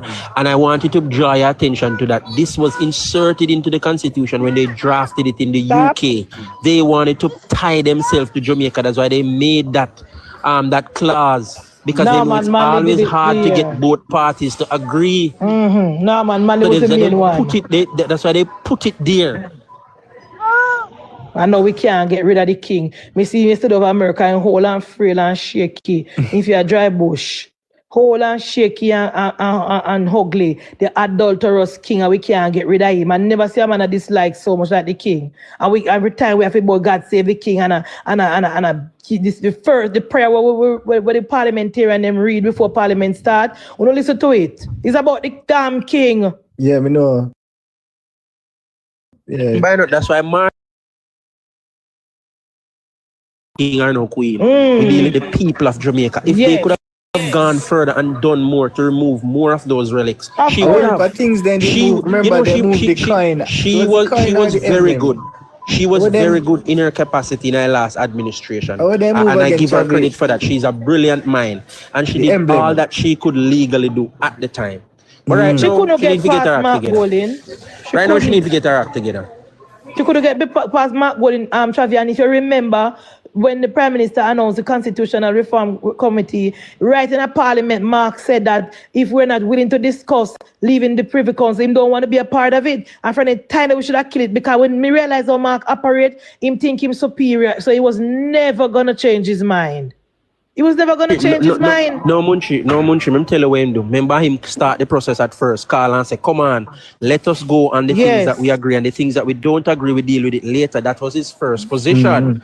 And that's why they went along with the process. And then right in the 11th hour, him saying, nah, move, none at all, simply because that is what he want. Yeah. He stated it, and even when civil society, everybody come out and say, Mark, you said that we would move on the things that we agree on. Stick to that word. Exactly. He refused. But yet, he still, refused. But yet still the civil society group, Travi, want to tell our Prime Minister of writing bill and what become a republic. But look upon them too. That's why Prime Minister dismissed them last night. All 28 of them, they can go back in. I mean, hey, I want things sweet me about last night, they not take no chat. You know what? You stand firm. Me, I think about the 27 people, let me know. Then that group there, who are those people? Who them? All the Jamaica Deaf Society. JFJ, Carol, Jamaica have over 300 in over 300. Munchie, those are called shelf companies or shell companies. They are just registered by the same, by one. All I know, it's registered by one set of people, and every moment they come and speak in a for them name. Come on, Aluma Samba told us how this works. In this day and age, we should not be shocked or surprised by anything about it. I tell you, it's every time when one of the groups get exposed, you see one new one pop up out of nowhere. Just like how JFJ and NIA now say nothing, you find. So if you're going to read the list, you have some new ones you never knew. JFJ said big statements, but JFJ is a sweet. But they have no credibility with. Why they must sweet up? They have no credibility. Remember, 100 Life, they can talk till in tongue. They have no credibility. They have no pull with the people. But they must sweet up. Remember, Dr. Chang read them null and void, They must sweet up JLP now. I was sweet them. I wasn't here. Our news we didn't hear. We know because they realize them back them bet on the wrong party and then party lose. So they might come now and go on like said and then diplomatic. All the one JFJ I say. The Prime Minister, if they don't we can take the suggestion from the Mark Golding and we can time bound it for 3 months. Prime Minister knows a lie we not tell. The Prime Minister knows a lie we not tell. We know that's 3 months. When we open up this to committee, first of all, the PNP them go conspire with the civil society group for take weeks to come bring in them. And that's why he addressed it. He said, listen, we know how this works.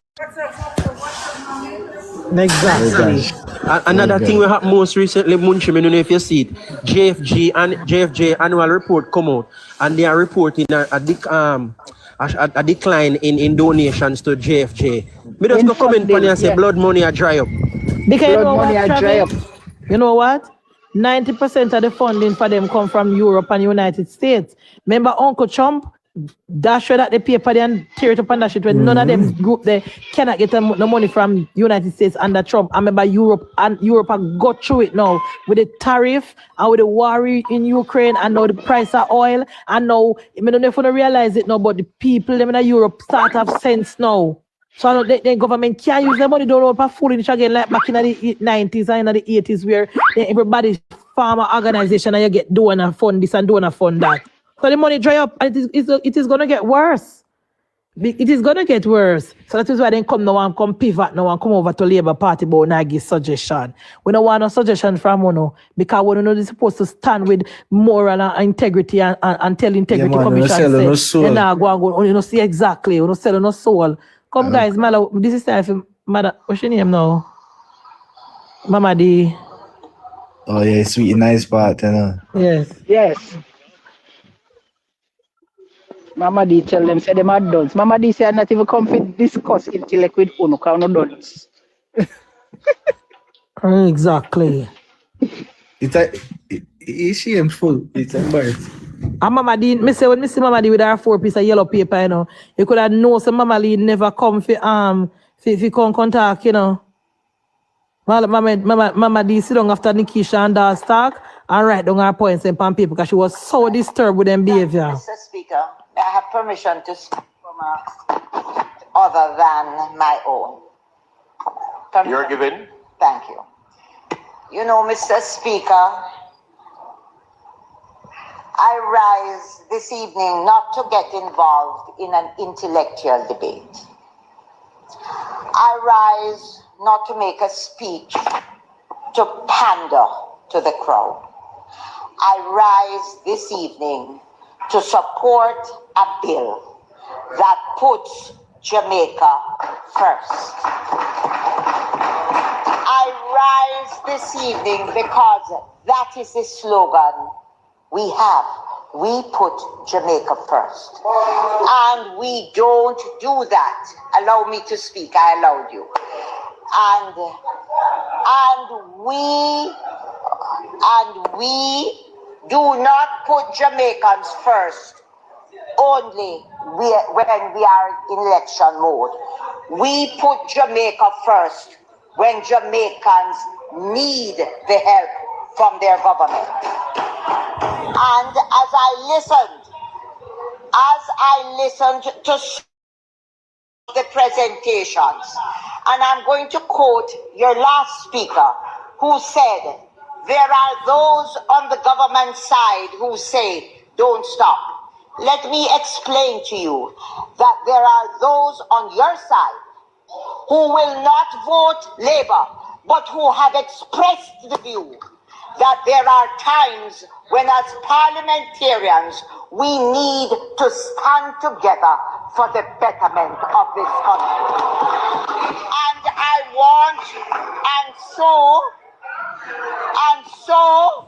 want to commend to you all this evening that this is not time to campaign, because the campaign is over. And tell them Mama D. Hold on. And the people of Jamaica have spoken. They have chosen a government, and the government has a prime minister. So when we are speaking about the disaster that Jamaicans face, and I hear presentations that talk about make black people smarty and puss and butter. That is for an election campaign. That is not to address the seriousness of what Jamaicans suffer. I'm going to say to you that only last week,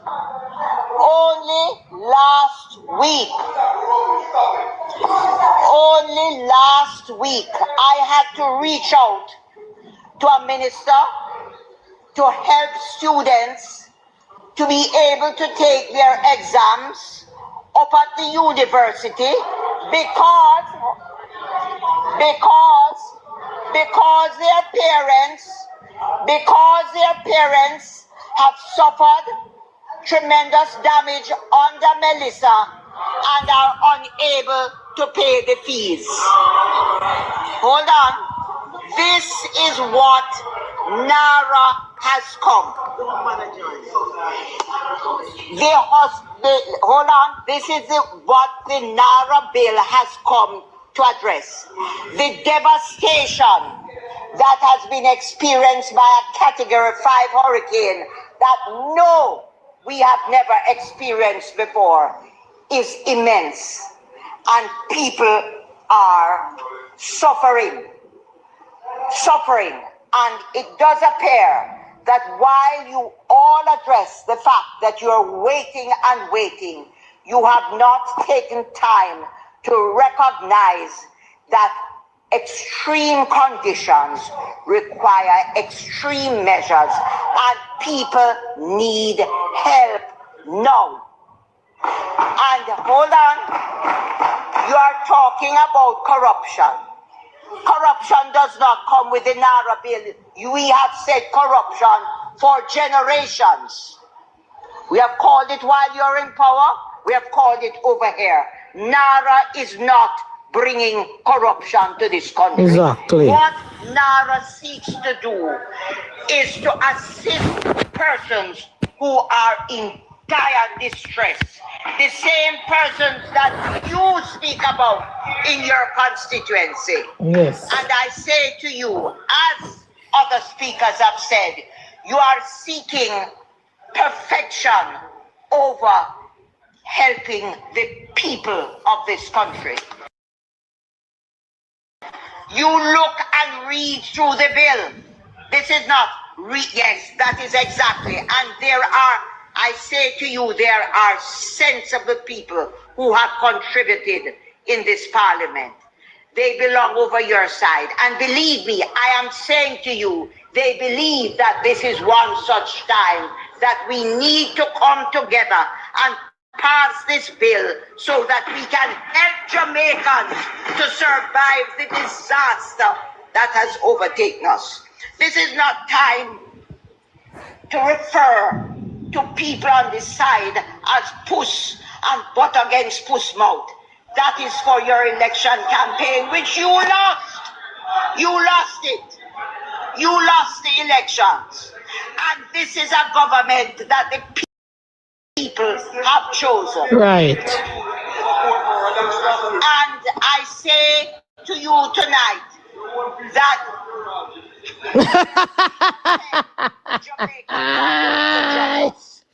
when you hear the red verse here, when people empires in your rat, they should have kill you with the food over pork more that they should have do. Lord God, when you hear that, people empires in over pork more, they should have kill your rat, that they should have do. Jesus Christ, you don't go listen. They have judged us. That is why, despite the viciousness of the government of Jamaica, I'm saying, despite the viciousness which has come into this debate, which speakers on that side have sought to continue, the people have spoken. And I want to say this evening, I want to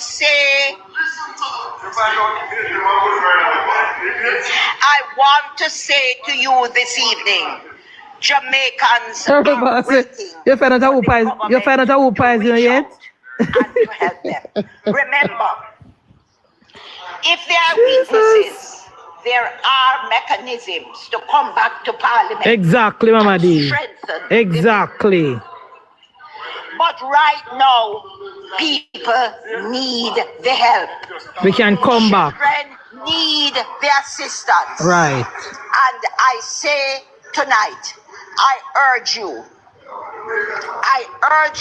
as members of Parliament who Jamaicans have elected to help them through difficulties, to support the bill, because Jamaicans believe that is what we are here to do.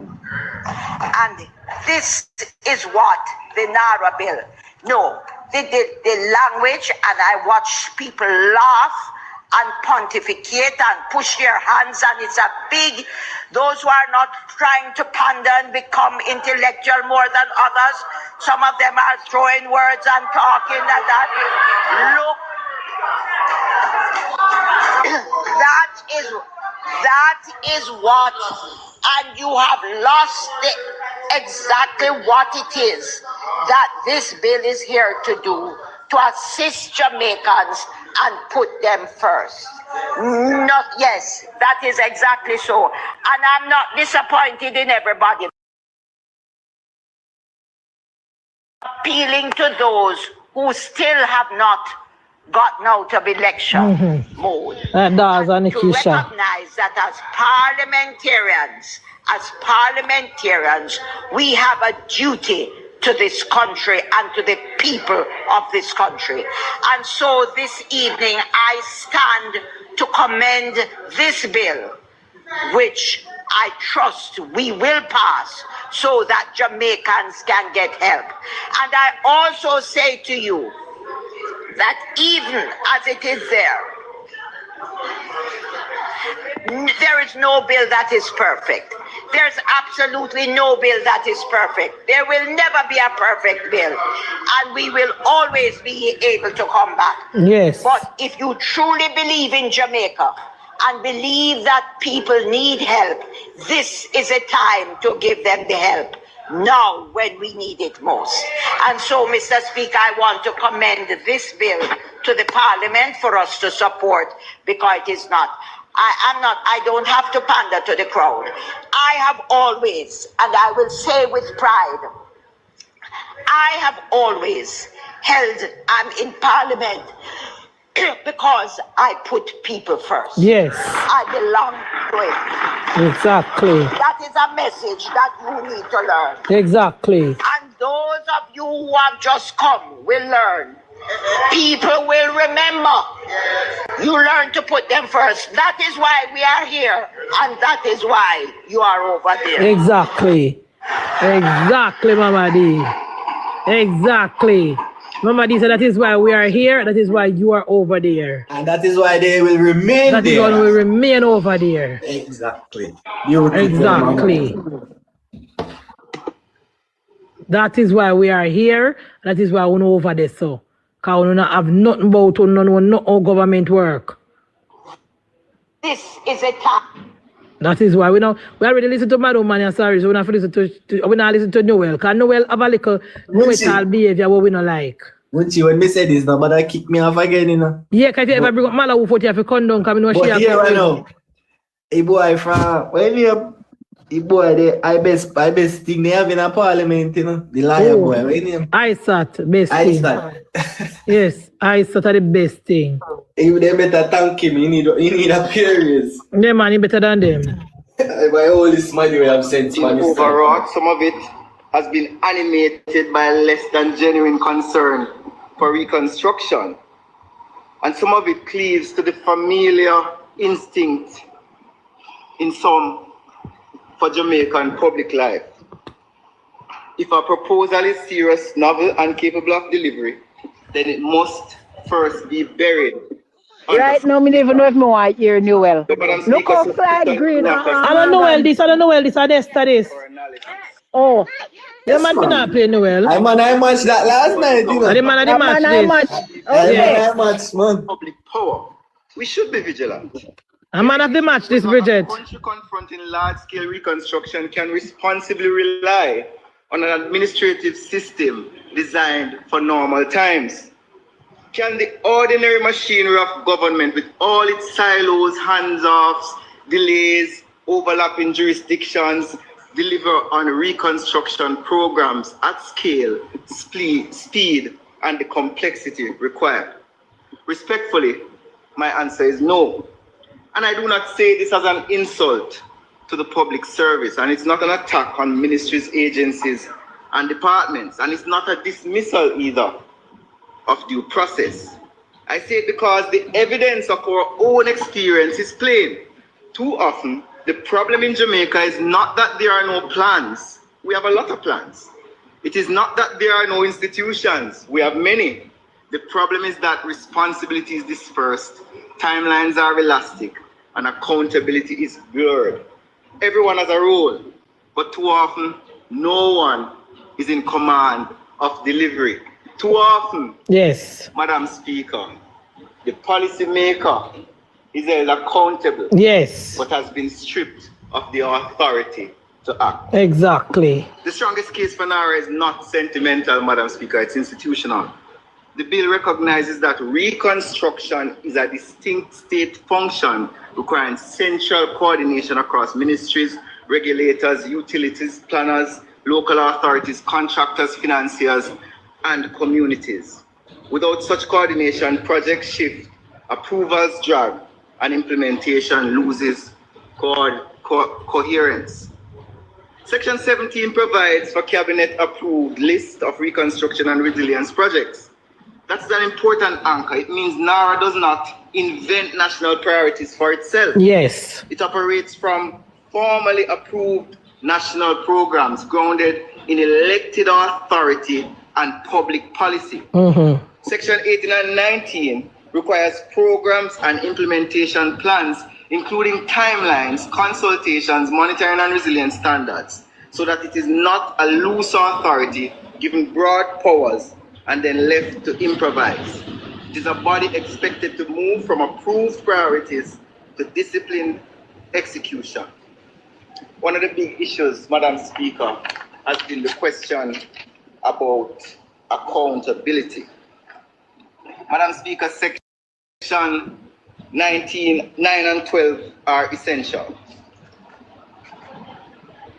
They require annual audits, annual reports, corporate plans, operating plans, and parliamentary tabling. These are not cosmetic provisions. They are accountability architecture built in the bill. And Madam Speaker, I was here and I listened to several speakers speak about the bill having no accountability. I was a bit challenged because there are some of them who have been here longer than I, who sat in this house and voted on accountability bills and amendments to hold us and governments accountable, are now saying that those same laws that they voted on and passed do not apply to NaRRA. Right. If you agree with them, then the Integrity Commission Act does not apply to NaRRA. Right. The Corruption Prevention Act Right. does not apply to NaRRA. MOCA, FID does not apply to NaRRA. Hey. Because according to them, there is no accountability. Madam Speaker, Jamaica should be proud of its accountability framework and infrastructure.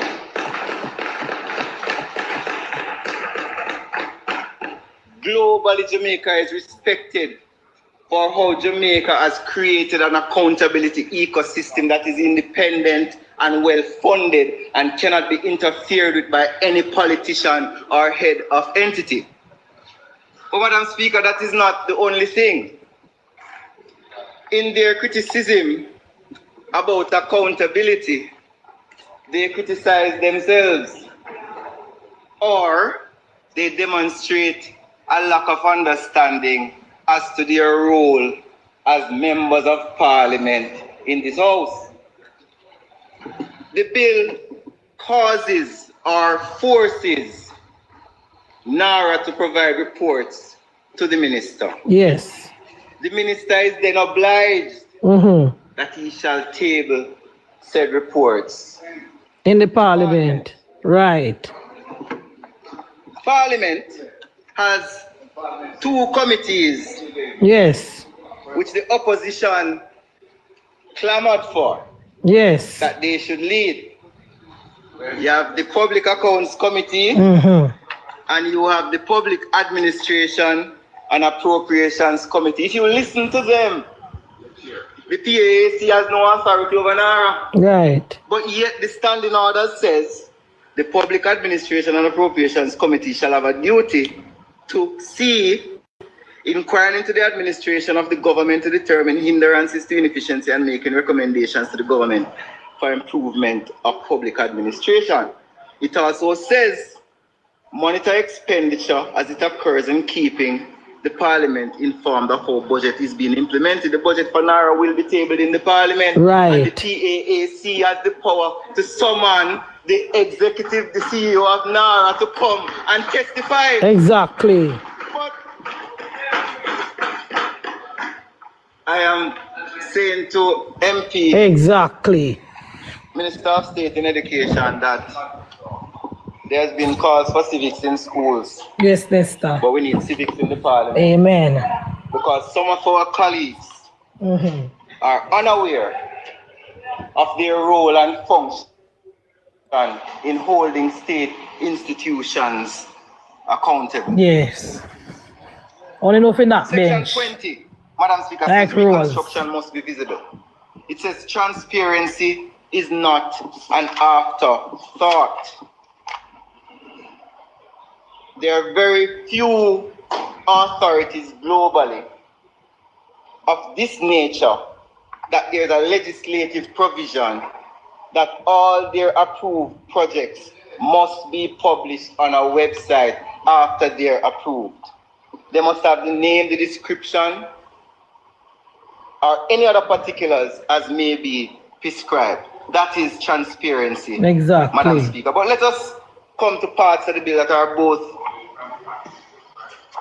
controversial by some. Section 21 and 24.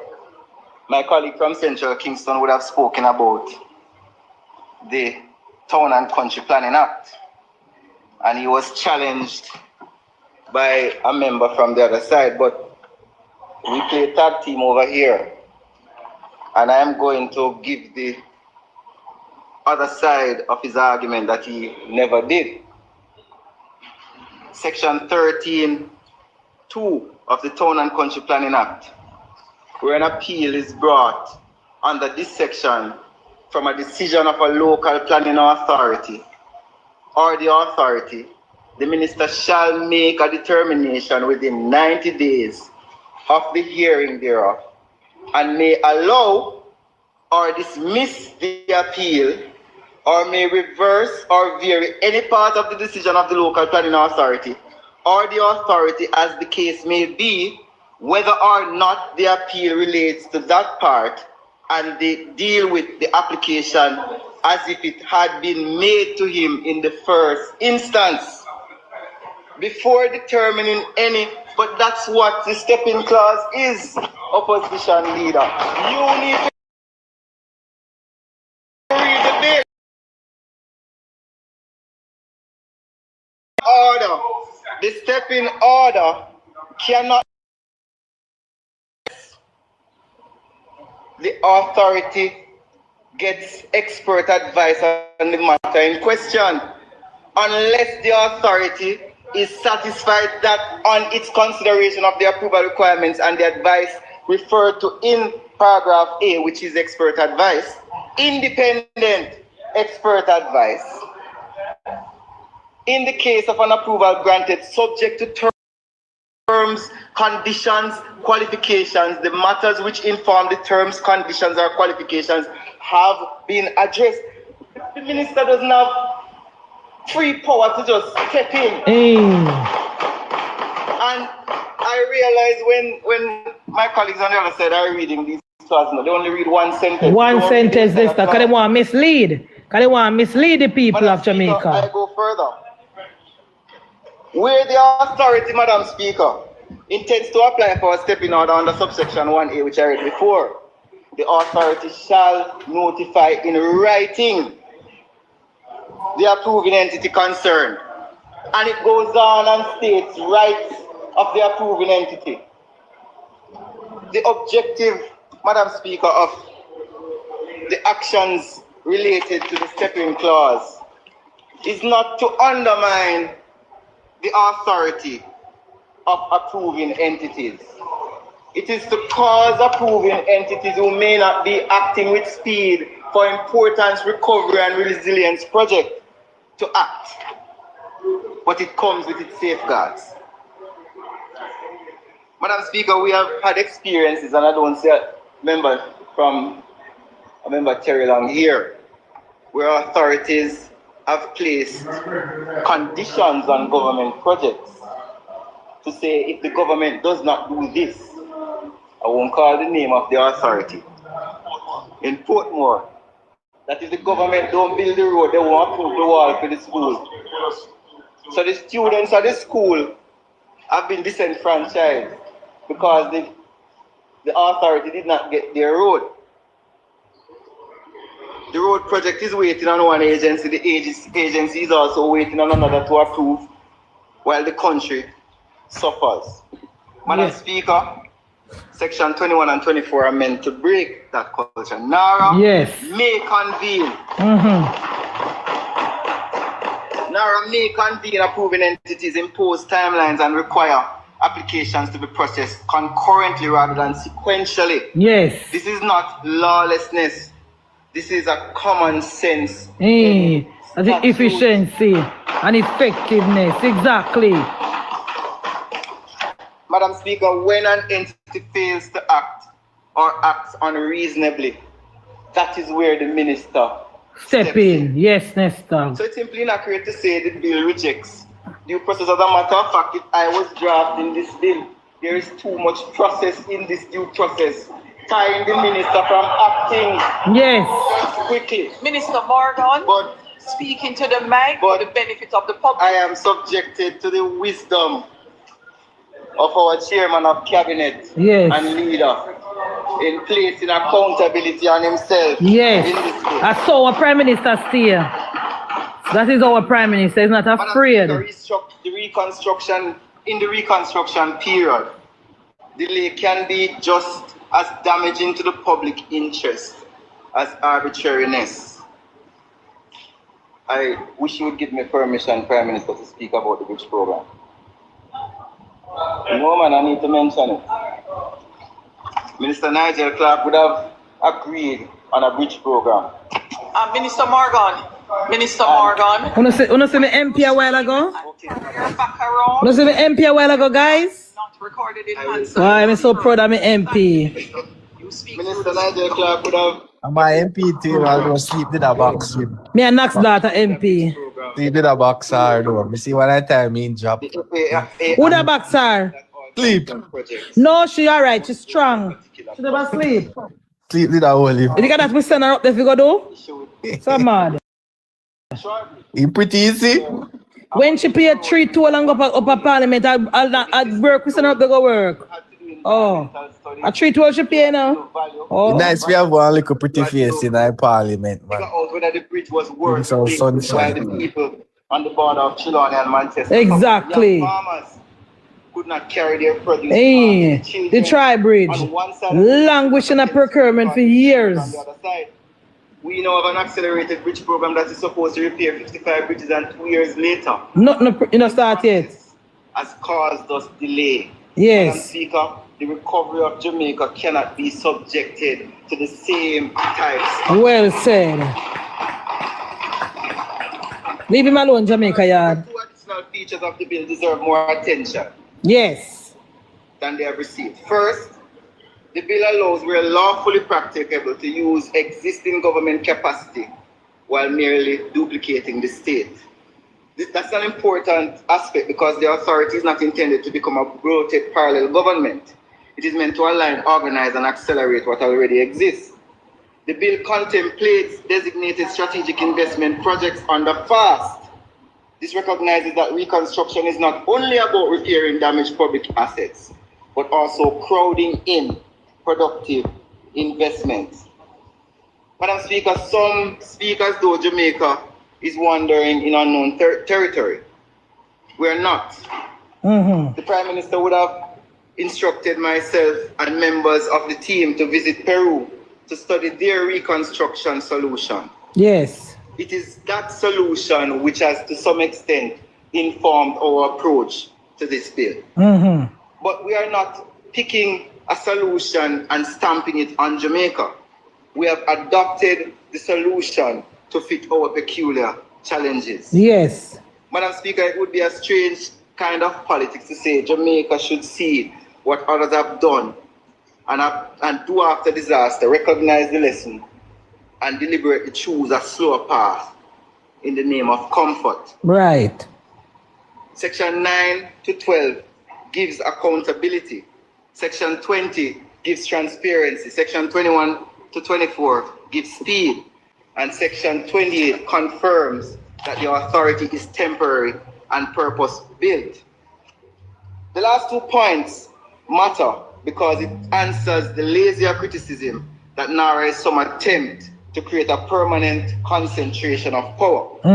The bill itself makes it clear that this is a defined institutional response to a defined reconstruction challenge. So a proper debate is not whether Jamaica should have a reconstruction authority at all. That is my respectful view. And that is no longer a serious question. The serious question is whether we are mature enough to demand a reconstruction authority that is effective, transparent, and disciplined at the same time. Can we insist on speed without surrendering accountability? Yes, we can. Can we insist on urgency without abandoning legality? Yes, we can. Can we insist on coordination without accepting opacity? Yes, we can.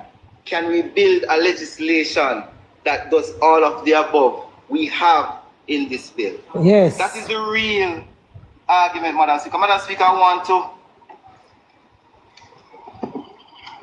compare history. Yes. We have had disasters before, and governments have been given the responsibility of assisting its citizens in these disasters. In 2004, we had Hurricane Ivan, and a member of the opposition sought to use Ivan as a comparison in how we are managing this NaRRA process. Colleagues may not know in this house, but for totally destroyed houses, KOJA337@gmail.com, right? $1,000 grant. Yes. For severely damaged houses under Ivan, they got between $7,500 and $10,000. Yes. And for other damage, they got $5,000 grant. Yes. Danny Buchanan, Minister Donald Buchanan, former Minister Donald Buchanan, famously clarified, and this is on GIS. Yes. The government could not fully replace all private property losses. He stressed that the state was not an insurer of buildings. Yes. And that its role was to assist people in putting back their lives together rather than providing total compensation. Compare what was done to individuals in 2004 to what we have done after Melissa, and what we are doing now is a demonstration of a different type of government. There is also the argument about procurement, where the member from Westmoreland pointed out that there is no procurement provision in the bill. Us who have knowledge of how laws are written know that where a bill is silent on a provision, then a provision or a legislation or a statute of authority applies to that law. Yes. In this case, the NaRRA bill does not speak specifically about the regime for procurement. What it says is that the minister will come and declare what the procurement process will be. The minister does not act independently and will be subjected to the rules of the Public Procurement Act. Section 3 of the Public Procurement Act says the minister may by order, subject to affirmative resolution, declare that this act or any provision shall not apply, and it goes on.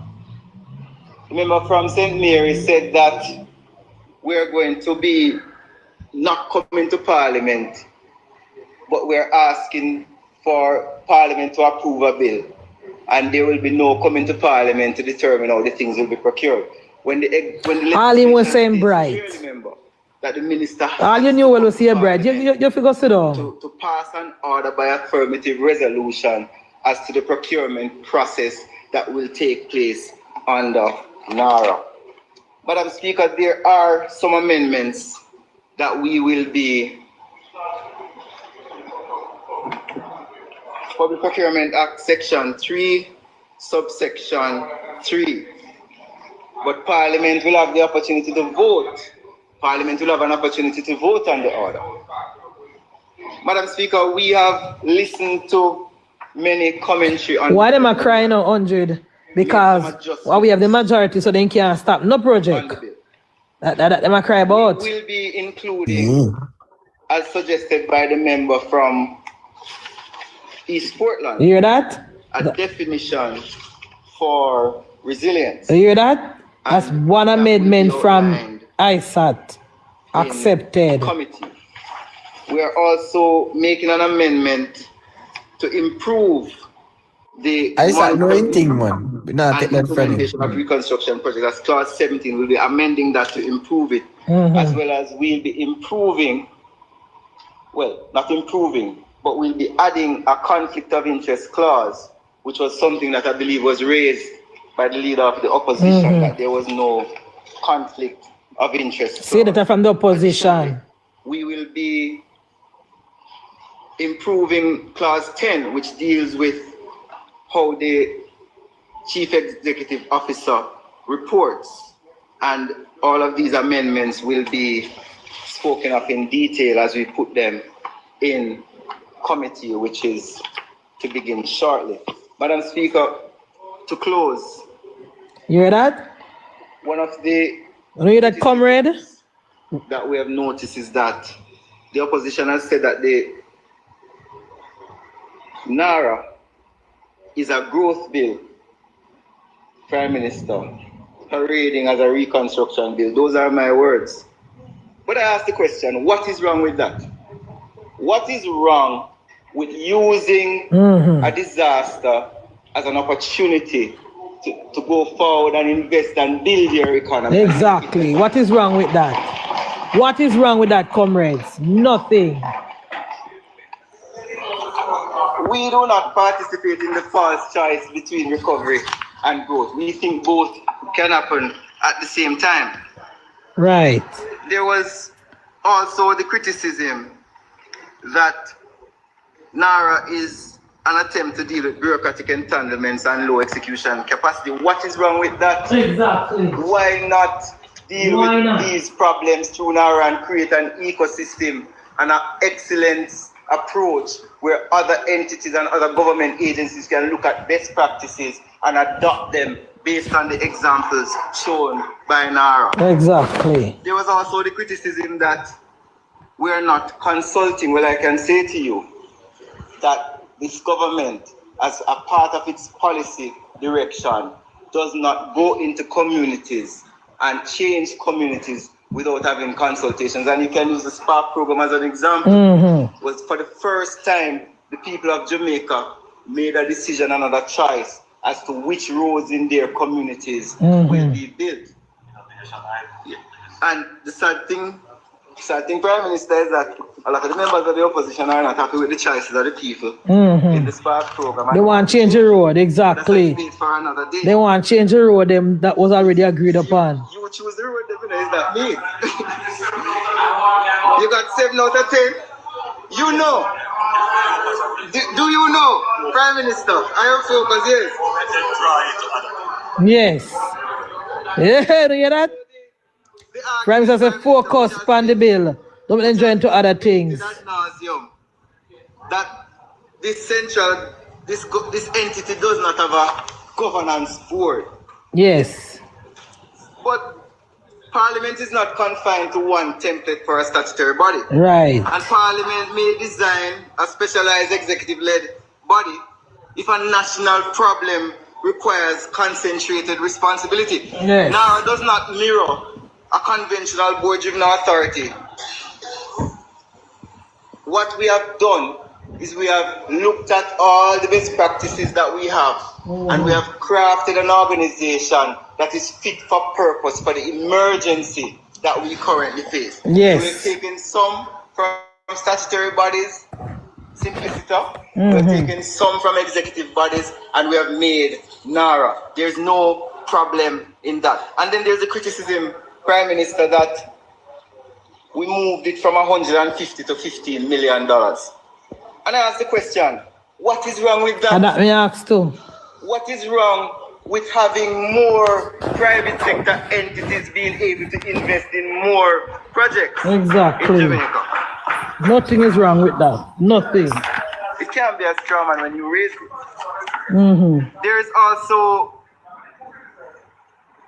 the criticism that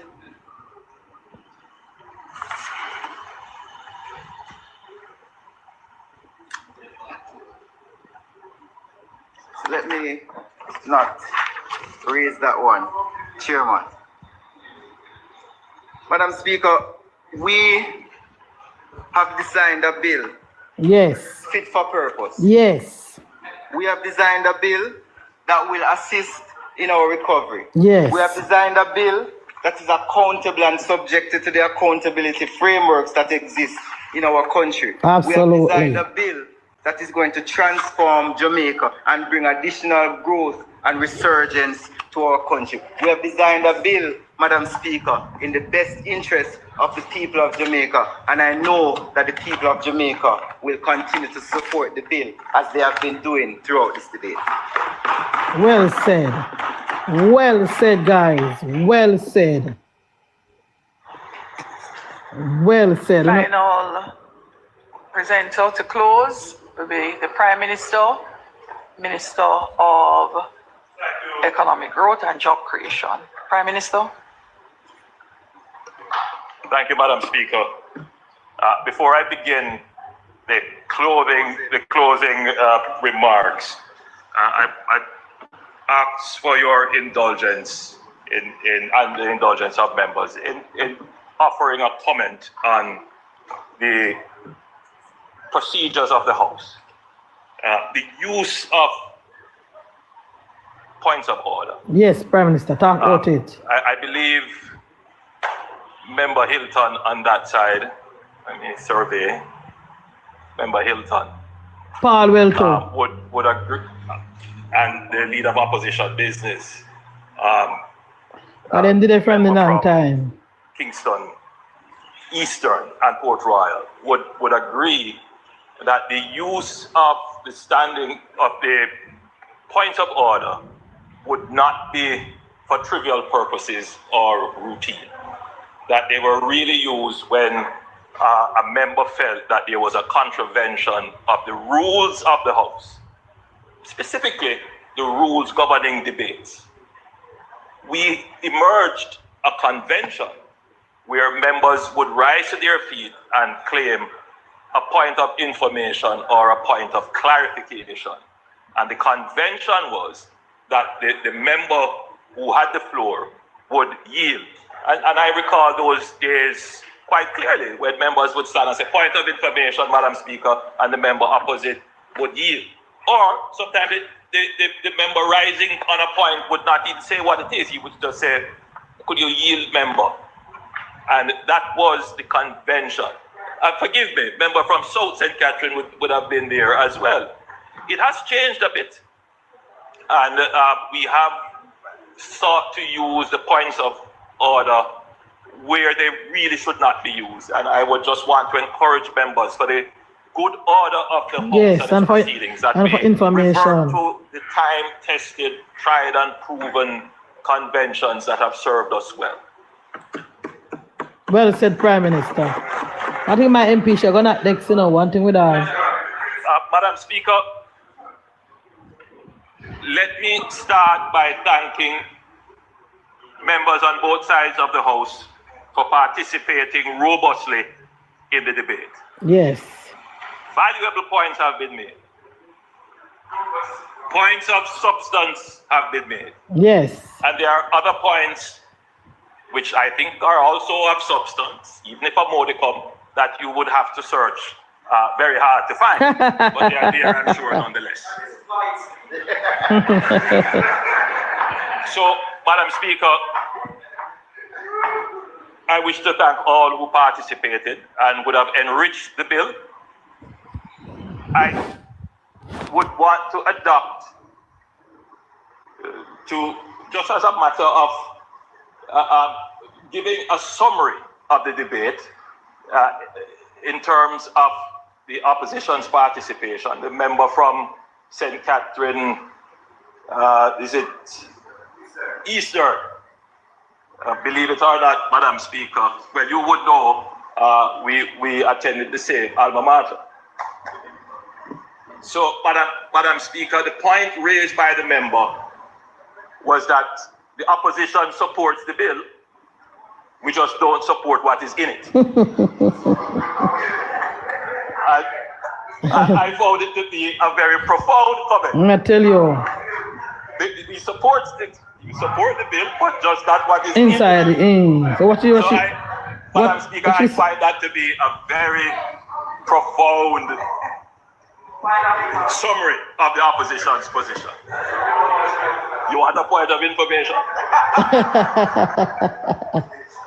So, Madam Speaker, but I do understand what the member intended to say. That no one can say that NaRRA is not a necessary formation in law.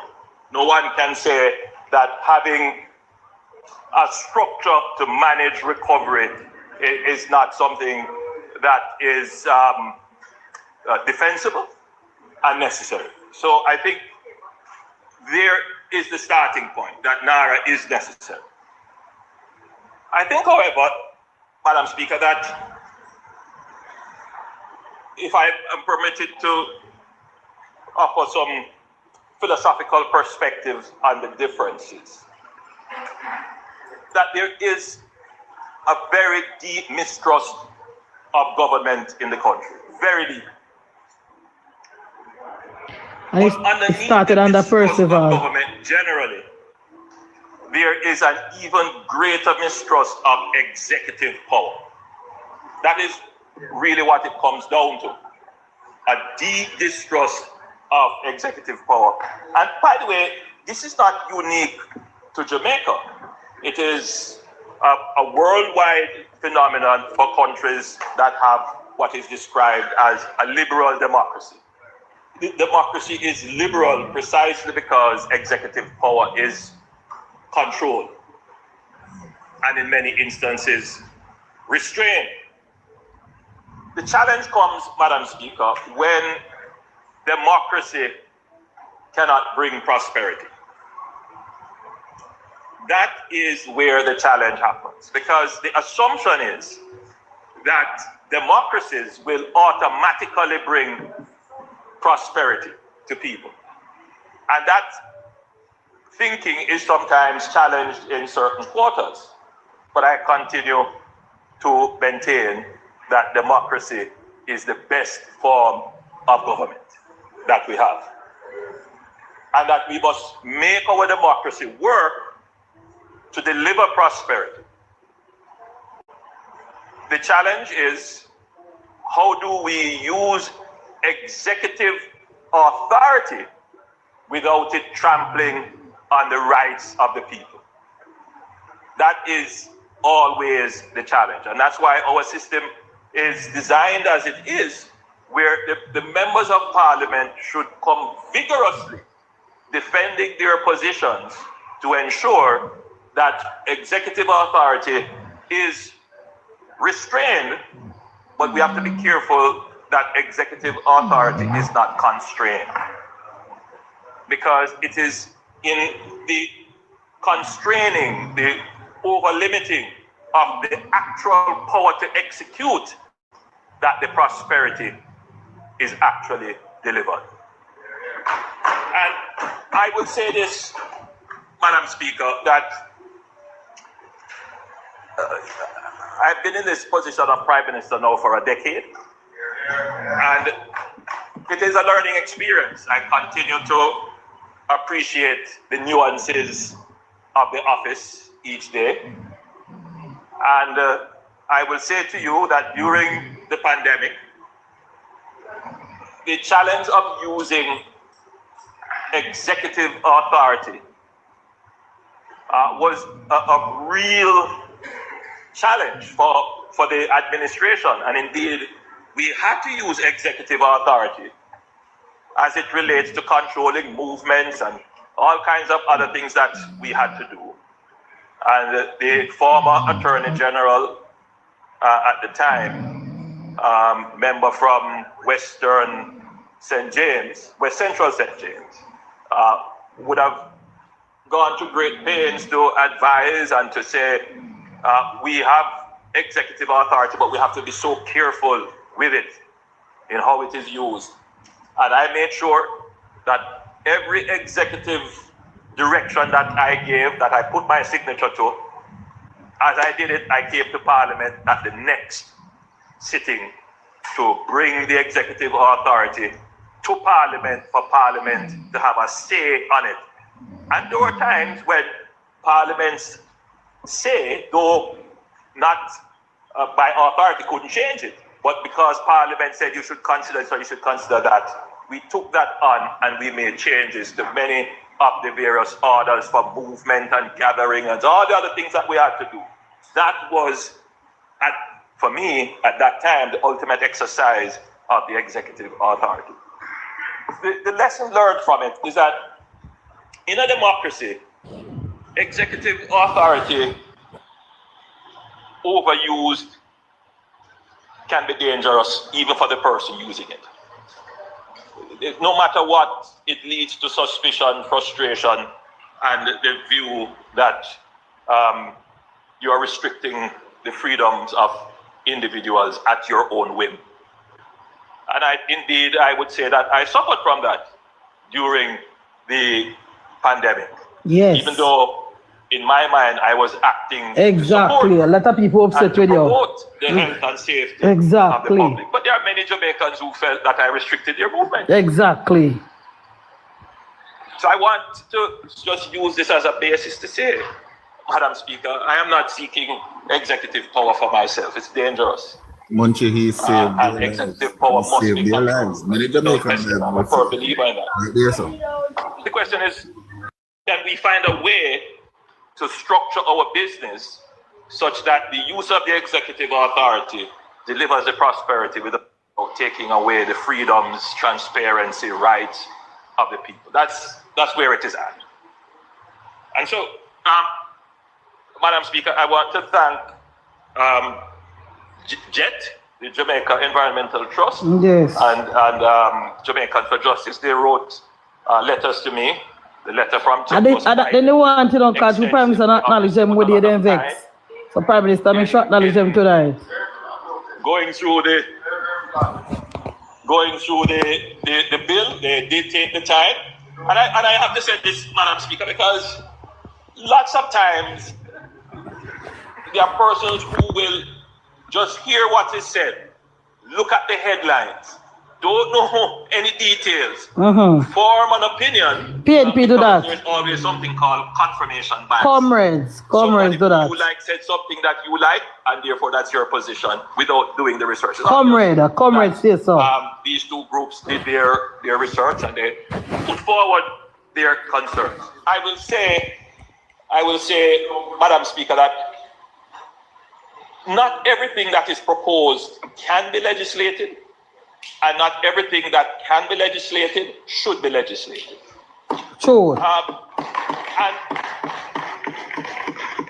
the persons who are drafters, persons who understand the law far better than I do, would agree with that point, that you want the legislation to, one, be consistent with legislation that already exists. You want it to be consistent with the Constitution, and you want your legislation not to be complicated. You can have complex legislation, but you want the legislation to be easily interpreted, well understood, and direct and to the point. And so we try to bring a legislation here that creates a framework that is easily understood, easily interpreted, and gets to the point of what it is we want to achieve.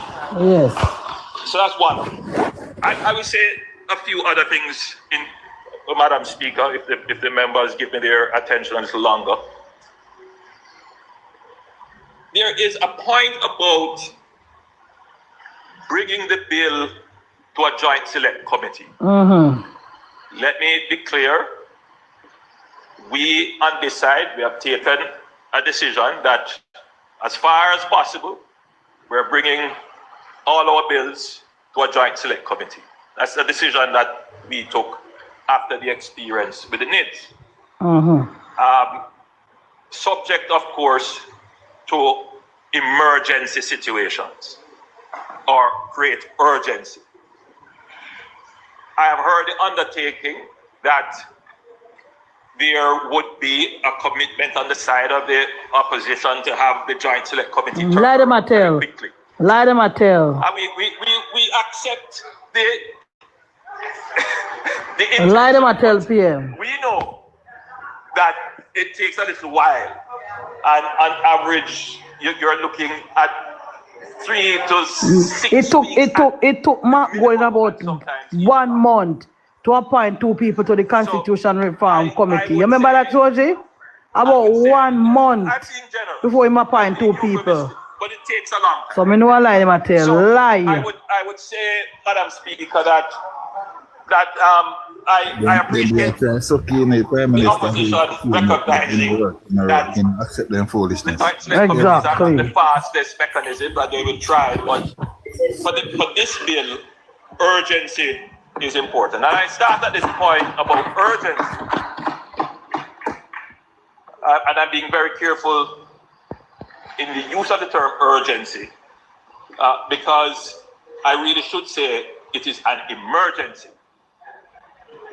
But I wish to point out to members who were in the House between 2009 and 2015 that this House, not under emergency powers, right, but under urgency, passed several important pieces of legislation that would oversee billions of dollars, including donor funds, without subjecting them to any committee, any joint select committee review, including money bills, including the very fiscal rules,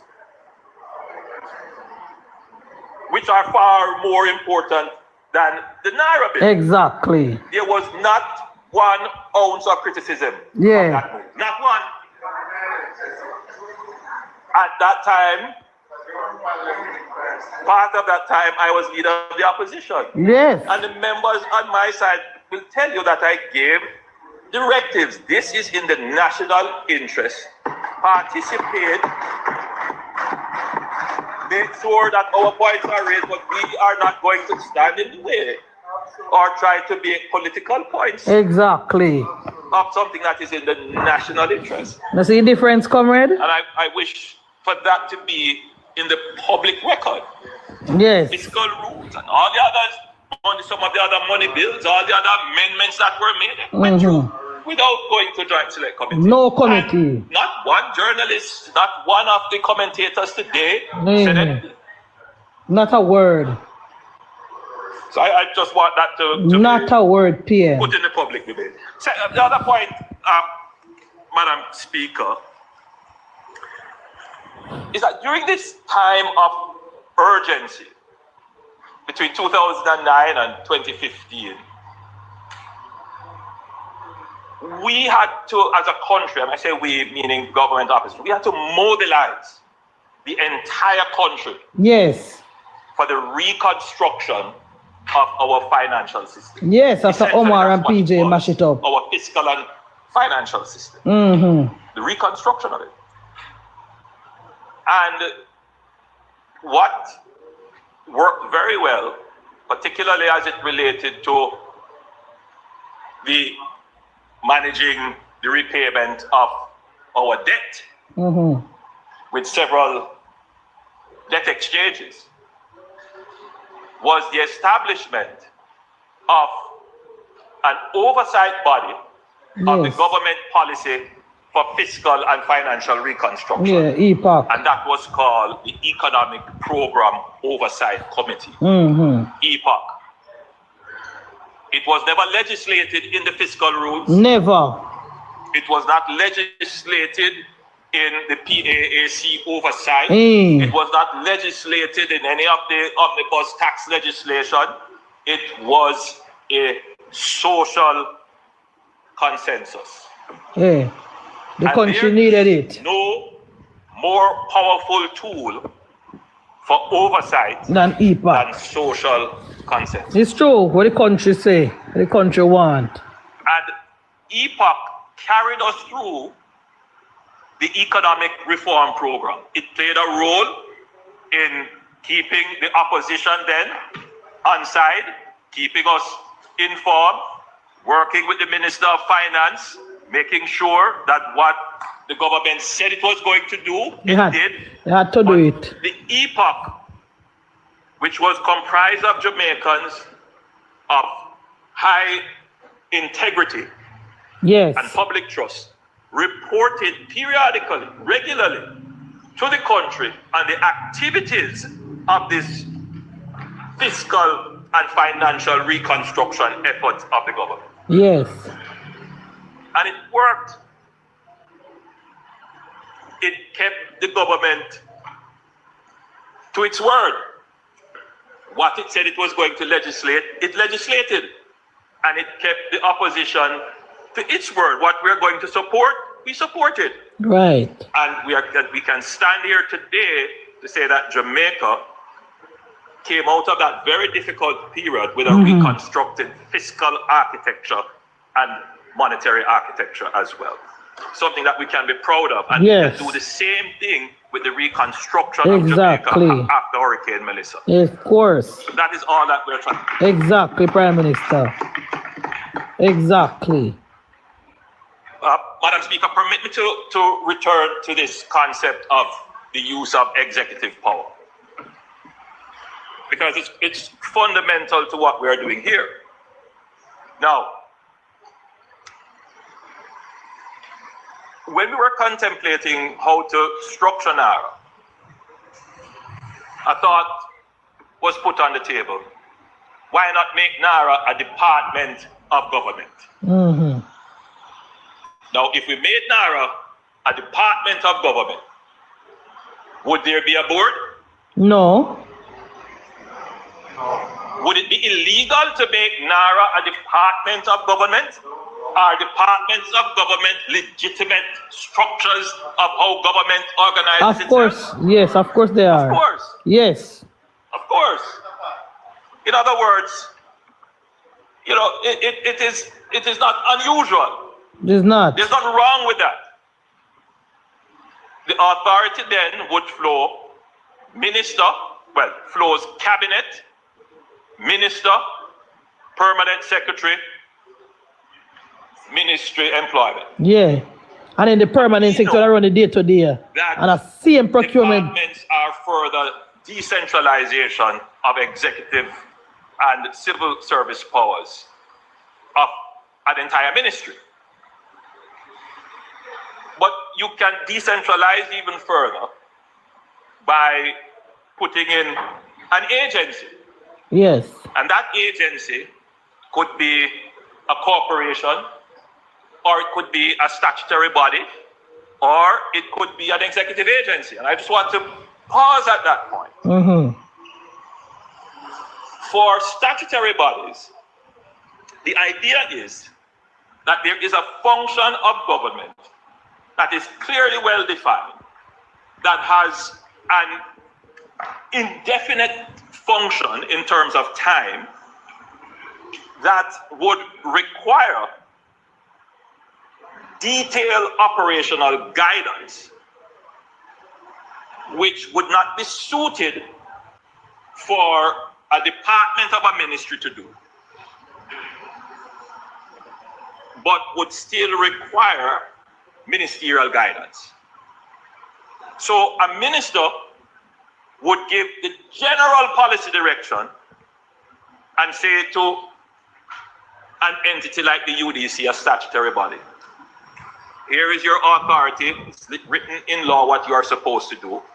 This statutory body will exist indefinitely. Go and redevelop areas for urban purposes. Go and acquire land for land banking for those purposes as well. Go and operate various companies to provide services. The minister can't go and run that day to day. Every day there is a different use of the executive authority delegated through a board and an executive officer. So the board manages the governance of the general policy direction, but also in some instances guides the executive officer in the day-to-day management and helps to resolve conflicts, manages that. That's fine. But what about a function that is very specific? For example, giving passports to Jamaicans. It's an executive agency. That function is very specific. And I was doing some research, and former Prime Minister Patterson, obviously struggling with the same issues I've raised here about how do you get the democracy and its bureaucracy to deliver prosperity, how do you speed it up, came up with the then Cabinet Secretary, Dr. Davies, with the idea of an executive agency.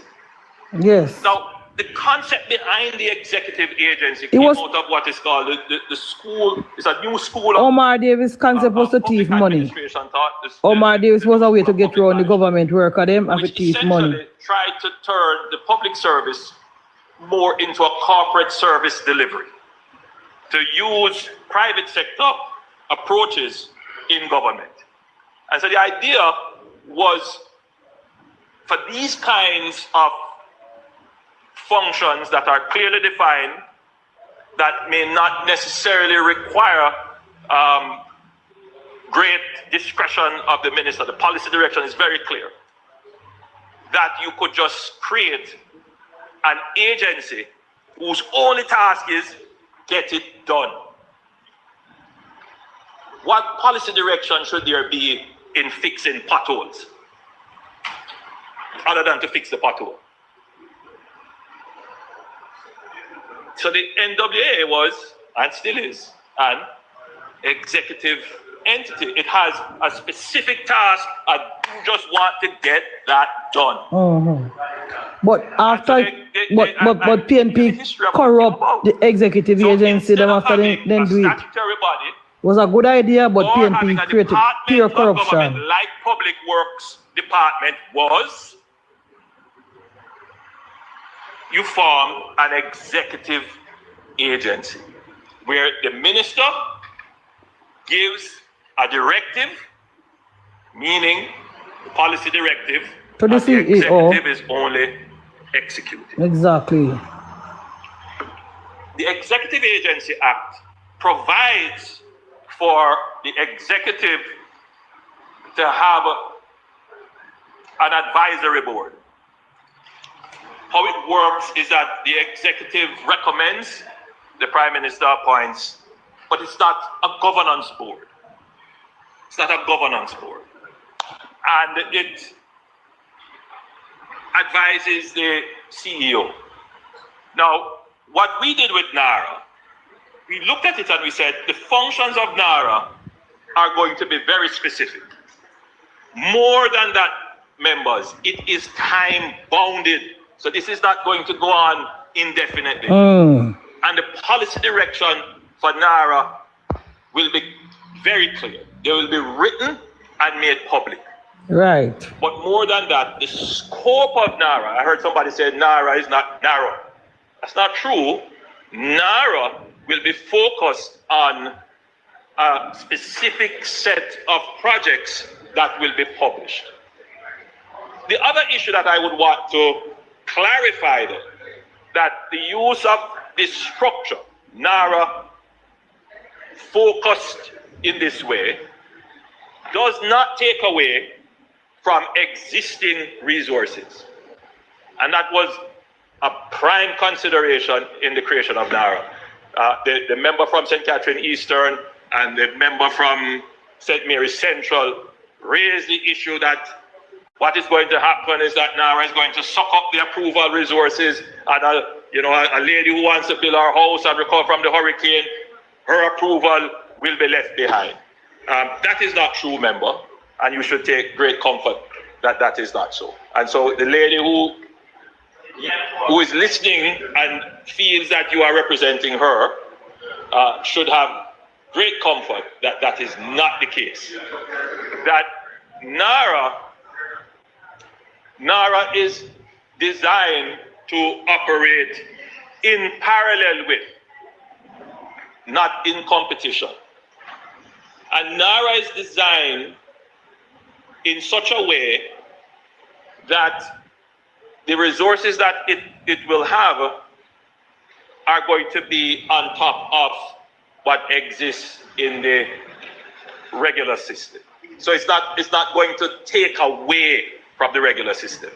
And just to be clear, when Hurricane Melissa hit, my direction was the half of Jamaica that was not hit needs to work twice as hard to make up for the part of Jamaica that was hit. And it's clear that the productive elements in the country that were not impacted, they have put out the effort.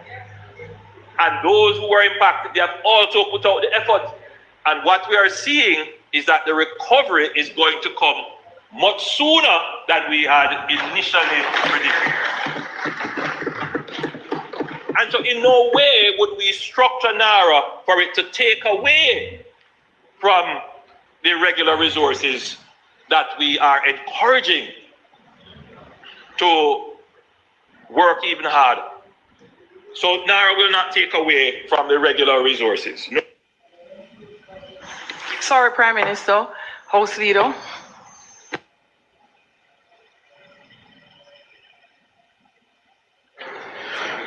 Madam Speaker, as we are clear, it has been a robust debate. And as the Prime Minister is closing, we ask that he be given an additional 15 minutes to complete the presentation. Don't need so much. Hold on, Prime Minister. The question is that the Prime Minister be allowed 15 minutes to complete his presentation. Those in favor? Those against? The ayes have it. Mike, Prime Minister. The other area of concern seems to be that it is the Prime Minister who appoints the CEO. So there are different methodologies of appointing CEOs, depending on the structure that is employed. It is not unusual for the appointment to be from the Prime Minister for certain entities. No, there are some entities that the Governor General appoints. But it's not unusual for the Prime Minister to, or the minister in charge of the industry, the ministry to appoint. I want to be clear that the post of CEO for NaRRA was internationally advertised. Internationally. We got several dozen applications, many of them from all over the world. We appointed a very high-level interview panel, review committee. I don't have the members who are on it, but I know I should probably say, just to be clear, the Cabinet Secretary, my recollection, the head of the Port Authority, Professor Gordon Shirley, who also is the chair of our Police Services Commission, the head of the Transformation Implementation Unit, the TIU, was also a member, and a few other persons. So there is no involvement of me directly or personally in vetting any CVs or shortlisting anyone. I want that to be publicly known. So there is a distance, a healthy distance between myself and the process of finding, interviewing. I also want to point out that there seems to be a concern about concentration. I've heard that centralization is a term used. That NaRRA seems to centralize power and authority in, sometimes the criticism is centralizes it in the CEO or centralizes it in the minister. In the executive model, it is a deliberate strategy. The whole idea was that the diffusion of the responsibility is what caused the lack of performance, because you can't point on anyone to say you are responsible. Yes. And so when Dr. Kanchan Davies crafted it, he said, you know, the rationale, he said that the primary, well, let me not say that, let me go ahead. The rationale was to ensure that responsibility is not diffused. That there is one focal point for which accountability can be effective. Yes. That was the idea. And I would want Jamaicans to appreciate that your government is very sensitive to any concentration, any centralization that may lead to unregulated, unwieldy executive power. That's not our intention. That's not our intention. But at the same time, Jamaica is in a different phase of its development.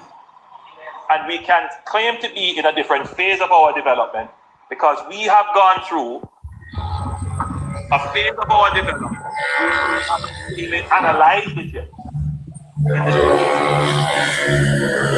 Our accountability, our anti-corruption and oversight framework is probably the most robust in the Caribbean. Yes. We spend billions of dollars. When you look at, so if you look at our oversight capabilities and what we have built, we have let's start with the Auditor General. Enshrined in our Constitution, high functioning. Nothing is exempt.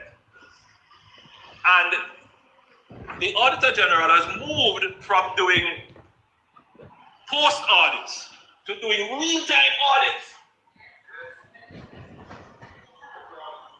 They have moved from doing accounting audits to doing performance-based audits.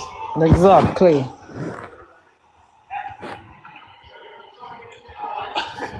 We have the Integrity Commission. Yes. We have the Corruption Prevention Act. Yes. Which defines in a very comprehensive way corruption. Right. And as an entity to prosecute it. Outside of that, we have MOCA, not a part of the IC framework, but acts in that way on specific major organized corruption activity. Then we have the PAAC. Bear in mind that the PAAC is maybe it's 20 years old now. This is the part here, guys. This is the part here. This is the part here. I brought a resolution to this house to reinstate the PAAC. You hear that? And it has been very effective and was reformed to be the oversight of Parliament of the economic program. You hear that? Our budget now must go through the PAAC. There is no entity of government that can escape the oversight of the PAAC, and that body is chaired by the opposition and must continue to be chaired by the opposition. It is important that it is chaired by the opposition. Yes, Prime Minister. So the oversight function of the government apparatus is significant. So when I spoke earlier about ensuring that legislation is efficient, you can't come back here now and then legislate a new framework separate and apart from the framework that is already legislated. We have a strong framework. Let the framework for oversight work. Every day, listen, the persons who are advocates for anti-corruption, they must continue to push. You ease up, because you don't want government to become relaxed. But the Parliament has to be careful that it does not smother and suffocate the effectiveness of the public bureaucracy by an overlaying of procedures that have no relevance to outcomes. Yes. So we have gone through this phase in our development where we have been highly focused on anti-corruption. We must continue, but we are now going into a different phase where we have to ensure that our bureaucracy is efficient. Right. It is not a wiping away or an undermining or a dismissing of the anti-corruption frameworks. No, we will continue to push that and continue to spend the billions of dollars on it. But democracy must deliver prosperity. Yes, Prime Minister. Democracy must deliver prosperity. The only one speaking in frustration about the slow pace of the government. It is said on both sides. This is what we meant when we say we have to pivot. So I think I've captured most of the issues. You have. And again, I want to thank all the members who have participated, who have contributed. It has enriched the bill. And it is my hope that on this matter, the public record would be that the Parliament, by acclamation, supported the bill rather than history records a divide on this momentous moment. Prime Minister, you're not going to get that. Madam Speaker. You're not get that, Prime Minister. One of them, you're not get that at all.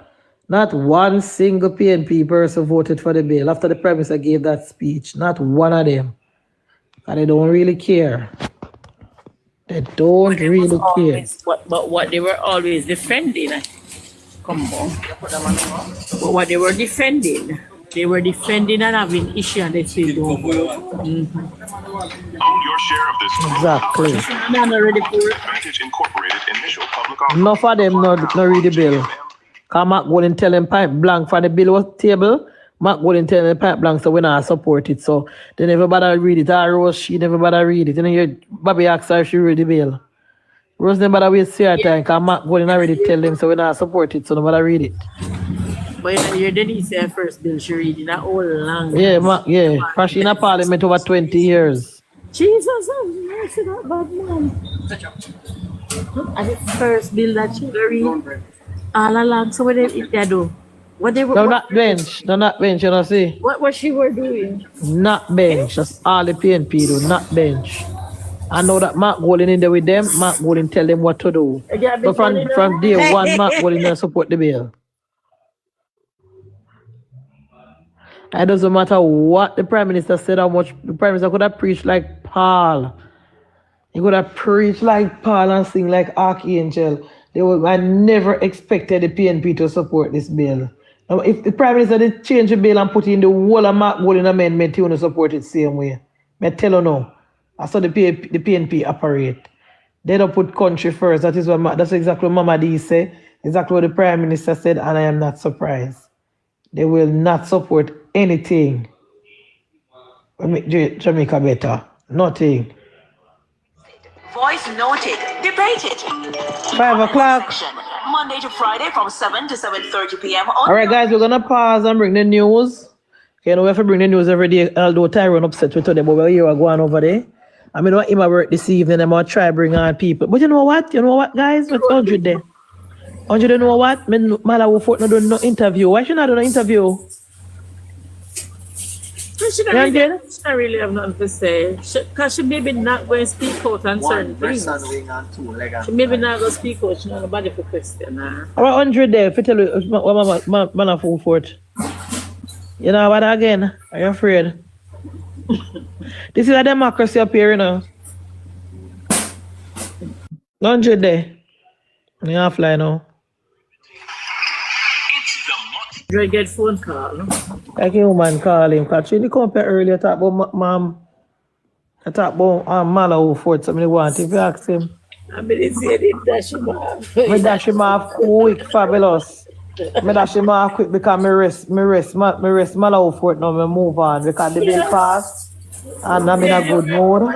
She did what she had to do and whatever, and it's still She did what she wanted to do, and that's fine. She did what, not what she had to do, what she wanted to do. Yeah. We used to put it unanswered. I think Malahoo Forte felt like what happened with the IC bill when she never speak up. She don't want it to happen again because maybe that's maybe that's she had it because me never follow the IC bill, you know. But she did object to somebody clause and the government still push it through. So maybe she regret not speaking up. I don't know what to say. And maybe come back right round out to aunt. You know, is that same place is a thorn in our flesh. So maybe this time she said, look, me not make nothing past me, I talk about everything. I talk the truth. So yeah. And sometimes as much as we may not like it too, maybe it's a blessing in disguise. Fix it. No, not a blessing in disguise, but sometimes you have to just let them. You cannot blessing in disguise. They're part of a team, support a team. Well, you're the part of the team. That is true. True. I don't agree with that. Carry on, but you know, Chamber we never wins by only one. Well, but you know, some spiritual Malahoo Forte doing up, Fab. She did vote for the bill, you know. Yeah, she did. Vote for it, yeah. She did right through. I think one of them she abstained. Yeah. Or something like that. I think I know one. She maybe abstained. She put her amendment on the record. She put her amendment on the record for answered. Yeah. But at the end of the day, she did vote for the bill. So we have to say she did her work, which is what we want her to do, and support our government. So we can't come off from Malahoo Forte now and the PNP them what they from man I don't see any comrade come over here. None of them not strong enough to come in at the box. So what happened for them? What do them? They shame? Yeah. Me understand to them shame, you know, because then team performance last night was dismal. So they and because Mark Golden and ISAT hype them up so much, they really did things, you know, they was going to come out successful. So from I don't see them from morning. It's a news time. No news not come yet.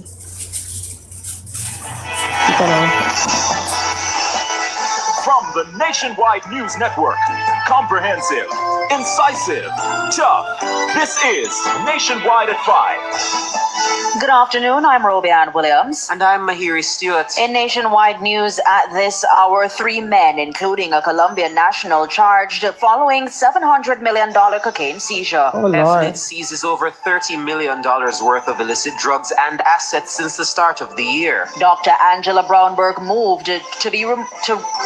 Dr. Angela Brownberg removed the Parliament maze in protest for being ignored by House Speaker Juliet Holness. Consumers urged to return Pan-Caribbean packaged sugar products to the point of sale to seek appropriate redress. GCT to be imposed on short-term rental accommodations, including Airbnbs, effective April 1 next year. In news from the rest of the world, Guyana private sector condemns Venezuelan Essequibo imagery during Barbados visit. Former FBI director surrenders over charge charge of threatening Trump's life in Instagram post. In sports, Guyana Harpy Eagles interregional 4-day cricket final after easy victory over the Windwards Volcanoes. And later in our broadcast, in our cover story at 5:35, there was high drama in Parliament late on Tuesday when Speaker Juliet Holness called for Southwest St. Andrew MP Dr. Angela Brown-Burke to be removed from the sitting after she moved the ceremonial mace. Oh, you don't ever do that, member. Marshall, please, Angela Brown-Burke, I name you outside. Outside. Outside. We'll get reactions from political commentator Dr. Nadine Spence and former Deputy House Speaker Lloyd B. Smith. In the nation's business at 6:25, opposition spokesman on education Damian Crawford has filed a constitutional claim against the government, arguing that the state has failed to provide enough school places for children at the pre-primary and primary level. He'll join us. Taking you around the world at 6:45, the United Arab Emirates announced Tuesday that it will leave OPEC and its wider OPEC Plus group of major oil-producing nations after nearly 60 years of membership. You'll hear more. At 7, it's the comments section with Shalois Michael Adamahiri Stewart. This evening they're asking, what's your reaction to the mace controversy involving Dr. Angela Brown-Burke in Parliament?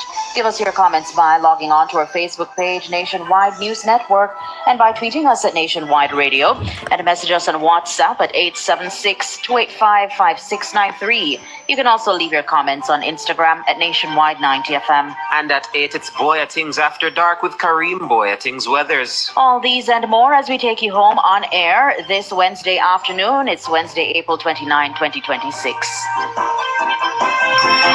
So PNP can come back for Nationwide now. I thought not going to ban them from Nationwide. They can come back now. Okay. News at 5 teasers were brought to you by Advanced Skills and Equipment. Tell me if you can tell Damian if you do. Total commitment. If it's news, it's got to be Nationwide 90 FM.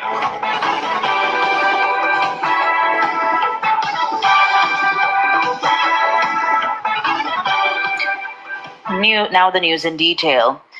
3 men have been arrested and charged in connection with the seizure of over 1,100 kilograms of cocaine. The drugs were seized during a joint police-military operation off Jamaica's southern coastline last Wednesday. The drug has an estimated street value of 700 million Jamaican dollars. In a release on Wednesday, the Jamaica Constabulary Force, JCF, says one of the 3 men charged, 48-year-old Jonathan Latarda, is a fisherman of Colombia. The other 2 are 48-year-old Delbert Purcell, otherwise called Glenn, a boat captain of Cove District in Hanover, and 42-year-old Leroy Donovan Holding, otherwise called Bud, a fisherman of Poorman's Corner in St. Thomas. All 3 have been charged with possession of, dealing in, trafficking, importing, and conspiracy to import cocaine. The Colombian national has also been charged with illegal entry. The JCF says members of the Jamaica Defense Force, JDF, Coast Guard intercepted a vessel approximately 20 miles off Portland Ridge.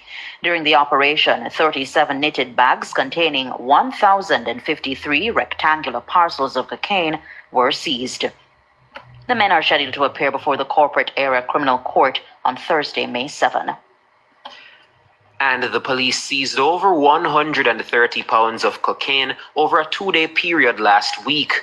The illicit drug seizures have resulted in the arrest and charge of 2 men in separate incidents.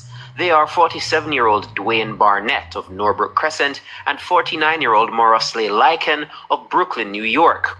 Barnett was arrested during a police operation on April 23. During the operation, FNID seized 5 pounds of ganja, 55 parcels of cocaine, 4 motor vehicles, over 1 million Jamaican dollars, and 1,000 US dollars. Barnett has been charged with possession of, dealing in, and using premises for the storage of ganja. He's to appear in court on May 27. Lycan was arrested at the Norman Manley International Airport on April 25 after the police found 2 pounds of ganja in his possession. He's to appear in court on May 1. Meanwhile, the Firearms and Narcotics Investigation Division, FNID, has seized over $30 million worth of illicit drugs and assets since the start of the year. This includes more than 9,400 pounds of cocaine, which have an estimated street value of more than $2.5 billion Jamaican dollars. FNID has also seized more than 24,000 pounds of ganja, valued at 72 million Jamaican dollars. Director of FNID, Superintendent Patria Rowe, says the police have increased their vigilance to nab drug traffickers. The amount of drugs that we have here is indicative of the fact that of the prevalent nature of the come out here in Jamaica this year at this time. And certainly we have our vigilance, we have increased our investigative capacity, and I would say that has resulted in this and other seizures. Superintendent Rowe issued a stern warning to individuals trafficking drugs and illicit assets. We are unrelenting in our effort. We are saying to drug traffickers that you will be caught. FNID, in collaboration with our port partners, with our international partners and other local partners, are working together, are coalescing around one mission, one view. We are executing the forces, focused deterrent strategies to good effect. And we are saying the drugs will be seized, you will be caught, and that's the word from FNID. Superintendent Patria Rowe, Director of FNID. Nationwide News understands that Member of Parliament for Southwest St. Andrew, Dr. Angela Brown-Burke, moved to remove the parliamentary mace in protest for being ignored by House Speaker Juliet Holness. Speaking with parliamentarians familiar with the issue, as well as video footage of the incident, our news center was able to piece together the events which led up to Dr. Brown-Burke's suspension from Tuesday's sitting of the House of Representatives. Dana Davey has that story. Late Tuesday evening, following a marathon debate on the bill establishing the National Reconstruction and Resilience Authority, NaRRA, the House had convened in committee to review the bill clause by clause. Upon putting clauses 5, 6, and 7 of the bill to a vote, Dr. Brown-Burke can be heard off mic attempting to attract the attention of the Speaker. However, Mrs. Holness pressed on with the vote, ignoring her comments. Parliamentary convention rarely allows for a point to be raised after a vote on a clause has been called, signaling that the matter has been settled. It's at this point that Dr. Brown-Burke can be seen on camera rising from her seat. She catches the eye of Northwestern St. Catherine MP Damian Crawford, who can be seen on camera pointing toward the parliamentary mace. Dr. Brown-Burke nods at Crawford before sauntering over to the parliamentary mace and removing it from its stand. At that moment, in apparent surprise as to what took place, Crawford can be seen rising from his seat and moving toward the back of Parliament. Dr. Brown-Burke can then be seen in the video putting the mace back after holding it briefly. It's at this time Speaker Holness can be heard naming Dr. Brown-Burke and summoning the Marshal of Parliament to have her removed. I wish to put clause 5, 6, and 7 without amendments. I wish to put clause 5, 6, and 7 without amendments. 5, 6, and 7 without amendments. Members, the person piloting the bill. That's not a joke, you know.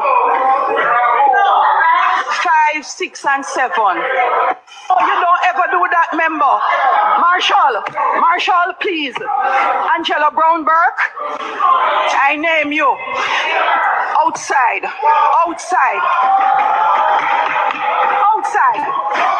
Marshall, go for her. Upon the intervention of the Speaker, Dr. Brown-Burke can be seen on video repeatedly pointing and gesturing toward Mrs. Holness and shouting at her. Dr. Brown-Burke is then again seen attempting to remove the mace from its stand. However, she stops shortly after raising it slightly and replacing it before returning to her seat. It's considered highly disrespectful, a serious breach of parliamentary protocol, and in the Westminster-style system, an act of grossly disorderly conduct or contempt of Parliament to remove the mace from its stand. The action by Dr. Brown-Burke led to Leader of Government Business in the House, Floyd Green, moving a motion for her suspension from the day's sitting. Dana Davey for Nationwide News. It was a passionate continuation of the debate surrounding the bill establishing the National Reconstruction and Resilience Authority, NaRRA, on Tuesday. Government members staunchly defended the legislation and its importance to post-Hurricane Melissa reconstruction, but opposition MPs continue to voice their dissatisfaction with what they see as the lack of checks and balances in place to ensure NaRRA serves the people it is meant to. Siobhan Campbell tells us more. The bill establishing NaRRA passed in the wee hours of Wednesday morning after nearly 8 hours of debates and deliberations. Ultimately, it passed along party lines, with the opposition staunchly against the legislation, despite some concessions on the part of the government. Member of Parliament for East Westmoreland, Dr. Dayton Campbell, was first at the podium, describing what he saw as gaping holes in the reporting arrangements for NaRRA. There is no requirement to publish procurement awards, no requirement to publish contracts, no requirement to publish step-in decisions, expert advice summaries, project amendments, directive notices, no requirement to publish performance dashboard. Madam Speaker, a registry is not transparency, member from St. Andrew, North Central. And secrecy, backed by criminal sanction, is not the same as accountability. MP for West Central St. Catherine, Dr. Christopher Tufton, accused the opposition of attempting to hurt needy Jamaicans in a need to exploit political gain. I honestly do think that those who allow perfection to be the enemy of good are hurting the over 500,000 Jamaicans in the 5 critical parishes that have been impacted by this hurricane, Category 5, the first ever, while we here debate, prolong, and engage in emotive insinuations. But MP for South East St. Catherine, Dr. Alfred Dawes, says the GLP will be judged harshly by the electorate for the bill as passed. You may ignore the 28 civil society groups. You may dismiss the 29 MPs who have expressed concerns about this bill. You may look past the Bahamian forensic audits, the Haitian failure, the Auditor General's work already in the public domain, your own scandals. You have the power to pass this bill today, but the people have the power to judge you tomorrow. And MP for Southwest St. Elizabeth, Floyd Green, says the opposition fails to grasp the urgency for many Jamaicans to see the government act in the wake of Hurricane Melissa. Those people are impatient of this debate, and they are, quite frankly, sick and tired of what appears to not be constructive intervention, but politicking, where one member seems to be more concerned about where the hurricane made landfall, another telling us about the beginning of the end, instead of focusing on an expedited reconstruction process. Siobhan Campbell for Nationwide News. You're listening to Nationwide News at 5. More news after these.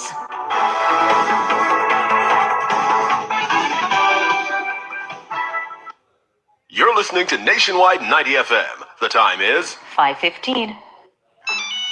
For 25 years, Digicel has been keeping Jamaica better connected. From late night calls to the texts, clicks, and moments that keep us close. Hi, babe. A network built in Jamaica for Jamaicans. But connection has never been just about the network. It's about the people behind every hello. Yo, General. Celebrating 25 years. Digicel, powered by you, connected by us. Continuing the news, the Consumer Affairs Commission, CAC, is urging customers who have purchased Pan Caribbean Sugar Company Limited packaged sugar to return it to the point of sale to seek appropriate redress. This is as Pan Caribbean Sugar Company Limited issued a product recall notice. CAC notes that due to a potential health or safety risk, it is imperative that customers not consume the product. It stresses that in cases of serious health risks, consumers should seek medical attention where necessary and retain any medical documentation to support their claim. CAC highlights that under the Consumer Protection Act, consumers are entitled to remedies where goods are found to be faulty or do not match the description provided at the time of purchase. Remedies include repair, replacement, or refund. CAC says it is the obligation of businesses to uphold consumer rights and respond fairly to complaints. It's also reminding customers to contact the Commission if they are experiencing difficulties in obtaining redress. General Consumption Tax GCT will be imposed on short-term rental accommodations, including Airbnbs, effective April 1, 2027. The measure was approved in the House of Representatives on Tuesday. Finance Minister Fable Williams outlined the reason behind the measure being imposed. These measures, Madam Speaker, are not introduced in isolation. Rather, they form part of the government's broader fiscal response to the current economic environment, including the increased expenditure pressures arising in the aftermath of Hurricane Melissa and the continued need to safeguard fiscal stability while maintaining essential public services. Against that background, Madam Speaker, I will now briefly outline the order and resolution to give effect to the measures as previously announced. Madam Speaker, the order provides for the amendment of specific provisions of the General Consumption Tax Act to increase the rate applicable to specified tourism activities from 10% to 15%. Fable Williams, Minister of Finance. During the budget debate in February, Minister Williams announced the government's plan to increase GCT from 10 to 15% on tourism activities. She, however, pointed out that the tax would be deferred until 2027 due to the tourism sector still recovering from Hurricane Melissa. Opposition spokesperson on finance, Julian Robinson, questioned if the tax would apply to all short-term rentals.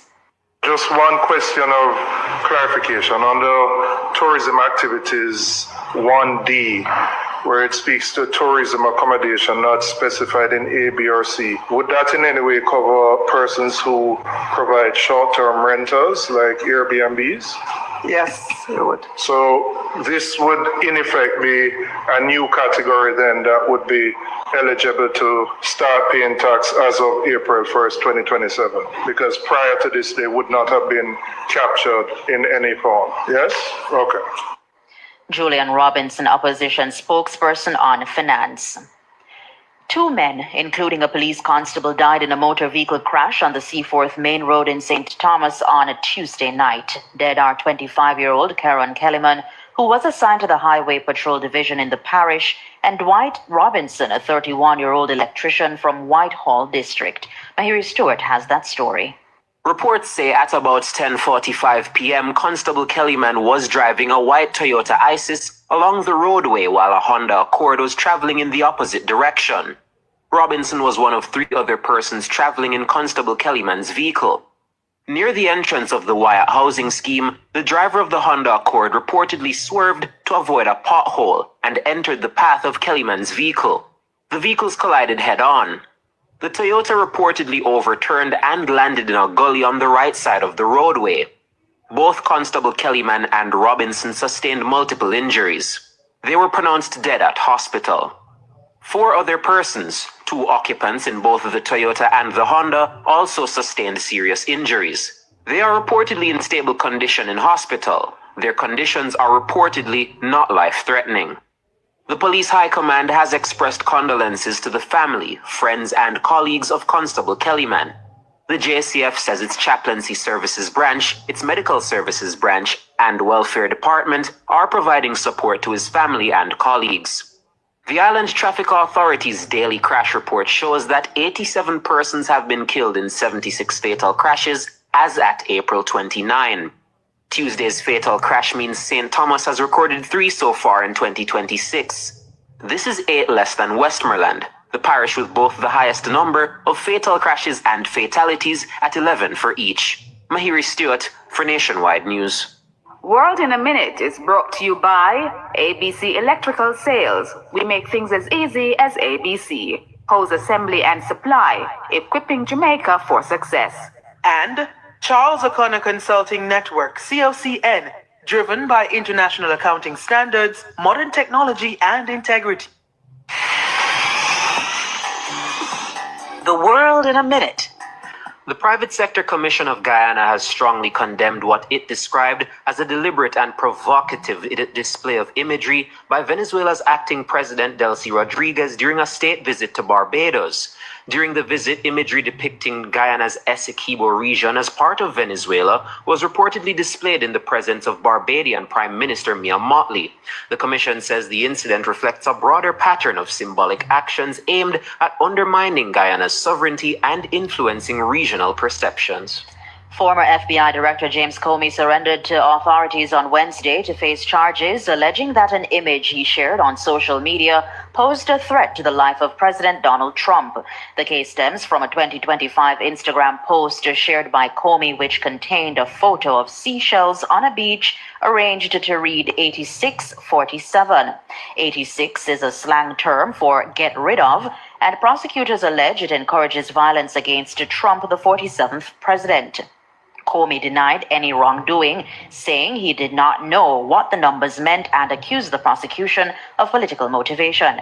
This marks the second time the Justice Department has brought criminal charges against Comey, a longtime critic of Trump.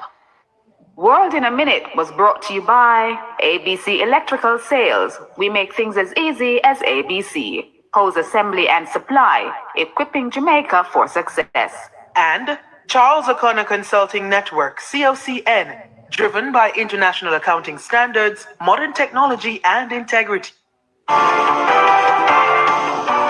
Recapping the top stories making nationwide news at this hour, 3 men, including a Colombian national, charged following $700 million cocaine seizure. Consumers urged to return Pan-Caribbean packaged sugar products to the point of sale to seek appropriate redress. GCT to be imposed on short-term rental accommodations, including Airbnbs, effective April 1 next year. I'm Robeanne Williams. And I'm Mahiri Stewart. Join the Nationwide Family Club on Patreon at patreon.com/Nationwide News Network. News next, the headlines at 6.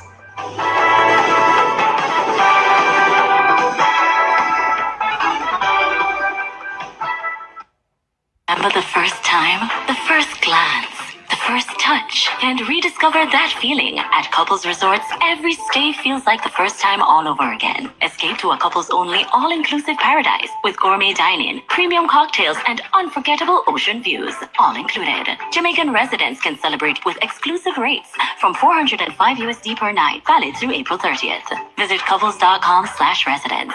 Couples Resorts, like the first time, every time.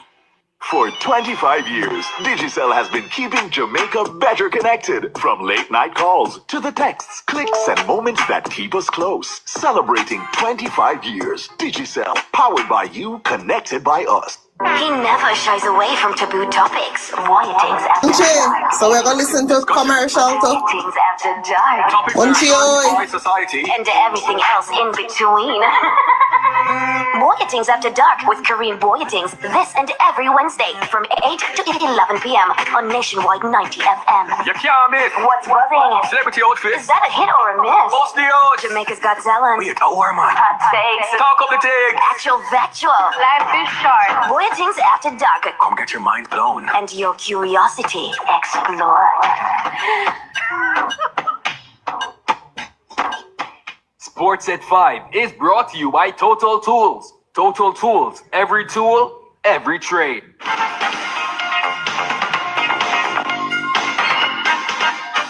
Hello, good afternoon, and welcome to Sports here on Nationwide 90 FM.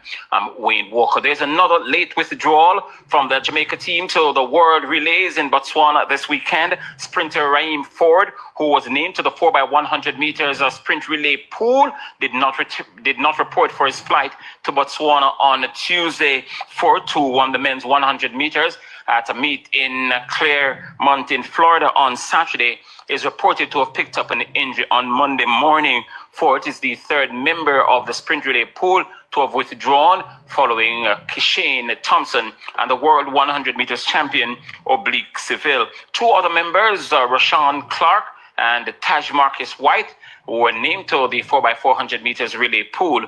They withdrew earlier as well. The Jamaica squad arrived in Botswana on Thursday after a long layover in Johannesburg, South Africa. And of course, the World Relays will be held May 2 to 3.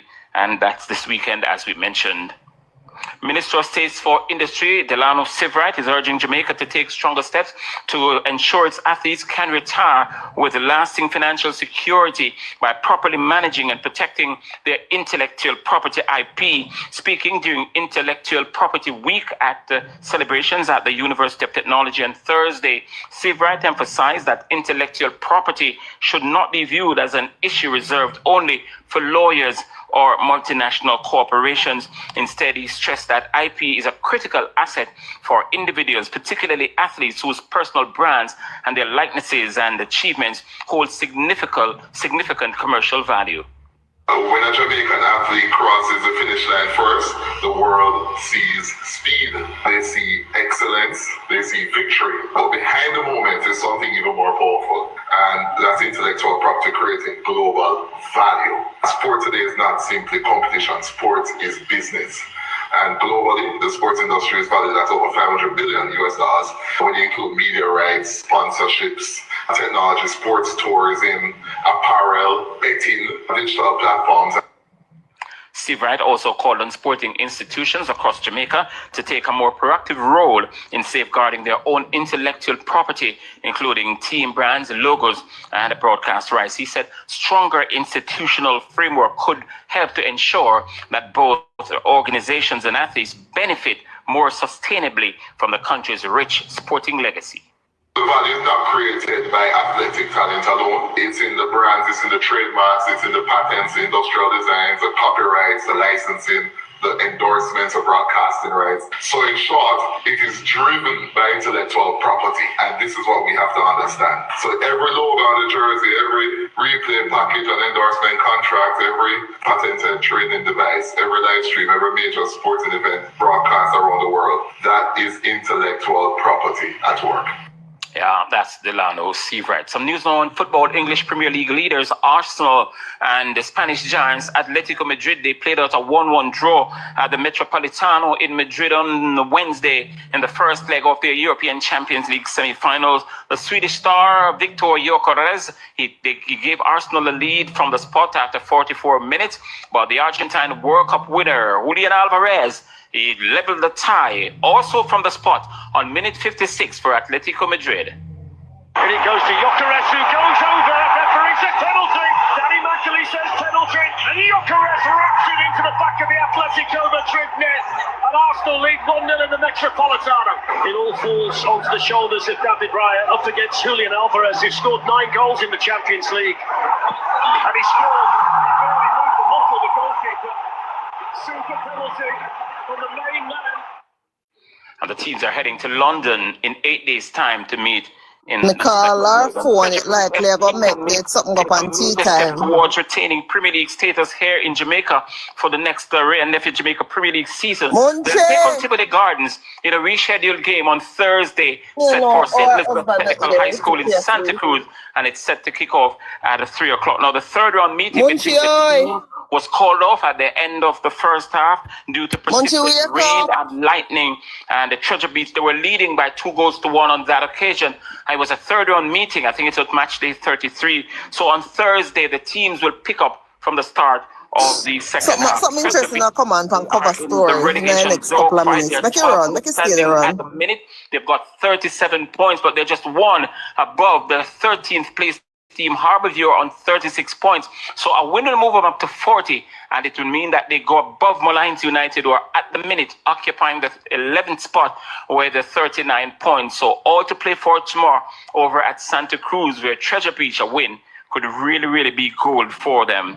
And finally, in sports at this time, the captain of the Jamaica Scorpions team, John Campbell, has signaled out batsman Kirk McKenzie for special mention following his outstanding showing in the recent bilateral 3-match series against the Barbados Pride, which ended on Tuesday at Sabina Park, with the Pride winning by an innings and 11 runs the third game. Now, the series ended 1-1. The Pride lost the opening game at Chedwin Park, and the second game ended in a draw. The third, of course, the Pride's winning. Now, despite Jamaica's failure to advance further in the tournament, Mackenzie emerged as one of the bright sparks in the tournament. Can be reflecting on the campaign, emphasize the importance of recognizing individual excellence, even in a challenge where the team doesn't come out on top.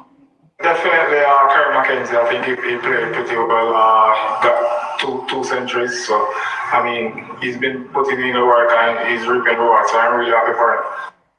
That's captain of the Jamaica Scorpions and West Indies opener, John Campbell.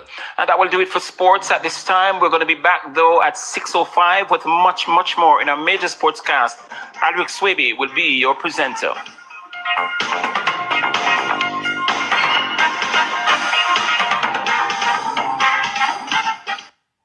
Sports at 5 was brought to you by Total Tools. Total Tools, every tool, every trade.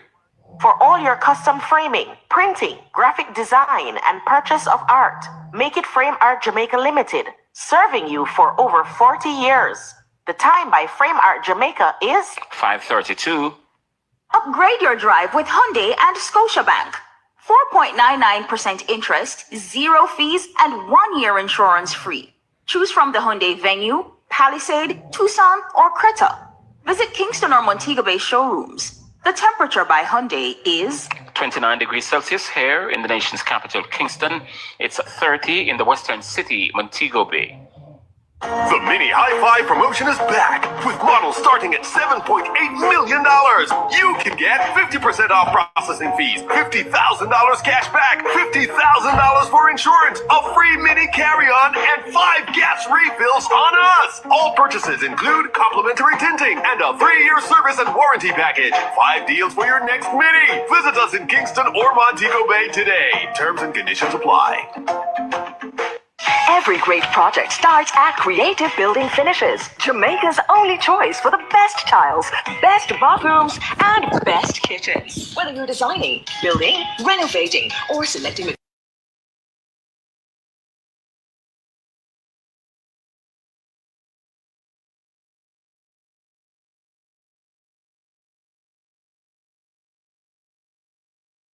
Munchie? Are we the drop asleep? You know so. Well then look, it's I never me a play cause the place that tear down with snore. Cover story will come in a 2 minutes. Nadine Spencer got up on there. More yeah. I'm to say sleep, I'm in a bed. That's why I can't keep life again because me can't stay up again. I don't know what the remote is. Me I call you, me I wonder why your husband never hear me I call you. But you just come with me. Even I back road. I'm the remote. I said to sleep wonderful, me wrap up tight in a man. I saw you know sometimes when you're on live, you know so me sleep out the whole of this evening, yeah. When you play Nesta, me wake up.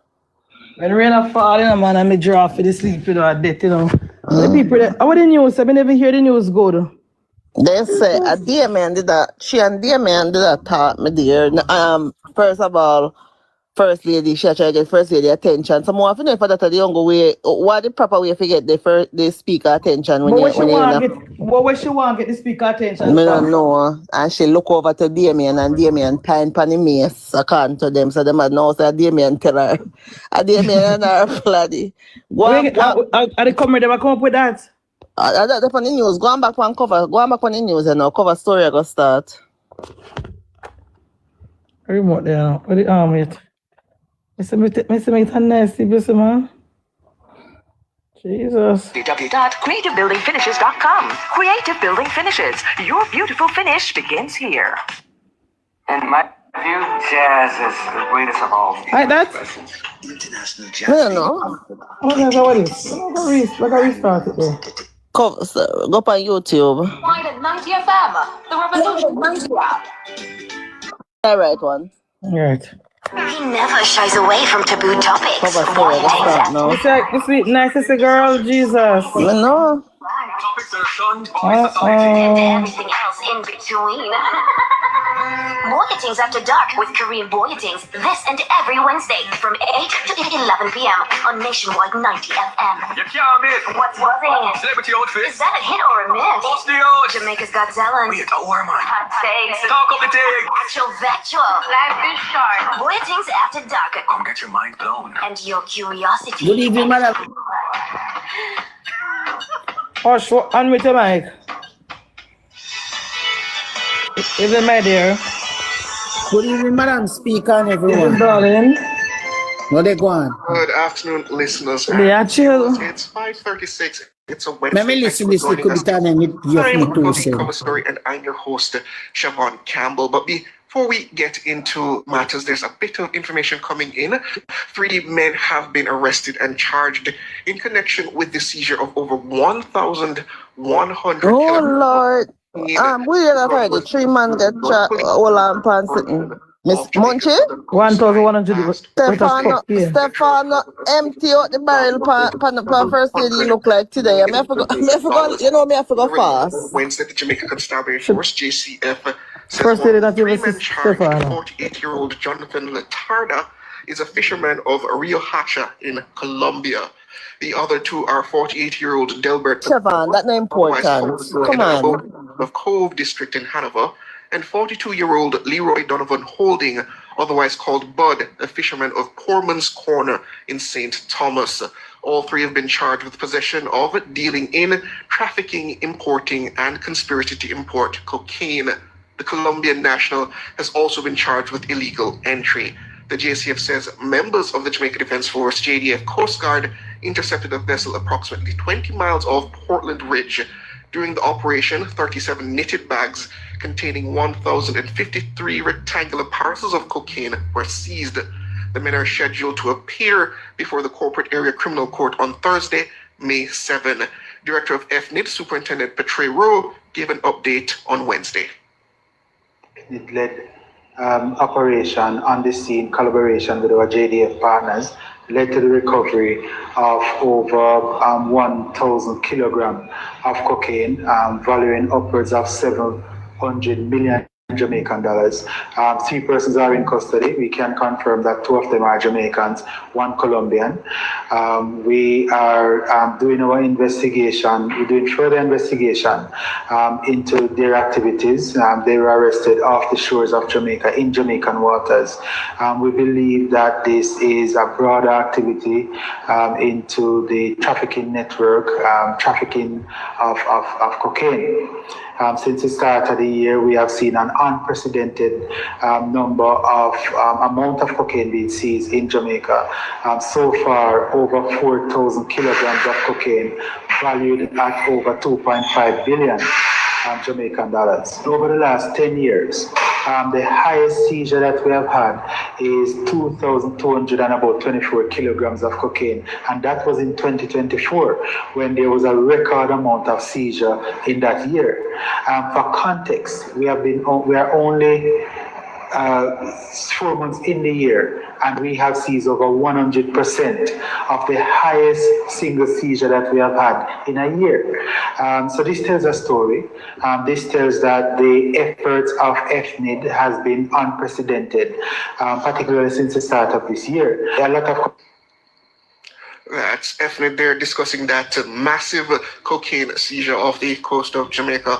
Well, listeners, we're now switching gears over to today's topic, and we're seeking reactions to Brownberg removing the ceremonial mace from its podium in Parliament yesterday, and there was high drama in the House of Representatives late on Tuesday as legislators examined the NaRRA bill clause by clause. This after the Southwest St. Andrew MP Dr. Angela Brownberg removed the ceremonial mace from its stand. We have a little video here depicting the scene, so we can cue it up, but we apologize, listeners, there is no audio, so I will try my best to narrate things as they go for those who are not on YouTube. Oh, what's her now? She get up and take up the vase there. Video, listeners, you can see Brownberg getting up from her seat. She walks over to the ceremonial mace, lifts it off of the stand, and attempts to look like she's attempting to remove it, but then she replaces it, she can then be seen pointing toward and gesturing toward the House Speaker before then making what's Damian? Damian a laugh and run and a laugh. It's a planting for sure. To her seat. The whole thing, less than 20 seconds, that display there. I'm sure Damian did a laugh for sure. In Gordon House this afternoon. Savannah laugh. Because further, we are joined by Savannah laugh, that's an vice here. Speaker in the House and political commentator Lloyd B. Smith, as well as political commentator Dr. Nadine Spence. Good afternoon, ladies and gentlemen.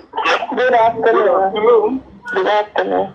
So I usually start with the lady, but due to the circumstances, due to the circumstances before us and your his role as Deputy Speaker Lloyd B., your reaction to what took place last evening?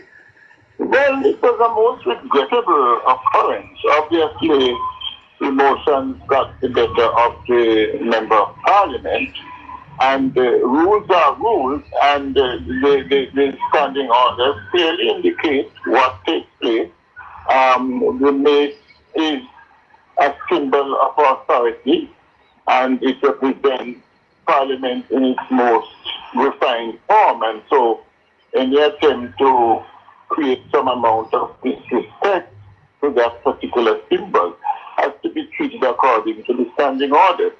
I just want to add, though, that what I saw unfolding is a pattern that needs to be addressed more fulsomely, in that I think there is a growing undercurrent between the Speaker and the opposition members, and we know well where that is coming from, the constant harping about her being the wife of the Prime Minister, and that, you know, she's biased towards them, etc., etc.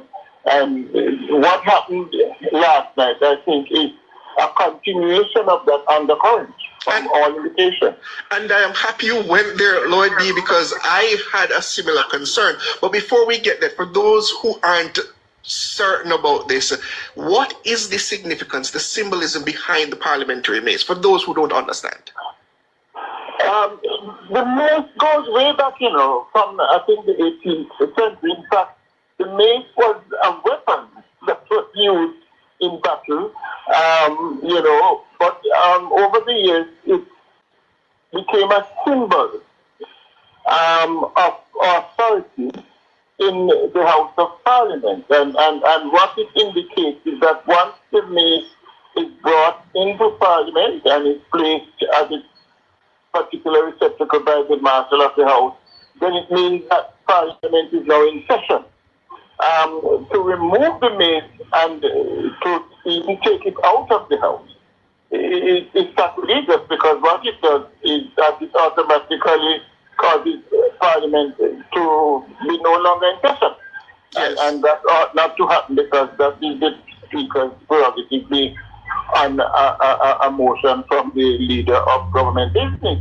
So, yes, it's a relic of our colonial past, and until we move away from the king or the queen being our head of state, then we are stuck with this relic of the colonial past. And that in itself is somewhat ironic, I think, at this point of our development as a nation, where we are talking about becoming a republic. But rules are rules, and we must follow protocols as set out in the standing orders of the House, and they must be obeyed regardless of who the person is.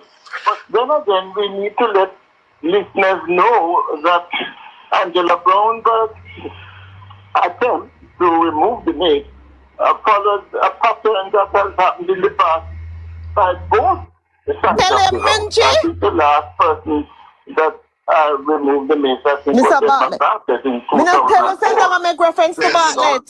He subsequently apologized. You know? So I think it's unfortunate what happened. And that happened when them that have some confrontation in the Parliament. And needs to be more fulsomely addressed. Yes, we're up on a break. When we come back, I bring in you, Dr. Nadine Spence, because I believe Lloyd B. raised a very interesting point as to, is this a unique situation, unique to the treatment of Juliet Holness as House Speaker, or is this just a continuation of just poor behavior in the Parliament? But we're up on the break. I think it's both. I think it's a combination of poor behavior and Speaker Holness, because the PNP is very much against her being the Speaker of the House. They don't like it, then fans don't like it, then supporters don't like it, then bloggers don't like it, and they're doing everything to force the Prime Minister to remove her as a Speaker. I think it's a combination of both. But Angela Brown-Burke is very disgusting and despicable, and she don't have nothing about her and no class. She don't set no example. And eggs up Nikisha, but oh, she move it in protest. Like, so what if she move it in protest? That don't make it correct. That doesn't make it right. So I mean, I know PNP and the Mark Golding is the. I don't think any PNP that would under PJ. 43714 Because PJ loves symbolism and love the king. Is that, all right, let me tell you what happened last night is that they think they could get to push it out, push back the meeting. They wanted that.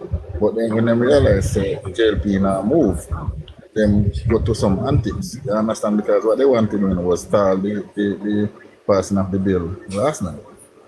That was the problem. But then it didn't happen.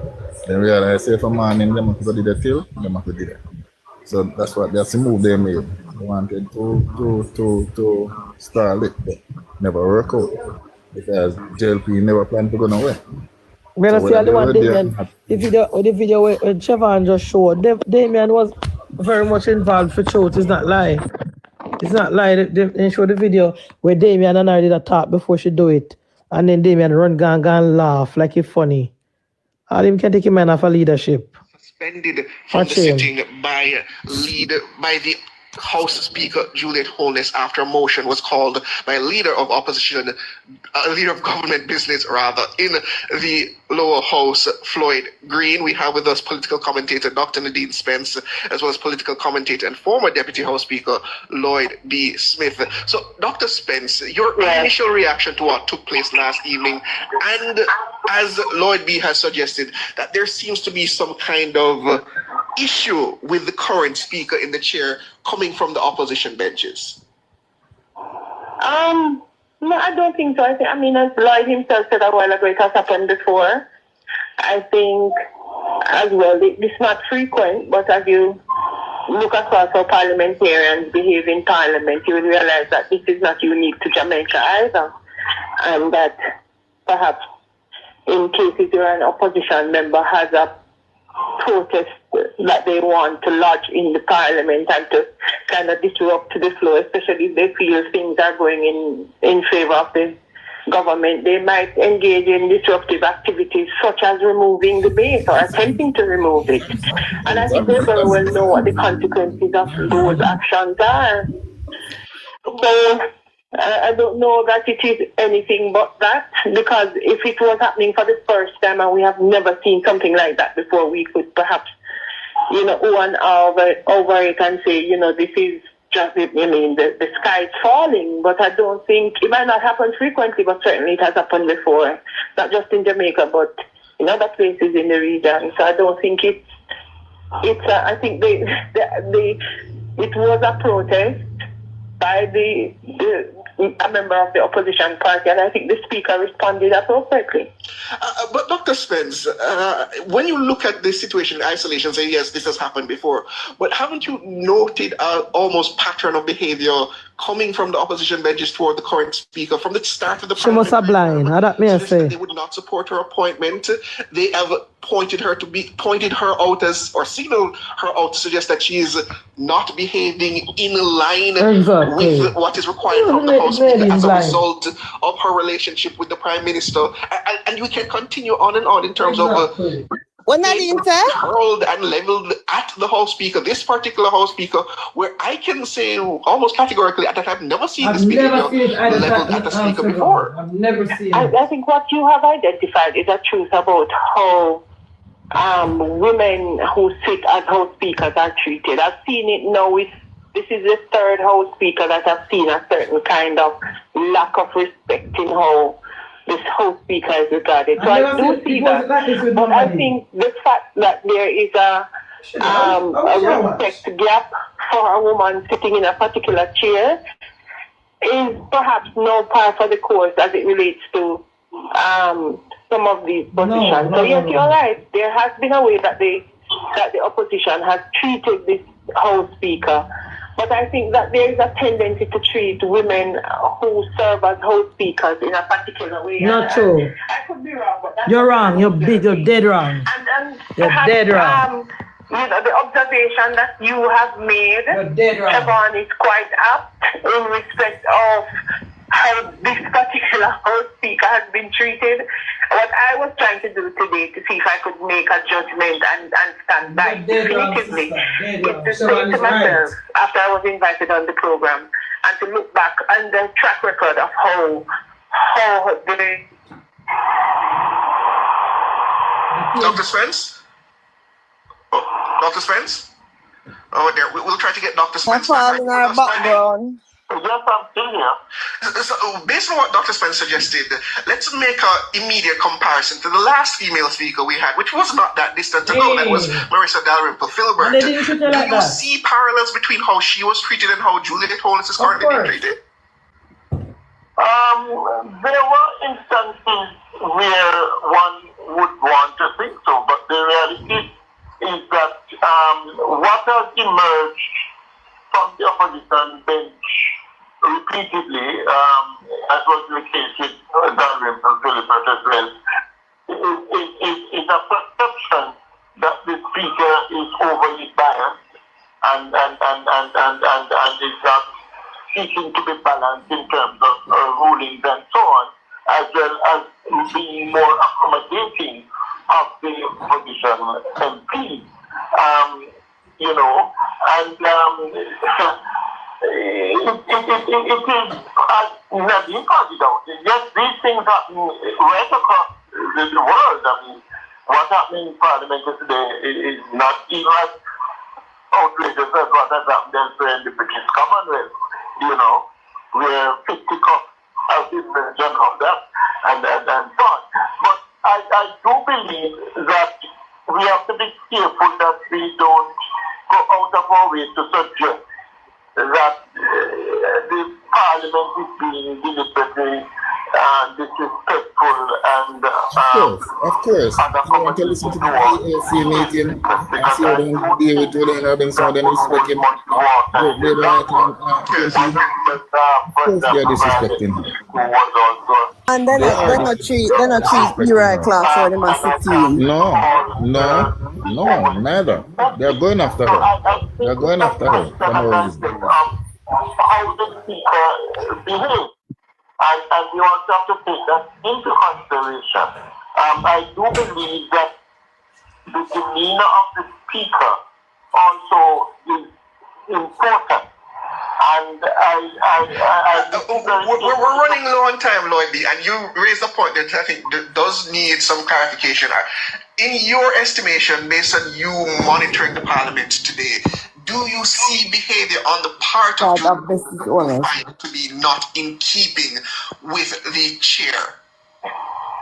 Well, what I sometimes is that demeanor can be overly aggressive at times, and there are other instances where she has a tendency to speak down to some of the opposition MPs when they speak to in any way at all. And I think based on the fact that she ought to know that, you know, they're not happy with her being here, she has to take the moral First of all, to kiss their ass. No.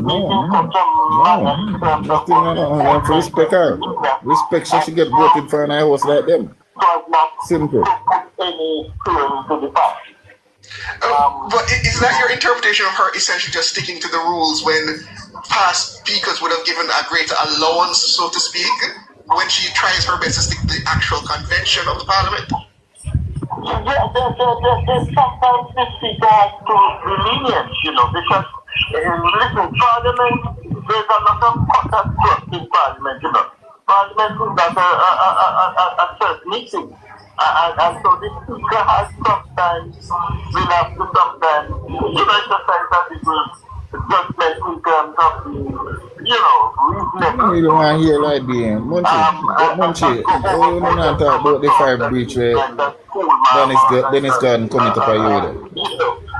We'll not go on that. Assessment. I was actually going to bring you in, Dr. Spence, if you share that assessment. Like, can I push back on what you said to you a little bit? Because you don't have to ask him to push back. You to fit into that narrative of how women are described when they lead.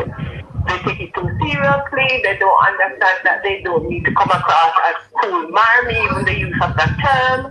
That they are disrespectful. They speak down to people.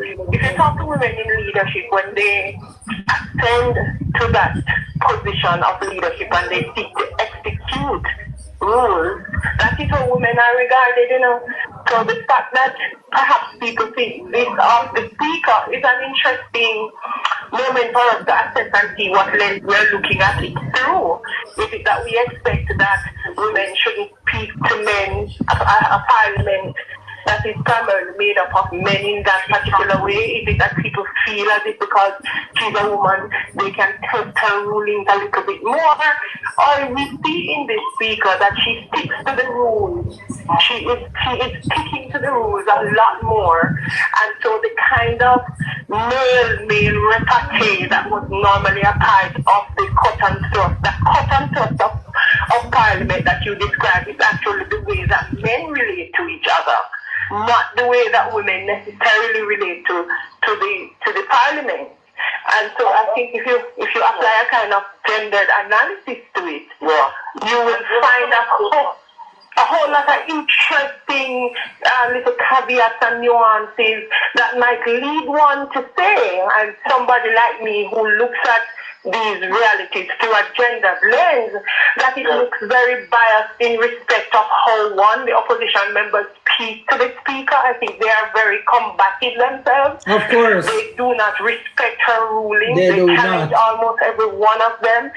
And so if I was sitting in that chair and I were coming to a parliament to rule on the rules based on the standing orders, and I have an opposition that is coming at me every time, I would make sure that I am always flawless in respect of my execution of those rules. And so what they are perhaps seeing is the speaker making sure that she's on point every time. Right. Understood. The last 2 minutes available to us. You first, Dr. Spence, you, Lloyd B. Does Angela Brownberg owe the Parliament an apology? Of course. Yeah, I think so. Absolutely. That is part for the court. It is part for the court, yes. The last person about this did apologize and others before. I think it is only just what she did in a moment of maybe anger and overly emotive way. And it comes again with the cut and thrust of Parliament. But in order to maintain the dignity of Parliament, as well as its integrity as our house, is the House of Parliament, an honorable house, I think the honorable thing that she should do is to apologize. Understood. Nadine, Dr. Spence? I think she should. I think if it is that she was, protesting the action, then she also knows that after the protest, what should come is an apology to the Parliament. So the action of trying to remove the mace and the reprimand from the Speaker, and then the apology are all a part of that whole business. She should be suspended for 5 days. And she has and engaging the Parliament after a protest action like that one, if it is to be seen as legitimate protest action. She should be suspended for 5 days. And Dr. Nadine Spence and the political commentator and former Deputy House Speaker Lloyd B. Smith, thank you both for joining us this afternoon. I'm sure this discussion will continue at some point. It's 6 o'clock, listeners. Time for the headlines, and we come back later with Damian Crawford talking about his sectoral debate presentation. I hope in tackle him and ask him about it. Madam Speaker. Yes, what going, Sister J? Look here. Last night, they will me grief me. I got me bed and dream about it. Now what happened? With what happened? No. Honestly, Angela Bromberg very much out of order and rude. And me no know. She couldn't do it at some parliament. The thing is, Marcia, the PNP, as I keep saying, under Mark Jefferson Golding, is not the PNP where we grew up with PJ. Because as much as PJ and Omar the thief like a post, they respected the parliament and they act as if they were an honorable person, even though we know now so they're not honorable. This brand of PNP under the leadership of Mark Jefferson Golding, Dayton Campbell, and Angela Broadberg is the worst I have seen it. They operate just like there's no difference between her and Derval and Andre. Exactly. Exactly. There are so much butos. And guess Mr. Angela Broadberg if figure out a parliament for her neck. And the blogger them around PNP now.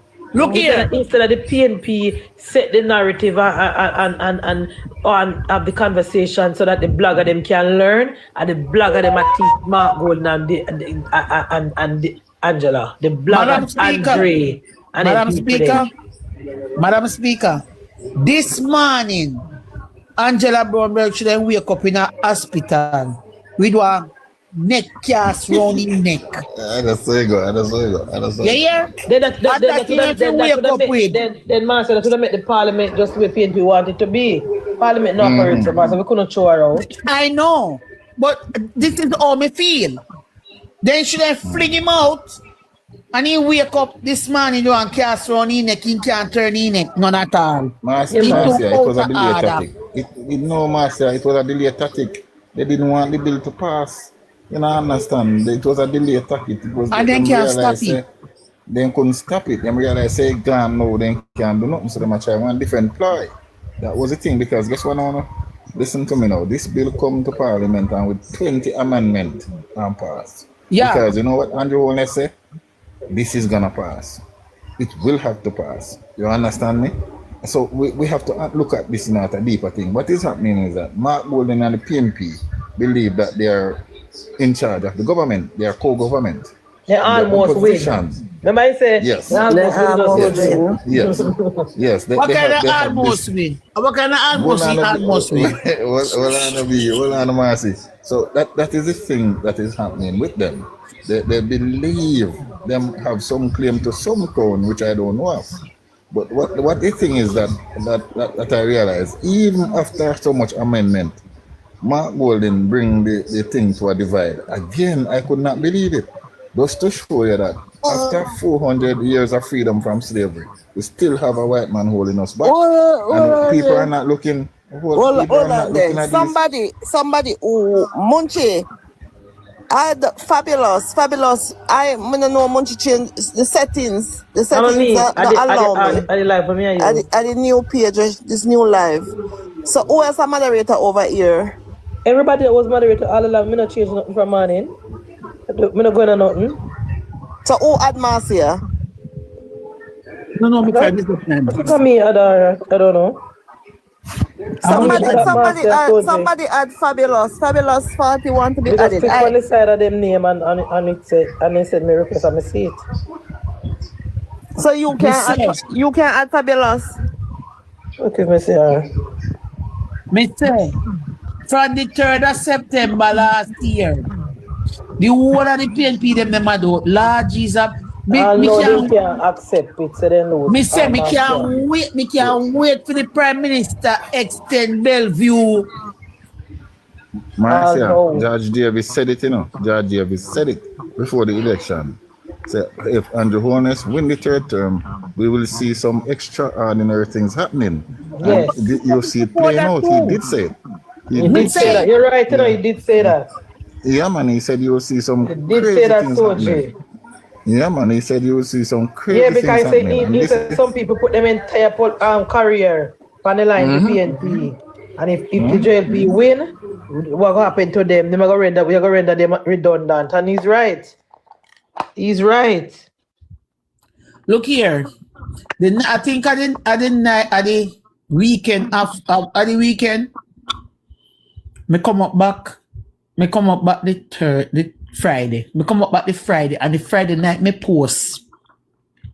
Say thank God. One thing me thank God for. He saved we from one category 5 hurricane, which is the PNP. Yeah? Yeah, man. The thing is, all of them mad out. Sometimes they scroll through. Them in opposition. They can't believe it. And what Peter says correct. If you listen to Mark Golding, Dayton, I keep himself quiet. Mark Golding, Angela, Isat, and then people there, anytime they open their mouth, they are saying the exact same words of the PNP blogger. Andre, Derval, Doodle Boy, and them around the PNP. The PNP, all the bright people in the PNP, put on them brightness and I make idiot to lead them. Because Angela Brownberg knows better. This is not her first time. She's not her first time parliamentarian. She knows she's not supposed to do that. But she knows she can do it because the PNP base don't really care. The PNP base don't not go see what she do wrong. As a matter of fact, the PNP base wake up this man and support what she did. So she knows that she was on solid ground. And hear Petal say, Andre, big pussy Andre, go up on the evening program and cuss Mrs. Wallace because remember saying, no, Andre not like woman. Andre not like woman and the worst not like Mrs. Wellness because you want in the one Mrs. Wellness man and Wellness darling for a man game in about the woman. Remember Andre is a big market skettle girl. Stefano market. Remember Stefano no like woman. All the one Derval when I make good. Me not even nobody not even acknowledge him because he might try a thing. But what they did today, and I'll do the one from Alexandria where I run it for St. Kitts, the Barracuda Doodoo.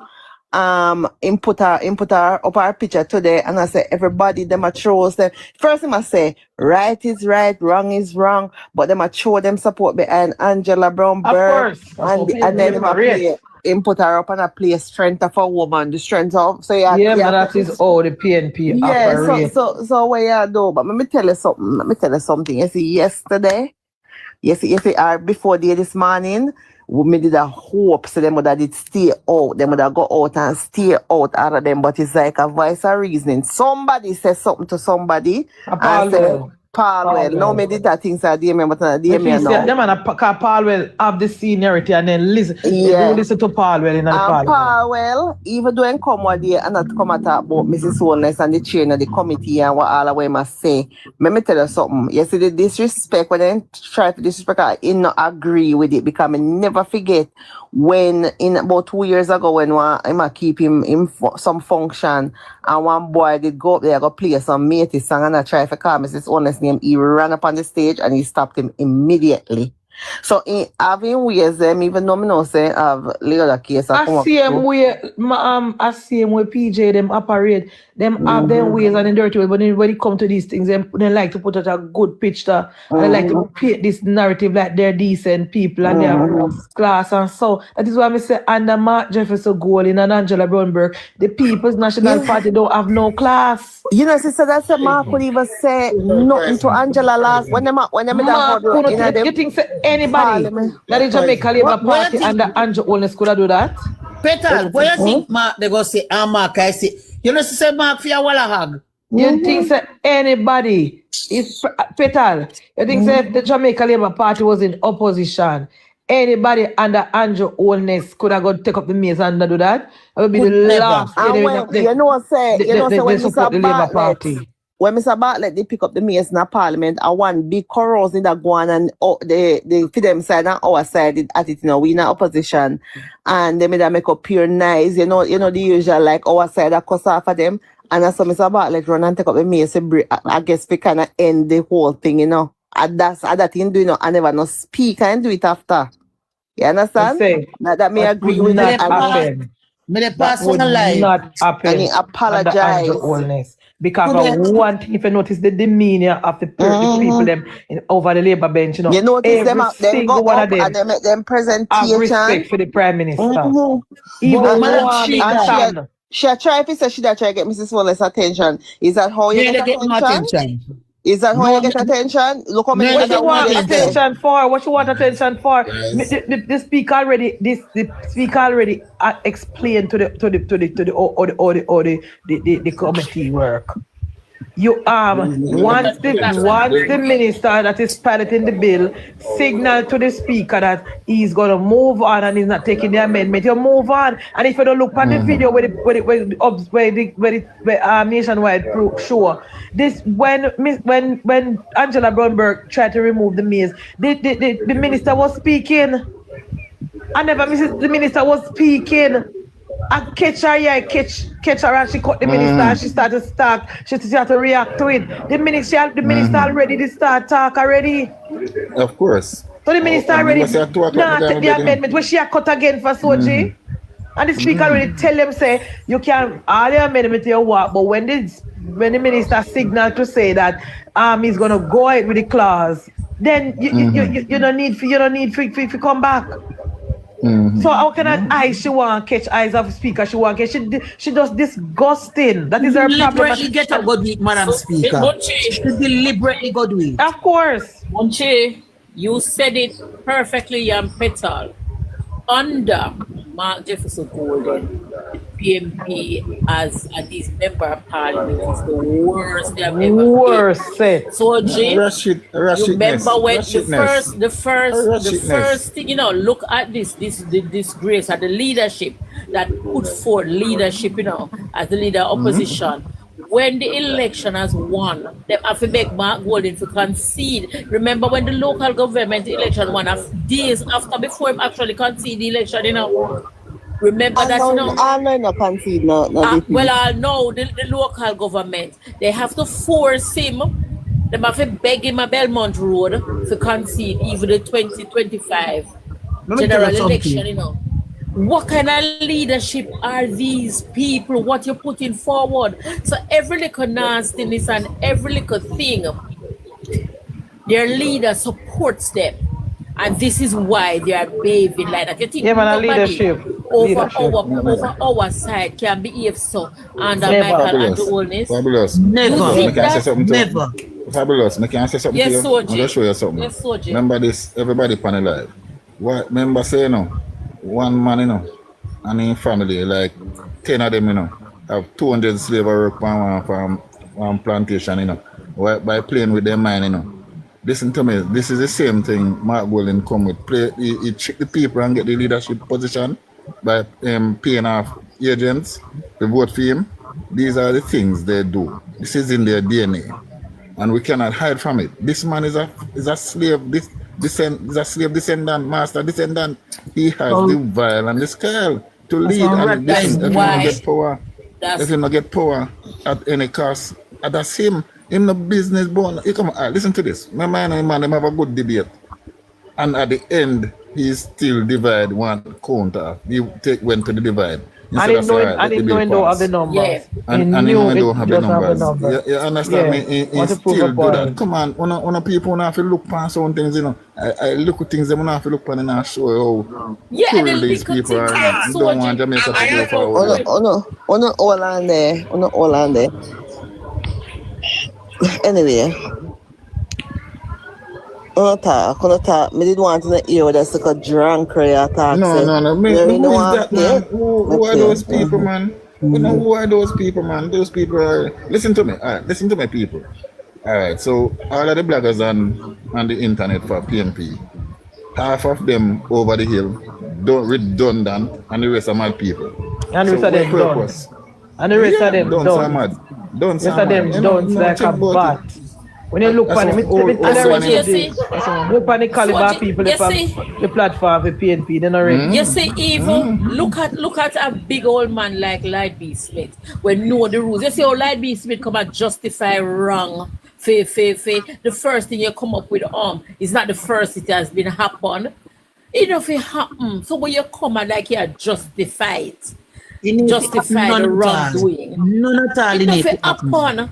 You're supposed to come out and condemn whatever happened. Don't put no justification because of this and because of that, and she make the temper get the better of her and so. You're a Fabulous. Hey.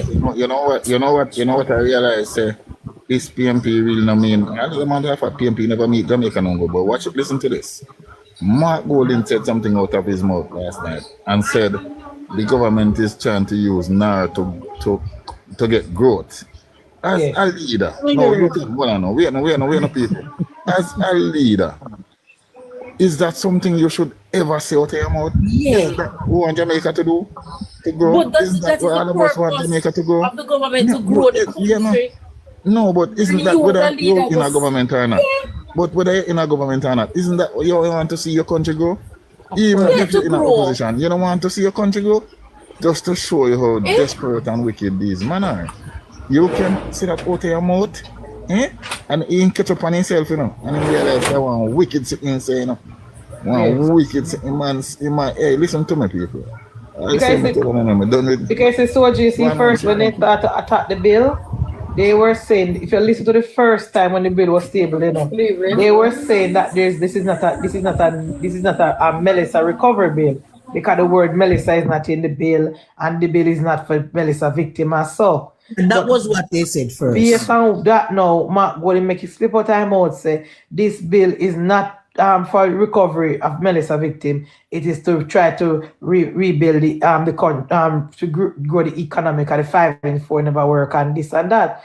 Because at first that was what their strategy, but then they Mark catch himself and he say, but nothing wrong with that, so we shouldn't have said that again. So nobody say it again. But that is what they're thinking, because if you listen to Dayton Campbell presentation yesterday at the Parliament, Soji, Dayton is saying that this bill is not going to help his people because his people, the FEME people, them 2,000 of FEME people, them still not on a light. Some of them still not on a house, their roof blow off and they don't live nowhere. And some of them still suffer. So it is nothing in the bill for them. So basically what Dayton is saying, Dayton and Vaz and Ian is never bother wasting time. I love that for him. They must say, because there's nothing in the bill that the Prime Minister said, well, we're going to build 5,000 houses or 15,000 houses, 5 in a central, 5 in a eastern and Westmoreland, and 5 in a whatever. Them not happy because they don't hear it in the bill. They wanted the government to build, because if you hear Dr. Da say government to build Parliament building and not build back houses for people. So the main problem that the PNP is having, Soji, is that the government not taking the money that we're borrowing to build any house for the PNP people who never lived nowhere from long time. Long time. And that And just that's when the they go say. problem. And the thing about it, Madam Speaker, them want the Prime Minister to build house, give the people them down in a Westmoreland. And the people, most of the people them down in a Westmoreland don't have a proper land and not for them land. And the government is not to do that. But even they have land Marcia, the government cannot borrow money from IMF to build house to people. IMF don't lend you money to build house to people. IMF lend you money for your economy, for build, for spur growth. Madam Speaker, I was talking to somebody. Madam Speaker, listen me. I was talking to somebody from Westmoreland, a friend of mine. And you know what she told me? She said to me that you have people who live down there when live in a one big yard, one big house. Both big woman, them are big woman, some of them married, get pitney and then live with them parents. So through them here say, through Melissa come now, and then here say then go get back house and then figure sign up on all these things. That's what they do. Run go catch up 4 pieces of tick pan place. When no house in there, some of the places them are water prone area. Because they want house. All 5 of them went in under one roof. Then run go put up. This one run go put up sitting like you know them put up with ply and all board to make it look like so they were living there when nothing no go so. The government nah build nothing give them. So then go was a mad out. But as Dayton say, Marcia, $500,000 cannot make house and a truth. $500,000 cannot make house because that first of all, it's a start. Some of them think to papa then lazy ass and go look work. No, but the thing is, even the people them who run gang and crip stick together and go catch pan land. I just the money them want because that cannot build no way. But that's for sure the mindset where them have.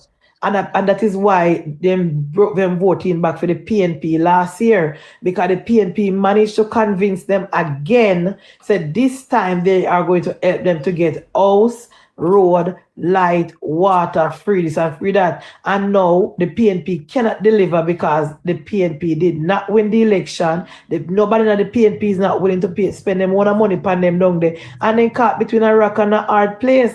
See, every single time when Ian is open for his phone and he not feeling care about like look like in a room, every video he make and feeling care about because the PNP promised the people of Westmoreland so much things and now they can't deliver. And what they want this government, because if you listen to Nikisha, when she read this bill, she don't see anything in the bill that targeting the most vulnerable areas. You hear what she said? So basically she wanted the government to say this is what is them the seven constituency that got the hardest hit. Like how the government would have say Santa Cruz, I'm gonna build this and that in Santa Cruz, then I'm gonna build 10,000 houses in this part. That is what they wanted to hear. Look but here. The government is going to build back things, but what the PNP want is for the government to go in and start build back things immediately for the PNP people and where they are Westmoreland. Those persons, whenever they live away from Good Morning, the members say, then the people under Percival, Noel, James Pattison, never live pan no land for them. Those for their land they live pan and then in a board house. And all of a sudden, they go come to Parliament and say, government not getting the money to build back a stronger house. Where government to get money from to build back stronger house, go from? Listen to me, Munchie and people. If the PNP did really care about the people of Westmoreland, they had the opportunity to acquire government land, cut it up properly, and give people to start. I'm just saying, if they wanted to help the people there back then, if there's so much land available, they could have get it sorted out and say, listen, we have to go pay some money. If I have 5,000 a month, we have to go pay some money. No, remember say other people do it, pay some money and keep this land. What they want, you cannot give people everything free. Not go so. Because free they want it. Then tell them say then go give them free. So them get the people them fees and then go get it free. No, but them fool. Because remember saying under 18 years they never get it. Yes. Yes. Go ahead. Where government get money from? Thank you. Where government get money from? We the people who pay taxes. We the taxpayer now. If we go take up our money for government, give people also free. We can't go look work hard for people. Strong people them want to go look work. Strong people that is what I'm me alone. That is what I'm saying to you. No, but what I'm saying to you. Then could make them pay money for it, cut the land and make them pay a monthly fee. So then would I have to go find something to do. You cannot get it unless you can pay for this. You understand what I'm saying to you? But them party. I agree with you. Another party leader tell them no. Yeah, we know, but when I say to yourself, listen up, we just are be advocate. So if they really want good for the people them. If they want good for the people them, a long time when land is cheap, they could have cut up the much land and give people them. So even now they can't take time put up black, they don't put up black long time. And them said don't this are PNP territory soldier. So they never 18 years and didn't do nothing for them. 18 years and don't do nothing for them. Nothing for them. Nothing. Soldier never hear Denise Daly say not during in a Spanish town. Can you imagine? Munchie don't say so Munchie. Munchie, hold on. Oh, it's when Munchie, remember say, my big man years in Spanish town, I spend it, And me a Scott and the whole of them, up there now, Spanish town and the bandage, So she should be ashamed. Exactly. To come out like this. Exactly. So hold on. Wait, no, me hear man mention the Prime Minister name. The Prime Minister don't live in Spanish Town. Don't in charge of the constituency in Spanish Town. Why is it she calling the Prime Minister name? She need to call the people who control Spanish Town and who to deal with it. But because of the hypocrisy, as normal, they normally just chat and try to look good. But she even the one who said she rise from me dead. I don't know, so she could have even talked. She did it. Yeah, man, somebody bomb her last night. Somebody bomb her last night with her face white and her face white like a shark. Soji and her hand black like a pot. She did still come up Parliament. But you know what? She did sick, But you know what, Soji, you know what? It's not that. It's not that. She know what she know if you do. That she can't come and say, and she's not more. She's not threat. You know, yeah, she come a gimmick, she come, but you know what, guys? It's not a situation where the central government don't want to do more for Spanish Town, as in the drainage and move out and fix up the town and have it run properly. Because if you look on the outskirts town, can tell you know people come up there like if you drive through Spanish Town on the outskirts of Spanish Town, whole heap of development, you know. But Spanish Town itself in the town, the only way central government can touch Spanish Town, Soji, is in collaboration with the municipal corporation. And that is the reason why we want the Portmore Parish Bill, where we can separate Portmore from Spanish Town. And then when we have the municipal corporation, the central government can go in and do the work. The PNP-led municipal corporation, you hear last night what they do to Terry Lang Soji. And I didn't know the story before and they talk about it last night. And it's a true story. And I want to tell you this, Soji said to this day, the wall don't build over Nagozed Primary because the municipal corporation refused to give the MP permission to build the wall for the children that is affected, for the wall to build the wall for the school that the children need, Soji. Because Terry Lang cannot afford to build the road when they want him to build. Can you believe that? Munchie. The Ministry of Education allocate the money to build the fence for Nagozed Primary, I think, and Soji. Either Nagozed or somewhere, one of them school there, with the gate and everything, so them can feel safe. And the PNP-led municipal corporation said they cannot give him no permission to build a wall unless he's going to build the road along the way. I remember the road belongs to the municipal corporation. And so they operate. That is why they hate NaRRA. That's why they hate NaRRA, Soji, because they're afraid that because of NaRRA, because if you read some section of NaRRA is going to override some of the local government act where them have there. So that way, to build, when my Prime Minister want to build something in Jamaica, he's not having a back and forth with the municipal corporation. That's why they don't support NaRRA. It is a PNP not supporting NaRRA is because wait the back and forth. Because hear this, so we're going to say it. Thank you, Mahiri. Well, Mr. Crawford joins us now to discuss further. Damian? Hi, how are you doing, man? Good to hear from you, Damian. So let's just get right into it, Damian. On what bits have you suggested that growth in spaces at the pre-primary and primary level has not kept up pace with the demand? Because to my understanding, we have less children today than we did back in 2011. Yes, so basically in 2011, the charter gave the right. And so once the charter gave the right, then the growth should have been consistent with satisfying that new demand, because the charter would have given the right. So the growth in demand is not that we have more children, is that now that the right was implemented, we had more necessity, and that necessity has not been satisfied. And when you speak to pre-primary, you mean basic schools, which I know the government... Yes, I know the government has attempted to break into the space, so to speak, but majority of the space remains essentially in private hands. With a level of oversight, what more do you expect the government to do in this regard? Well, first of all, you said that they have shot to breaking. Currently, it's less than 20% of the institutions are government-owned. And additionally, they have not really, while we have the ECC that has the duty of oversight, only 15% are certified. Additionally, the government has not done sufficient to fund the process of certification, which many of these schools are incapable to afford. The number of educated teachers to the degree level is only 18%. And so generally, these schools are suffering to offer serious education outcomes, and we are really just hosting the children on behalf of the parents. So in your regard, the government should provide a guaranteed space. 100% of the space is necessary for the pre-primary levels, and primary levels? Even at the primary level, there's a 100% provision because persons may seek or may choose not to participate. However, the right is to every child. So it is not within my own opinion. It is based on the Constitution, Section 13K, which says it is the right to every child. And therefore, once the government agrees that that is the right to every child, it should be available to every child who wants to participate. But if the child is currently in an institution, private or otherwise, then has that right been breached?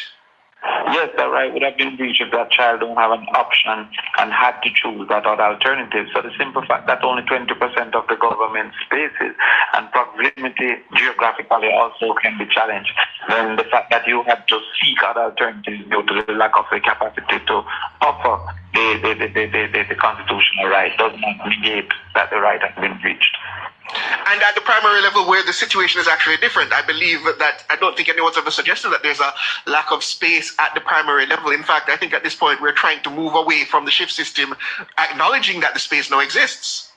Yes, so we have not challenged the primary level, but what we are using is the primary level as an example of what should have been allowed for the pre-primary level. What you have indicated about the spaces being available in the primary level actually is one way in which the government can satisfy this right, by putting in the infant schools within the... I agree with him. I agree. Me say it already too. The government would have had infrastructure availability in about 80%. I agree with him. Schools. And if the government is interested, we believe I agree. I have been saying that. Put the basic school. They started up on my parish of St. Andrew, you know. Put the basic school them in the primary school them. Specifically as a whole administration failure? Because the problem existed since 2011. We've had subsequent governments since 2011. Why you identified as a specific failure of the current administration? Munchie. That identified. However, what we have indicated is that the overall performance of the education system has been negatively impacted by the Boldness administration. For example, in 2015, literacy at the post-grade level was 84%. It's now 69%. In 2015, past subjects including math and English was 26%. It's now 19%. So what we had showed in 2015, university access from 19 to 24. Siobhan should ask him which policy that was in place in 2016 was discontinued under this administration. That's what Siobhan should ask him. The numbers would not have been generally satisfactory if they were to be getting 22% of to be getting those numbers. So the claim has to do with the Andrew Holmes versus the Kosher Simpson versus the PJ Patterson. The claims against the current government because they are the ones with the authority and the duty to implement the claim.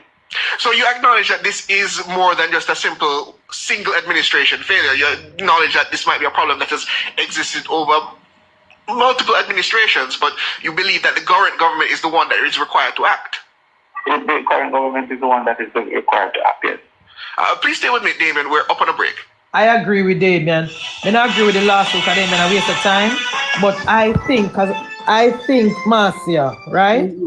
I'm glad Damian bring this lawsuit. That's why I never bother cuss him. Because I think if the government did try this on them own, Marcia, to take picnic from, to say to the parents them who live in your district, in a Patrick, and say, based on the law, we are gonna move the PSC school to here. You're gonna hear say politics, you're gonna hear say sabotage, you're gonna hear say to a PNP principal. But I want can I share something with you? Say it, and then when they have no choice now, they will say that. Let me share something with you. Let me share something. Hold on, Marcia. What me want to ask? Wait. Schools are not primary. We're constitutional rights. So, Damian, in terms of a resolution to the problem as you have identified it, how do you see that resolution and how readily do you believe the government could potentially address that? Because, I mean, if you're suggesting that only 20% of those spaces currently exist, you're talking essentially what, a 6 times increase of the space by as much as 6 times. Have you worked out a cost associated with that? Increase in terms of getting the children that option for a public institution at the pre-level? I think him business. So what I indicated to you, 80% of our schools, approximately 83% of our primary schools currently have extra space, unutilized capacity. And therefore, within those unutilized capacity, the government can more affordably implement immediate effect instant departments, for which in a few cases the government have already done some of this, but not sufficiently expensive for it to be material in the correction of the breach.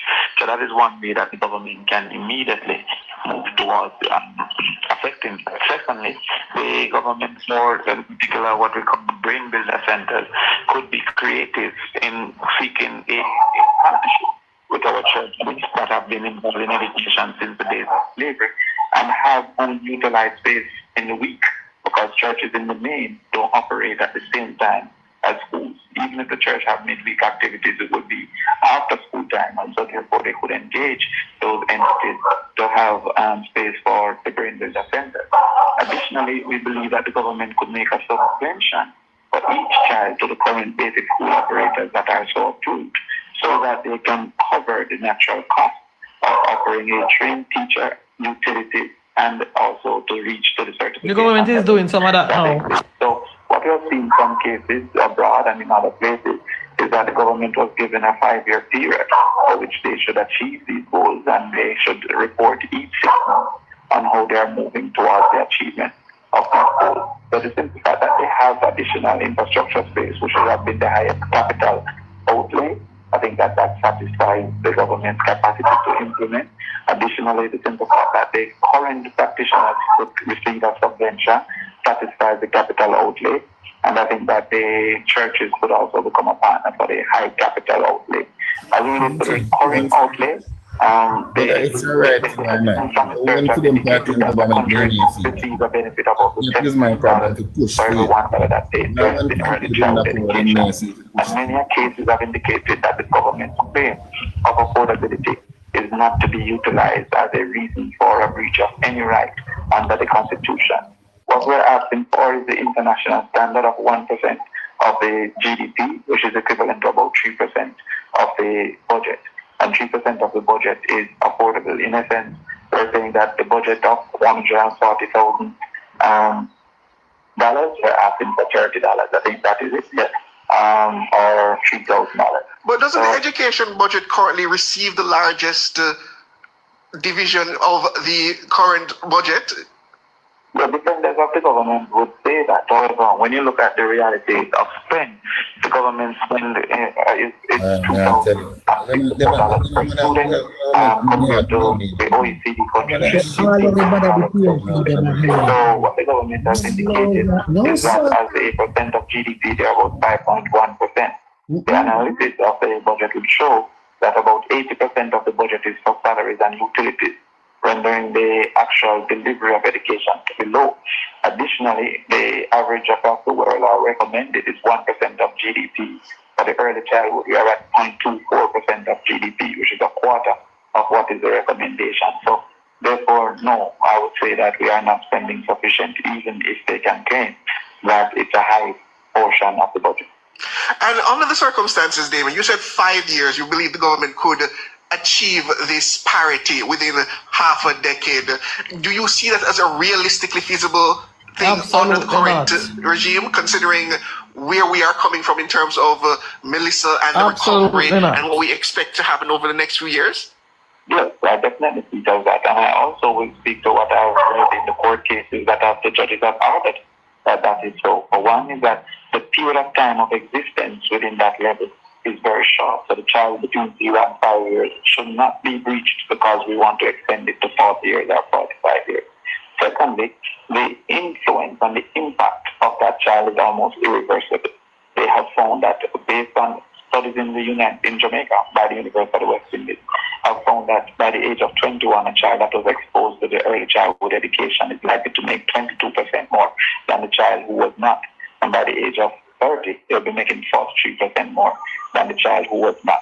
Additionally, I indicated within the speech other simple realities that have caused for a high level of unproductivity within our workforce because the vast majority are unqualified. The early childhood reality has contributed greatly to that high level of persons who are incapable to carry out the task that was assigned to them because of the qualifications that available. 50% would have had a university degree. So the investment in that space, I believe, is quite worth it and it's quite affordable. I don't think there's any disparity between you on the opposition and the government in terms of the importance of early childhood. I mean, we've heard that there's going to be a shift toward addressing those matters at the early childhood level. Have you discussed this with your government counterpart, the minister?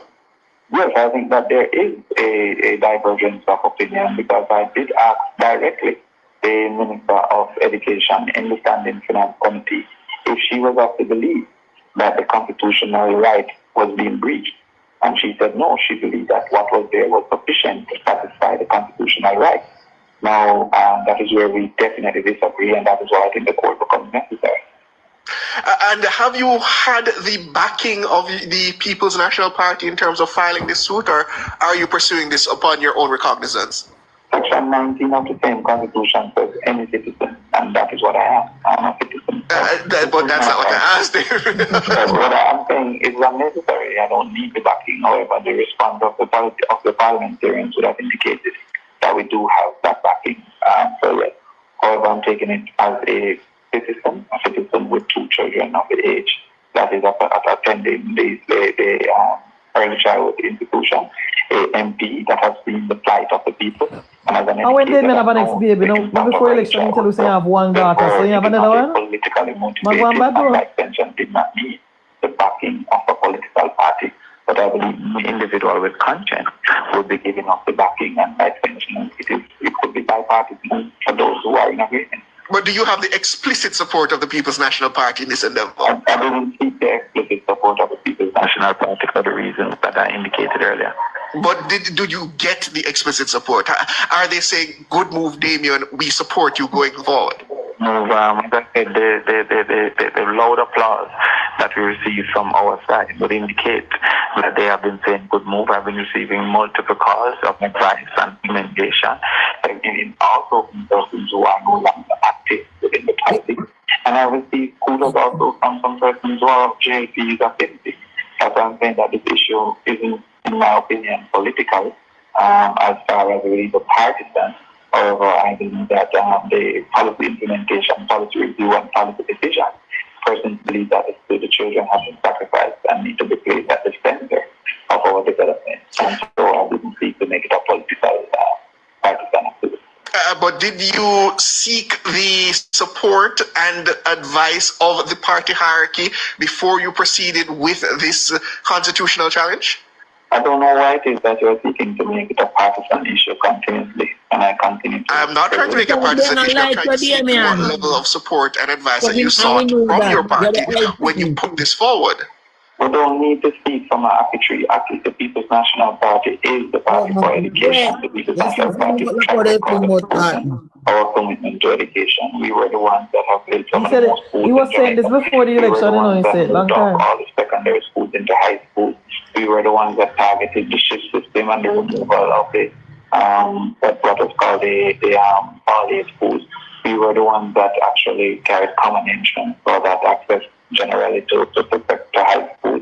We were the ones that made education free at the university level.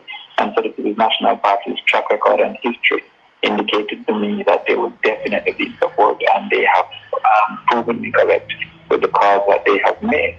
However, I am also happy and joyful that I received communication from JP members and supporters that have also thought that this is a right way to go.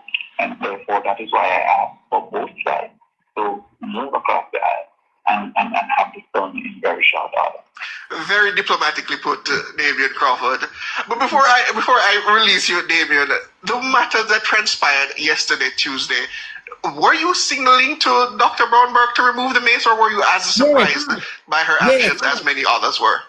I don't know what you're speaking about. I wasn't surprised by the disappointment within the speaker's action. And so therefore I could understand why Dr. Brownberg could have been disillusioned by the speaker's continued intent to make herself the center of conversation within the parliament. No referee should be so involved in the post-match conversation when she should not be a central player. Dr. Brown was seeking to be identified for a very long period of time. Dr. Brownberg started waving her hands and was ignored, and Dr. Brownberg started to take further action. A speaker that would have been less biased at the time would have simply noted what had happened and asked for an apology. But the speaker, seeking to become the star of the show, decided that she was going to name the member and ask the member to be expelled from the sitting or suspended from the parliament. So what was incredible and surprising to me is the continued use of the seat of the speaker to muzzle the opposition. Is that a fair assessment, Damian? I'm sorry, I don't mean to interrupt you, but is that a fair assessment of Juliet Holness? Because I know you raised this issue, I believe it was a few weeks ago, in terms of voicing concerns about her position on the, I believe it's the PAC, correct? The Powell raised that. But that is a general government opinion, because the speaker is supposed to be basically a not independent, but perceived to be the referee. Now, the speaker can be perceived to be the referee, yet playing in some of the matches. And so that is going to be a concern if I show up and see a person who played for the team that I'm playing against last week, being the referee of the game this week. And so therefore, of course, that's a reason for concern. But the management of the parliament has been consistently questioned by the opposition, and the evidence has been proven. We don't have to go much further than the treatment of the leader of the opposition and the NaRRA bit, where the speaker decided that she was going to turn off the leader of the opposition mic, notwithstanding the Prime Minister, who took over 2 hours, indicating that this was an important bill to have a conversation again. Not to also consider my good friend Matthew Samu that the speaker treated quite differently and allowed for him to wrap up. I had to ensure that I ended in 30 minutes, knowing that an equal consideration would not have been done. And we can extend it to more than 14 examples within the last 6 months that the speaker has decided that she is going to control the narrative, control the parliament, not for the coordinated procedure. No control, she stand by rules. Don't comply. To allow the government free for all to do as they see fit. What is the stem of this rancor towards Juliet Holness? Do you believe there is something untoward in terms of her behavior as the House Speaker? Outside of the examples that you raised, it seems that it seems like the opposition challenges her at every position. No, that's not true. The opposition has never challenged Juliet Holness at every position. The opposition has challenged Juliet Holness at this particular position of Speaker. I can remember another position that she was considered for, that the opposition was in total disagreement with. So that is not true. This particular position, there was cause for concern based on the relationship between the head of the legislature and the head of the cabinet. At that point, we had concern, no different from the concern that Nationwide has also expressed with the St. James High School principal, who Nationwide thought was not appropriately placed on the board with his wife, who was the teacher's rep. But the difference being there that that principal was not duly elected by the members of her constituency. Well, the speaker is not elected by anyone. The member of parliament is elected, and from the members of parliament, any one of the government, 40 at the time, or I think 40 something at the time, was elected. And that influence of the leader of the party has always been great. And so therefore the speaker was not elected to the position of speaker. And that must be made clear. However, this particular speaker, I didn't end up on that reference. I particularly enjoy Juliet Holness' personality. I particularly believe that we have some similar traits as it relates to being sufficiently self-confident, that you don't need the validation of other people. But I also acknowledge that that personality is not fitting for the speaker. But to that extent, I would not have volunteered myself to be the speaker, and I would not volunteer Juliet Holness to be the speaker either. Because the personality of overarching control of imposition of weight is not that of a speaker. And so there are other personalities within the parliament and within the JP that I believe would have been a more appropriate speaker of the House. It has nothing to do generally with Juliet Holness as a speaker, because I believe there are other positions of finance that would not support some person. There are other positions of education that I would not support certain persons, because they're horses for purses. I don't believe this particular course is an appropriate course for our personality. Okay.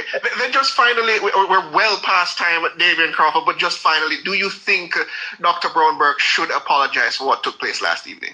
I think Dr. Brownberg should be apologized to. I think she was disrespected in the manner for which she was spoken to. I thought that the thing was unnecessary, and I'm satisfied that the PNP was willing to stand for Dr. Brownberg. Now, as it relates to the means and the purpose of the means, it should not be taken up, and the Queen and the King must be represented at all times.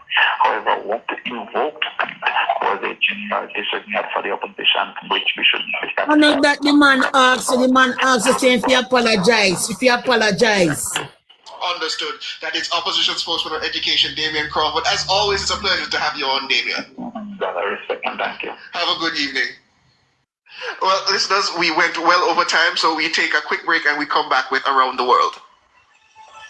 Madam Speaker, this is one of them a garbage.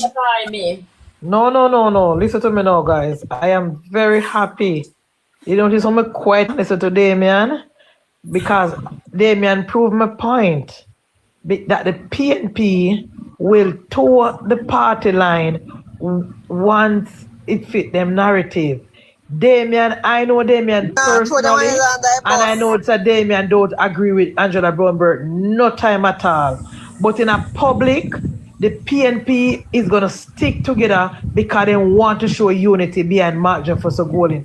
That is what happened just now. And this is what I'm telling you, say, me not support Malahoo Forte and our factory. I don't think I joke me and make. The camera show say, Damian, when she moved, Damian indicated to her by she looking up at there, and Damian give her a head nod. So they were in cahoots. Yeah, because they take it for joke. Of course. Because they take it for joke and gimmicks. They planned this. They only waited when it was time, and him give her the nod and say, yeah, time now, and she do what she do. And in public, because he can speak, he will support her. And as you see, all of them know, because you see Dayton Campbell, when the marshal supposed to put her out, Dayton Campbell and everybody stand up and step to the side of Angela Brownberg, like they were ready to defend her, because they had this planned.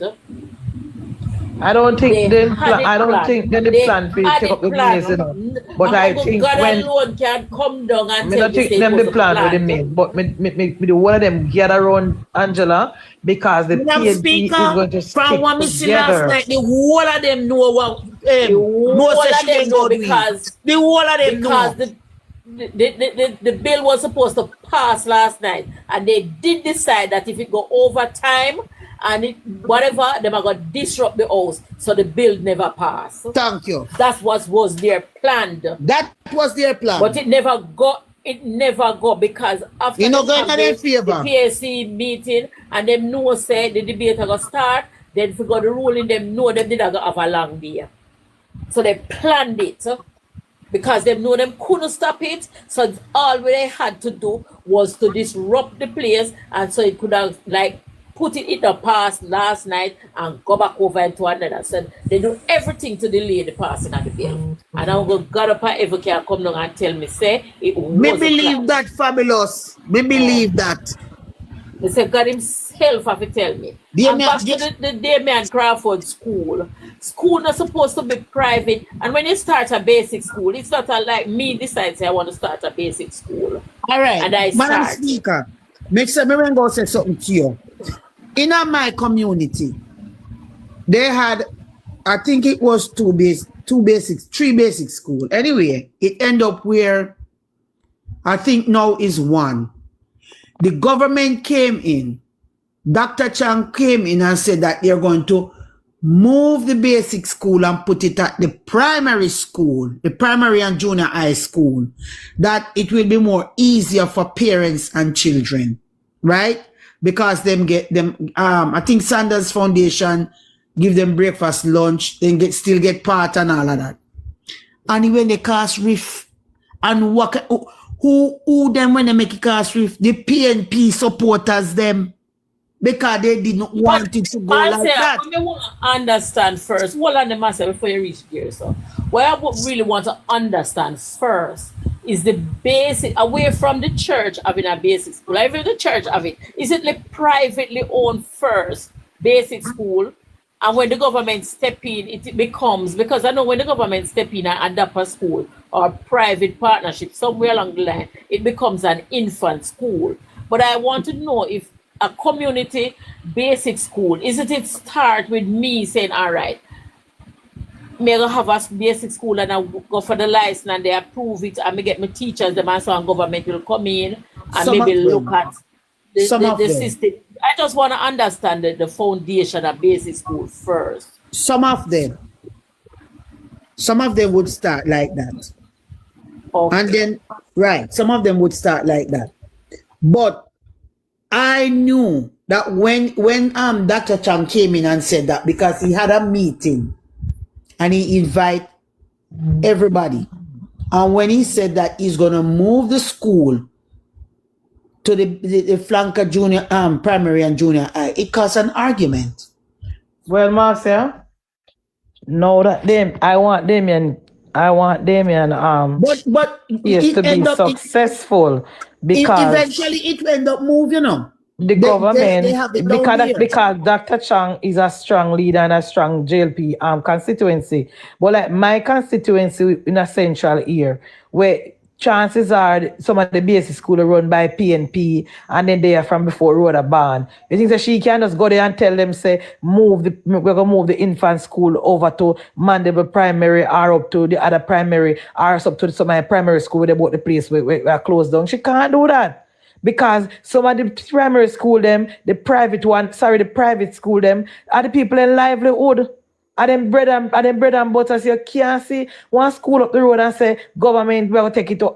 And your Damian suggested that if the government cannot move the school, the government must go in and take over the school and pay all of the teacher them and every single thing. Which based on the constitution, when we read out, is the government duty to provide a school for the children them for sure. But all of this started from in the 1960s. In the 1960s, when Jamaica became an independent, we never started from there. So all of the school them were built between between Edwin Allen, build some, and the PNP claimed to say them build some. They didn't build these schools with any infant area. So Damian Crawford that go like say 10 years ago the school them we not infant school. Remember the PNP is the first one to tell us say Andrew Wallace to build no school, you know. Remember the PNP are the first one to tell us say Andrew Wallace did not build any school. So the lack of early childhood department at these primary school cannot be blamed on Andrew Wallace, because PNP said he don't make none. He inherit all of these schools without pre-K. So you might make it look like say this government deliberately never provide any basic school. We did that inherit a basic. When they want the government to go build basic school, when we have less, when we are shut down primary school, no, we can't do that. So, for example, up on my parish where me come from, when me grew up, then they have 3 basic school up in that area, and you don't get bottom part of about 3 too. Now, since me go up the back and maybe my mother tell me I'm not sure, one of them closed down, the other one moved to the primary school, and then the other one where they on the church compound and struggle for their life, it's soon for shut down. So very soon, the few little pit in them way I grew up, we'll have to move to the primary school for sure. So it a phase out, they could buy like a Damian just jump here. I'm not saying it's wrong, but over 10 years, over the next 5 years or 6 years, so it would have phased out, because people now have fully pitney again. And you have some areas, some basic school only have 5 pitney, 10 pitney, 15 So let pitney, me ask 20 you a question pitney. now. So What it the a Damian phase said out. about it? Carry the government to court? He already taken the government to court, because it is the right of the people for the government to provide a basic school for every single Jamaican. Damian know a good feeling, go So control he the fly them. So Fly he them up said, to St. Mary. he's If you saying want that big the fly government forward. must pay it. And apart in an interview a while ago, where him say the government must help the school them for train the teacher them. So he must say government must train the primary basic school teacher them for free. No. If you want to be a teacher, go to Teachers College and the government for train you. But Understand, because I say most of the early childhood teacher them don't have the degree. who forget them degree? Now them supposed to go look them degree, go to school, get them degree, Thank you very and much. whatever they need to go into teaching profession. I don't understand. That's why me ask how the teaching. Because Damian is for free education. Damian is for free education. You know that already. But you know, What kind of free education? He is for free education. You know that Michael Manley want free education from birth to university. But you know what? The thing about it, you know, is that when PJ Patterson was in power, we have to go back to PJ. I don't know, I don't like what to PJ, but this is important. PJ did not create this space for early childhood. 90% of all of these early childhood schools that we now have here started under PJ Patterson. Under PJ, Master can black around our veranda with some ply and put up some ABC chart and call ourselves teacher and taking people picnic without no registration or nothing and keep basic school. PNP had absolutely nothing in place. It was when Bruce won the election in 2007. Bruce formed the EC, the Early Childhood Commission, and Bruce started the training of the early childhood teachers. So for them to come now and say that the early childhood teachers are untrained and the one that were trained only have a diploma. Before Bruce come in, they didn't have absolute, and I know that for a fact. They never have nothing. I want church sister, the church used to teach You could have left high school. If I did one good student in high school, then could have recommend you if I go teach basic school. Yeah, of course. I saw basic school teacher used to come about. Of course, Petal. When I was going to basic school, I want church sister and my church did a teach basic school. One church sister. One church sister. Said they have one church mother. The church mother gets somebody I want Sunday school teacher. One Sunday, right? Exactly, Petal.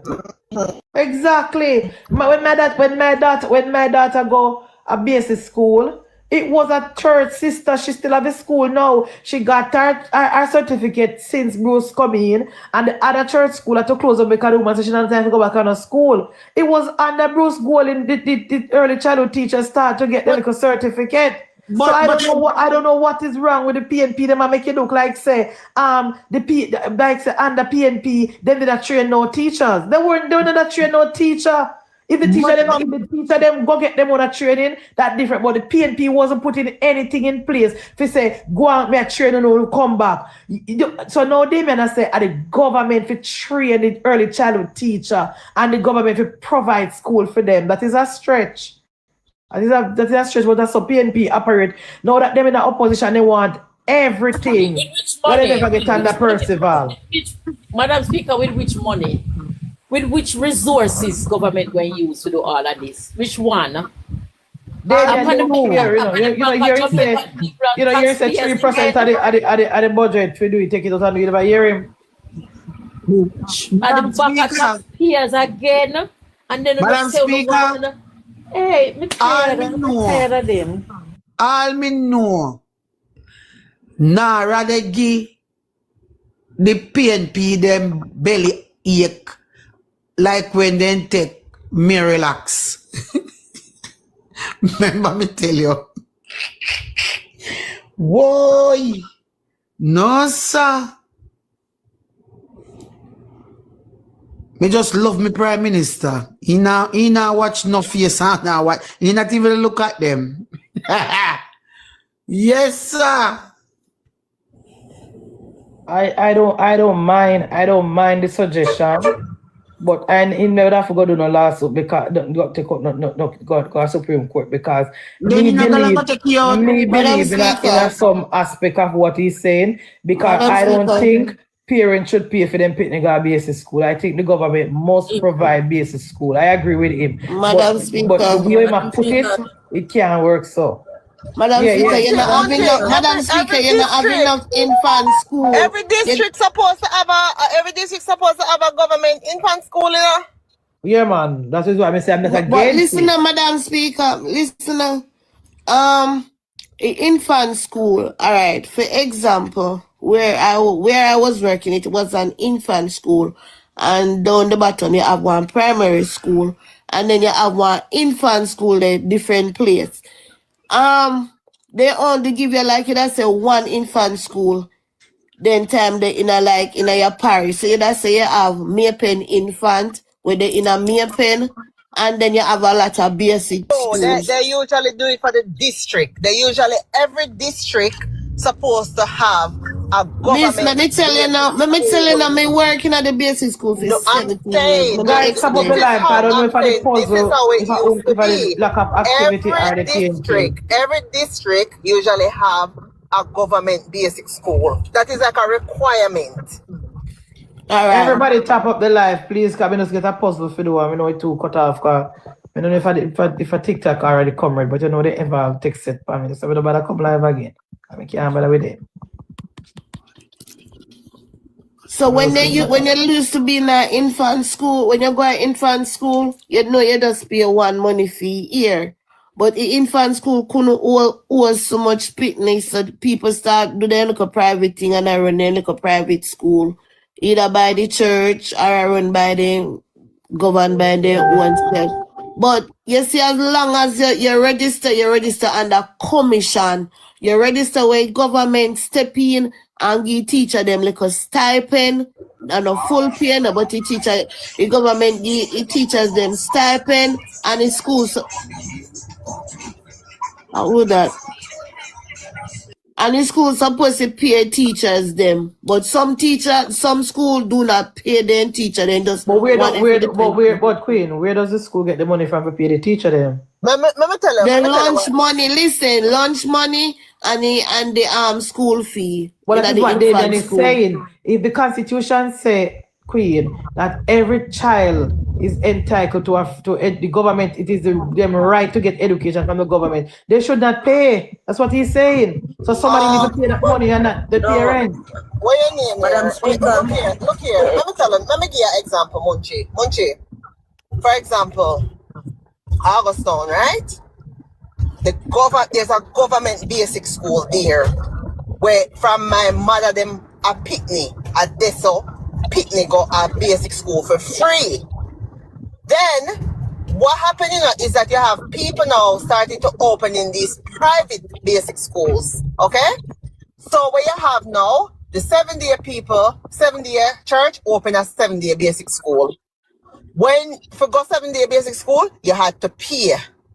Up the road, New Testament open for them basic school. If you want, it was like a micro prep school, like you go to a smaller classroom and stuff like that. So that is how the whole little private school like came about. Not like that for you, Petal, because I used to send my children go New Testament Church of God basic school. It used to name Challenge Basic School. And then me go a New Testament, New Testament church. Right, Marcia? Of course, me pay. You pay one money. But if you did send I don't pay one money school fee. No. But if you did send your child go the government basic school in the community, did you have to pay? You pay one time fee here. You pay one time fee here. One time fee here. So when me I grow up, when me grow up a country, yes, hold on, let me finish talking. When me grow up a country, you had Belfield Basic School. That is the government basic school for the district. In the neighboring district, you have Clanmel Basic School. That is the government basic school for the children. Then you had Miss Olivier open her private basic school. So the people that want them picnic go at either one of them school then go pay them money over Miss Olivier and register them picnic for go at a basic school there. But the government basic schools were available for free. Would that be that you pay one registration fee when they start the September Monday morning? One thing, but I know that there was no school fee required. No continuous school fee was required. I never pay no school fee in that church school. Exactly. We never pay no. My mother never pay no. Me shows a book. The early childhood school, they are private. Yeah, they are private. Listen, Wait the petal. But Wait what the about petal. the ones that the government Listen, provides wait. for the community? There was You don't have no listen basic to school petal. where There's none like government this own. petal. Exactly. Richmond. Them not have none. But wait there. My Wait a son minute. used to go. Listen, Look wait. here. Wait, the queen. Listen, madam, because now mix up it. Listen. Wait, the queen. Wait a minute. You know what say Damian said something a while ago. Well, Me me Google. can't relate it because wait, no. Wait, wait. Petal, wait. Damian said something, you know, and Chevron asked him if I say from 2011, why they never address it. You know, say the free education, it was in the Charter of Rights where Bruce and Portia amend the Constitution. So before that, it wasn't in it. Oh, okay, so when me a cuss Percival, I'm not really cuss Percival because it wasn't in it under Percival. And that is what I'm explaining to you. Bruce put it in Madam Petal. It's say, can me ask Google say, are children entitled to free education in Jamaica based on the Constitution? He say, yes. Children in Jamaica are entitled to free education at the pre-primary and primary level as guaranteed by the Charter of Fundamental Rights and Freedom, Constitutional Amendment Act 2011. All right. Okay. Bruce, but we're not a predicament here. All right, so more ask you a question, Munchie. Which basic school you go? One church school at St. Andrew. I don't remember my mother paying. I don't know. Munchie, them there a long time. You never used to pay a long time, but they start have to pay now. Okay. Right. So listen, Munchie. The early childhood started in 2003. Right? Yeah. You had to pay because they were private or not public. Not public. The public are infant. So therefore you had to pay every 3 months like you have a prep school. Yes. Right? Yes. You have some of the early childhood, them cost more. Yes. So you have some of them gonna charge them. So what is the difference between an infant school and the early childhood? What's the difference? Listen, one is funded by the government and one is privately owned. Right. So if you don't have a primary school, listen, Petal, let's say you don't have a primary school and you're not paying no money in a primary school, I see a thing with the infant. And you have to have trained teacher in an infant school. That is the system. What may I do? Listen. May I ask a question? May I try to figure out? May I try to figure out? Let me learn first. Right. So the infant schools, they are attached to primary schools. Right? Yes. So those are the ones that are funded by the government. Yes. So the early childhood is different from the infant school.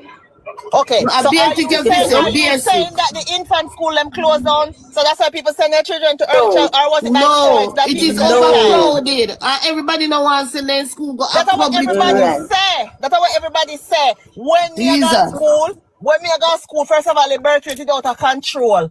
And there was more than enough space in the infant school because Pitney start going to school from them at 2.5 or just before their 3rd birthday. No, people used to breed up whole heap, and there were people started sending their child because I remember. Let me count, man. I remember I went to my district in Jamaica, and when we got to the district in Jamaica, me realized everybody and their mother I send them picnic go one school, one early childhood school outside of the community. So I asked. Because me know say at a basic school let me go, and that's all of my fundamentals. My mother still and teach me basic school and when me grow other school let me go. So me know so me never limited. And me ask the question and say, why are all these children going outside of the community to go to school?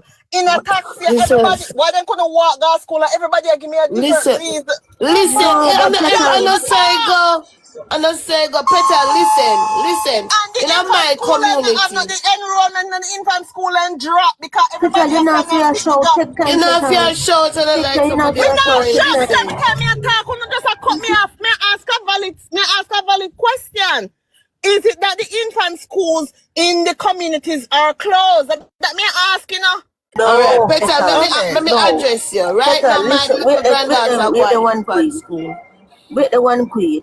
So, some of the primary schools, they don't have an infant school that is attached to them. True. Therefore, the parents have to send them to private-owned basic school. That is the problem. And it's parents' choice to Jamaica for life and Queen. Let me understand something. Somebody background is noisy. Let me understand something.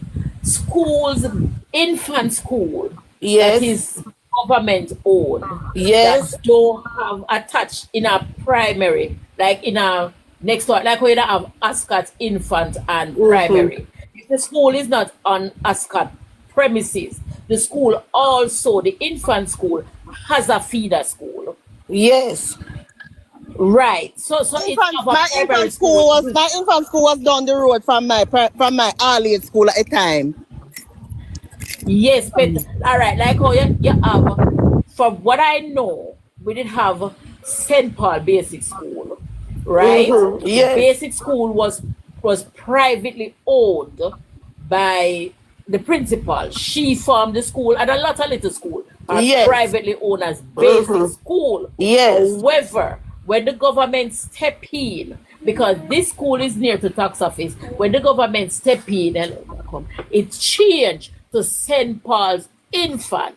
Infant school now has its feeder school, which is Micah, practicing all age. That is a feeder school. If you choose and you don't want your child to go to Micah, you can always find another school for them upon the end of the basic bring up school. Bring up Marvet. Come Marvet, that's what I know. Let me say something. Just like Munchie will be an infant school. Munchie will be an infant school, right? The feeder school, it's a feeder school for Colonel Lee, Chetwood, Catherine Hall, and maybe the other school where the people in there refuse to come out of shelter. The school where people in there don't have shelter and they don't want to come out. Right. It's a feeder school for those schools. Let me tell you, when you have Stonehill Primary and Junior High, right? The infant school for that is Stonehill Infant.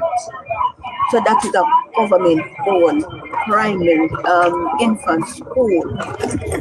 So that is the infant part. So that would be the feeder school. Somebody background Stonehill Primary. I'm in a grocery store. Right? You understand better?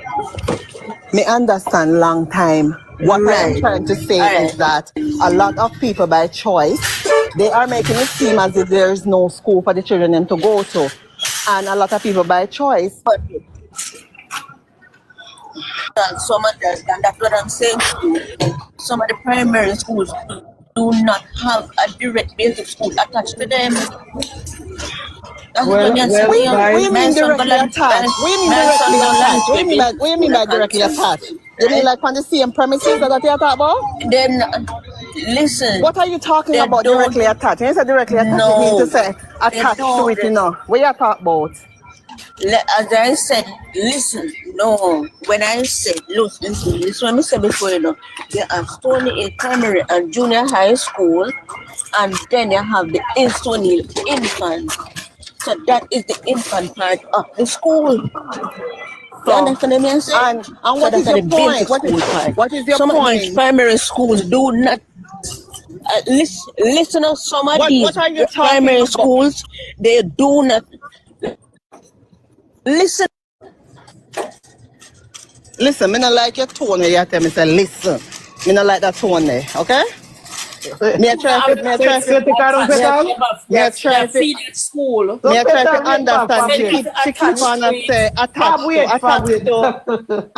attached to our. What you mean by attached to? So Peter, we to take her down? No, you crazy? Me can't take them nobody. She drop off. I don't know who take her down. No, she maybe come off.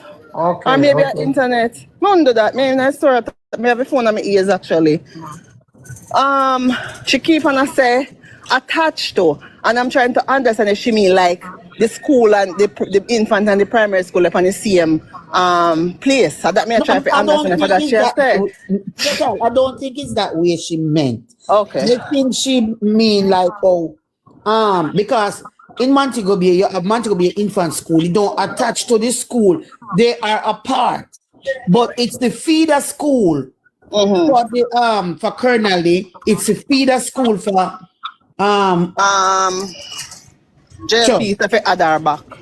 It's a feeder school for some of the schools in Montego Bay, like the primary and junior high school inside of the town. Marcia, but that's what I'm saying. I keep on hearing people say there's no school for the pit and then go and this and that, and I'm trying to ask what changed did they close down the government infant schools? That's what me ask, and they said no.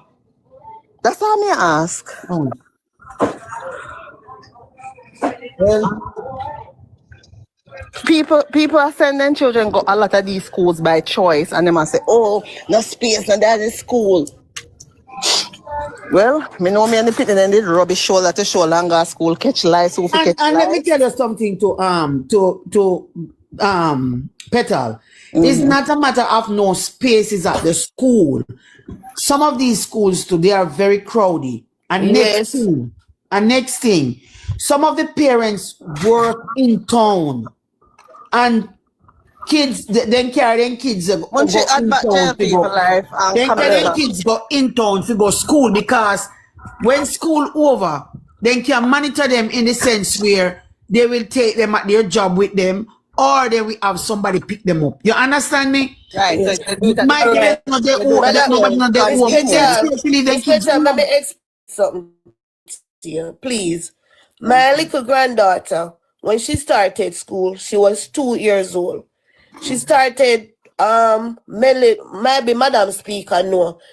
When you millennium, then we're millennium prep. Then moved from Mandeville and went to St. Elizabeth to live. So that she was going to a church school now, which is a basic school. Anyway, every minute the mother complains, so they want this, they want that, they want this. And okay, I said to her, try get her into the infant school where you do not have to pay so much money, and we only can focus on the lunch money, and it's a government school. Hold on. The white person in green blood I be so rude to jail people life. Jail people life. Green blood. Stop it. I'm Munchie add back jail people life.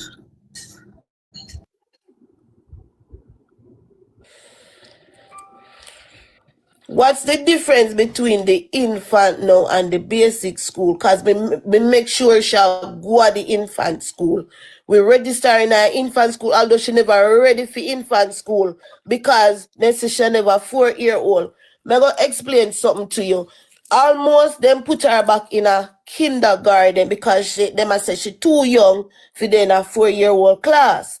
And normally infant school take the children when they are 4-year-old. Basic school take them from them at 2 years old.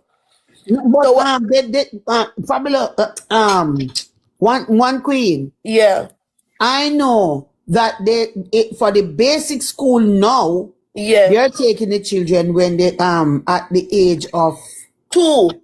When me grow up, I think it's 3. 3. When me grow up, it's 3. And if your birthday, listen, Petal, me tell you say, if you turn 3 before the end of, before you even turn 3 years. You hear me just go when me grow up. When me grow up. Right. But no, then they are scientific and take them from 2 years old up to 5 years old. Yes, 2 years old. Remember me I tell you some my little granddaughter starts. As long as the rule was that as long as the child turned 3 before the December of that year, the rule is not as long as them party 3 and then take them. When my kids are going to private school. My little granddaughter are just 4-year-old and she starts school from she at 2 years old. My daughter went to Challenge Basic, and that was years ago. when she went to challenge basic, we used the school fee was $85. Yeah. At Challenge Basic School, Miss Mack used to teach, was a principal for that school. You see, in the infant school, madam, until in the infant school, a peer trained teacher have to teach in the infant school. In the basic school, if their own government only one trained teacher can work in the basic school. All of the other teachers, them, they are pre-trained. They not go to college. Well, me no know. No, me don't know about that because now most of the teachers them that are in the basic schools now, them they have to have. I think they say they have to have degree. No, in a basic school they have to have up to level 2. But the trained teacher, Miss Marcia, and Fabulous, the one trained teacher when they in the school have to be trained. That is the reason why I was teaching in a basic school and I had to leave because I was trained and there was already a trained teacher there. So I had to move out there and get in one of the government school, in the primary school, because it's only one trained teacher they assigned to the basic schools. You understand? In the infant school now, all of the teachers them in the infant school have to be a trained teacher. They have to have their degree. Let me tell you something. I was talking about this particular school. I mean, know of a fact. I know this. So when it was basic school, we had to pay school fee. You have to pay school fee. You have to pay everything. Everything, lunch money, everything. Right. When the government step in and it changed from basic school to infant school now, stop pay school fee because now it was the government was responsible for some of the basic schools them still run under commission. Some of the basic schools them run under commission where government come give them little subsidy. When we say run under government, government come in and we give them food. Because me telling them I work in a basic school for 17 years. Then come in, the government come in and then give you nutrition grant. But you have to have amount of certain standard. When they come at your school, you have to register. You have to register under commission and you have certain things, criteria where they want for you get it. So at the end of the day, so right now, most of the teachers, basic school teachers, if they don't have up to level 2, they cannot go into the basic school, go teach. You understand? And the government fund nutrition grant, material grant, and it help with people in the kitchen and stuff. But at the same time, because it's a private one school, they still have to pay their school fee. Government give some of the teachers them subsidy. The teachers get paid. They get their subsidy while the school principal supposed to still a peer teacher them. How much the money go up to now? Me hear about $60,000 less than that. This who I get subsidy get as every month along with the teacher. I pay them. Some not doing it, some doing it. So when me tell you something, move my granddaughter from the basic school and put her in an infant school. So she go Santa Cruz infant and primary school, and both school they on the same building, but what they separate. You understand? One start before one and one over before one. But a peer trained teacher in the infant school. That's why I said to you, even if the schools are not, even if the infant school are not on the same premises, the primary school, they are designated feeder school. So if when you try to leave the infant school, it can go to about 4 different primary schools, which is School. You see the same school when we did not tell about the church school. When the children leave, when they leave from that church basic school, then can go to Santa Cruz primary or wherever their parents want to send them. Yes. You understand? But I know what happened to the feeder school. They always recommend the infant school recommend their top student to where I say now, the A class feeder school, which is the top primary school in the bunch. So what is left now? Suppose you them say, all right, your child get to go to school here, which is the top primary school in the bunch of feeders. All right. You can also say, okay, I don't want my child to go to none of them because they're underperforming, and take your child to another primary school. What are you talking now? Time to go. Yeah, guys, yes, me have to go. Me have an emergency. So soon tomorrow at 12, okay? Somebody need to start up on live. Empress, you can start up the live. Tell them press one of them start up the live. Me will come back later. We need to finish have a conversation. Yeah, me will come back later. I'm just going to do something now. Anisha want to come back. Yeah, man, me will come back later too. Me will do something to do. Okay. And then probably